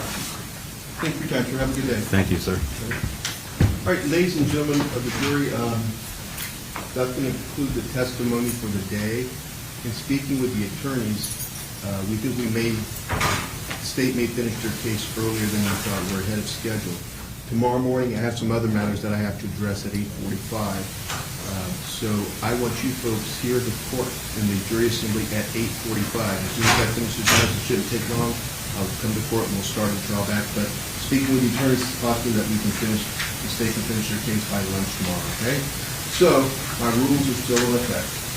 Do not talk about this case with anybody. Do not discuss anything amongst yourselves till I tell you to. Do not look at names, words, match. Do no investigation on your own. Do not look at the terms. Do not look at anything about any participants in this proceeding. Please don't read anything from the media, watch anything on social media, newspaper. Once again, you folks can want to follow my directions, and I know you will do that, but I have to keep reiterating this stuff, okay? So 8:45 tomorrow morning, jury assembly room will be in recess till 8 o'clock. Take the jury out, please.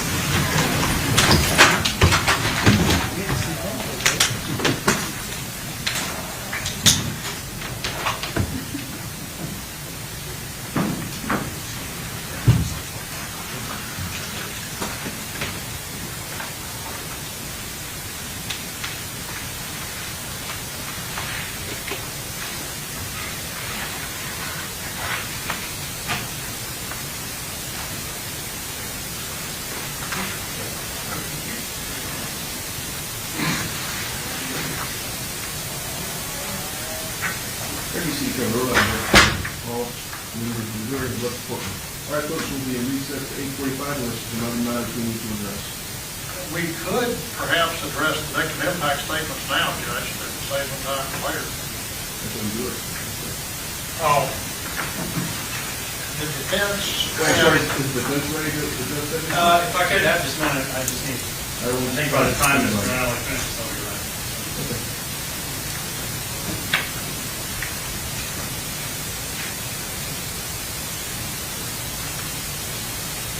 I need to wake my computer back up, Judge, to get the reactions the defense was discussing.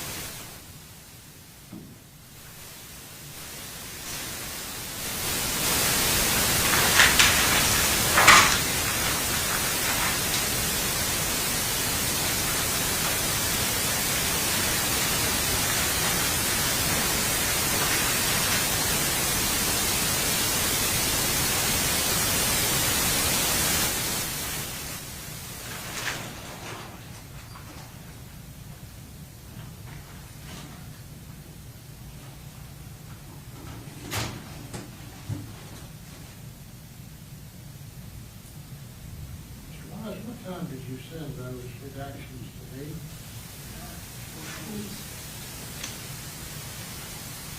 Either late last night or early this morning? This morning.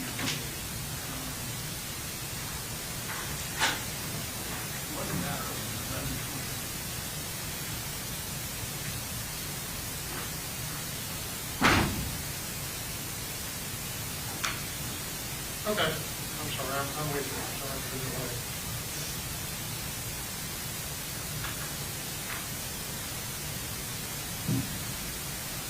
Clerk, ready to proceed?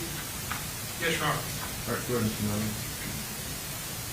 In the victim impact statement prepared by Ginger Beaver, also known as Virginia,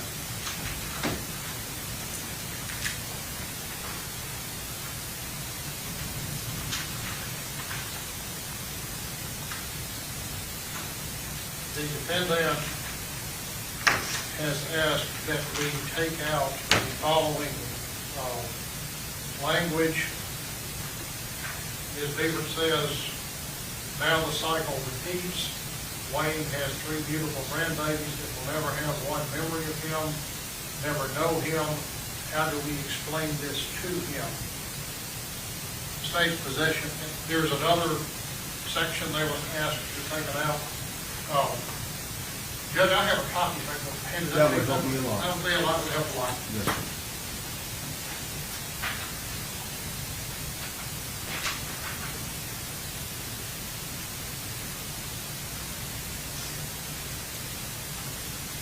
Just give me a moment to read, please. Sure.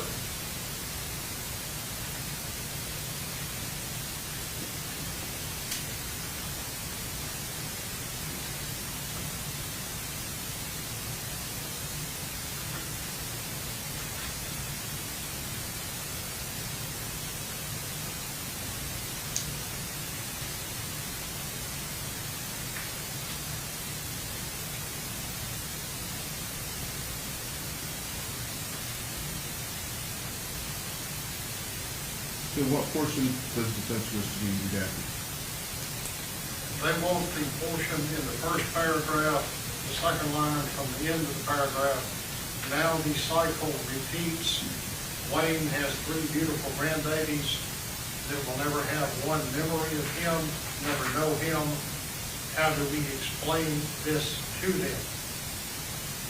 That's the first part they want redacted. The last part is the last 2 sentences of the last paragraph. They have been reminded of their father's death every day for the last 17 years with no peace and no closure. I fear they will never be able to heal from their father's loss due to the way he was taken, and I would do anything to make that statement false.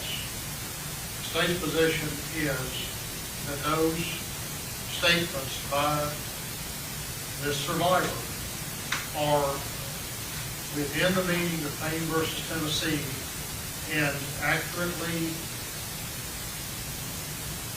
describe the impact of Deputy Koester's loss. That is exactly what Payne versus Tennessee says victim impact is allowed to do, and this, I believe, is proper. Thank you. Wise, Mr. Ronald, Yes, sir. And Your Honor, I would just point out, the statute is very clear that victim impact evidence testimony is limited to evidence that shows the uniqueness of an individual human being and the result of loss of the community members. Characterizations and opinions about the crime, the defendant, and the appropriate sentence shall not be permitted. The concern, and I will point out, Your Honor, that all 5 of the impact states are going to be addressed, even with the redactions that are proposed. They're going to be very valid. The concern I have with portions of this one, number one, when I was talking about grandkids, I recognize that is an impact of stuff. The issue is, and especially when we're talking about the cycle repeating, this isn't talking about a loss at the time. It's essentially something that's not vested at the time of the passing. And the concern I have is how the cycle goes along perpetuity. So we're talking about something that is a loss that is being experienced by people who didn't exist at the time of its passing. I think that goes beyond the victim impact statute. That's with regards to the first paragraph. The second paragraph, Your Honor, I think is what gets into talk of the appropriate penalty. Talk of closure, limited closure. And then it also goes on to a different opinion. Essentially, I fear they will never be able to get from the Department of Law. They can make that statement false. Then it's opinion to talking about speculative future impacts that go beyond the impacts.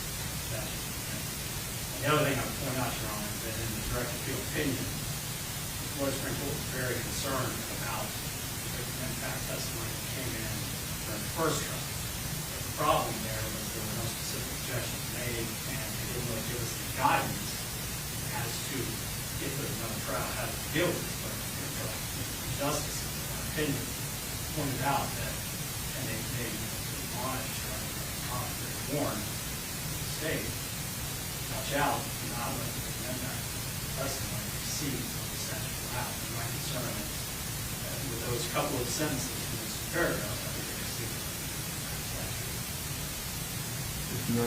I don't believe you could say that no peace and no closure is asking for a particular sentence. It's merely an observation that they have been reminded of their father's death again.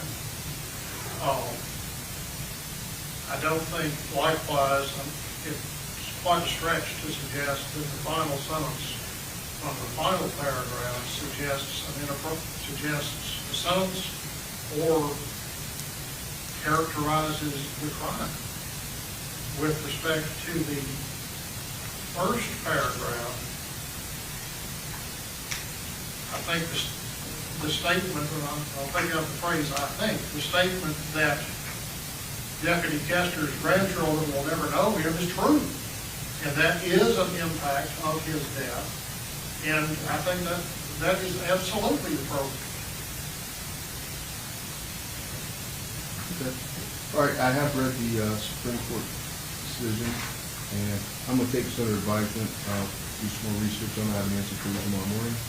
Are we going to address all sides of the victim impact statements now, or is there controversy with each one of them? Yes, Judge, can we have a minute to talk amongst ourselves? I may be able to come up with a way to do this a little bit more concisely. I will never stand in the way of progress, Mr. Miller. Go right ahead.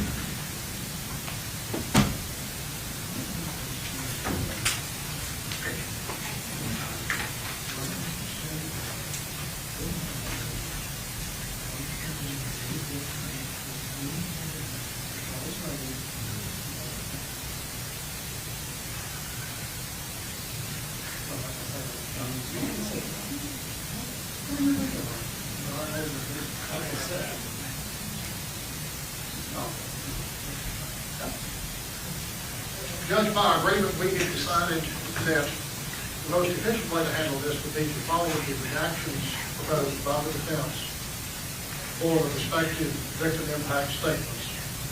They're highlighted in yellow and all. I think it would probably be faster and more productive for us to follow those to the court, let the court review them, and then we can argue about them to the extent the court deems necessary in the law. Okay. With the instruction, my position is going to be with respect to all of the proposed actions that they are, the part the defense objects to is in fact in compliance with the United States Supreme Court precedent, statute allowing victim impact, and is consistent with this original opinion to the extent that that really has anything to do with it. It sort of established an outer limit, I suppose, back at the time of the direct review. But and I believe in the opinion they were concerned about the victim impact being used as an aggravating factor too, weren't they? They were, Your Honor, and I will assure the court that in closing arguments we will repeatedly insist to the jury that victim impact is in no way, shape, or form an aggravating factor. All right. We don't anticipate the victim impact statements being read till sometime next week, right? Probably tomorrow, sir. Okay. They would be the last part of the state's case. We And you can have these victim impacts to me tonight, you can mail it to me tonight from my assistant, We can email them right now, Your Honor. with the portions that you want redacted. Yeah, Your Honor, I can forward you the email that I forwarded to the state this morning. It has all the highlights. Okay, if you forward that to me now, after we review them tonight, then we'll address it tomorrow morning. Let me get that one back there, just so I got my. I wrote all over it. I got nothing. Okay, thank you. Your Honor, should I send that to Mr. Roberts? Yes, sir, please do. Judge, I believe that, I'm sure we can speak.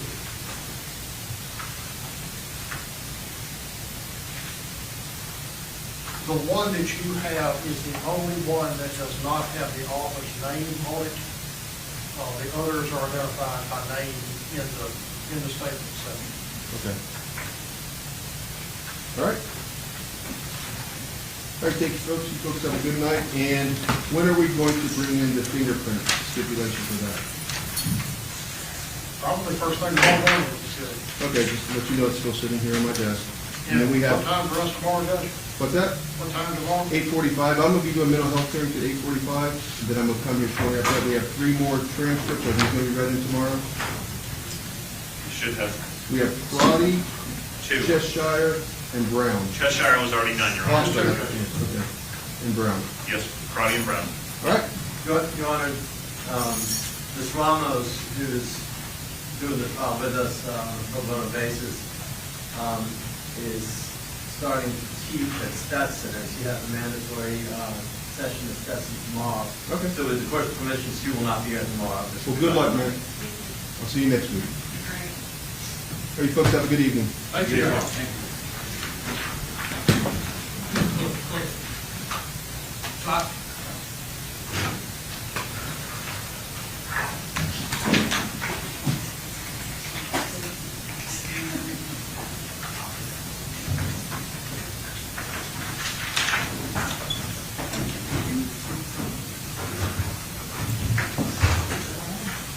sir.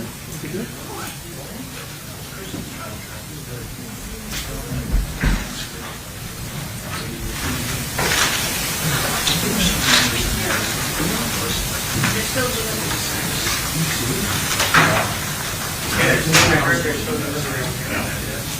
We pulled out the relevant, we circled everything on every single affidavit. 1592 North Corridor, 1098. You are right.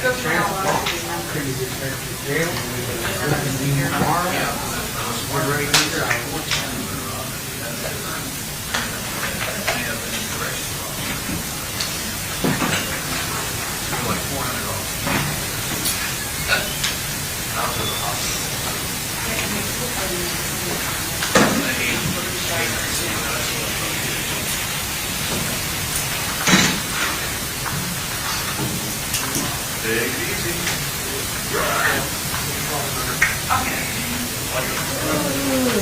Okay.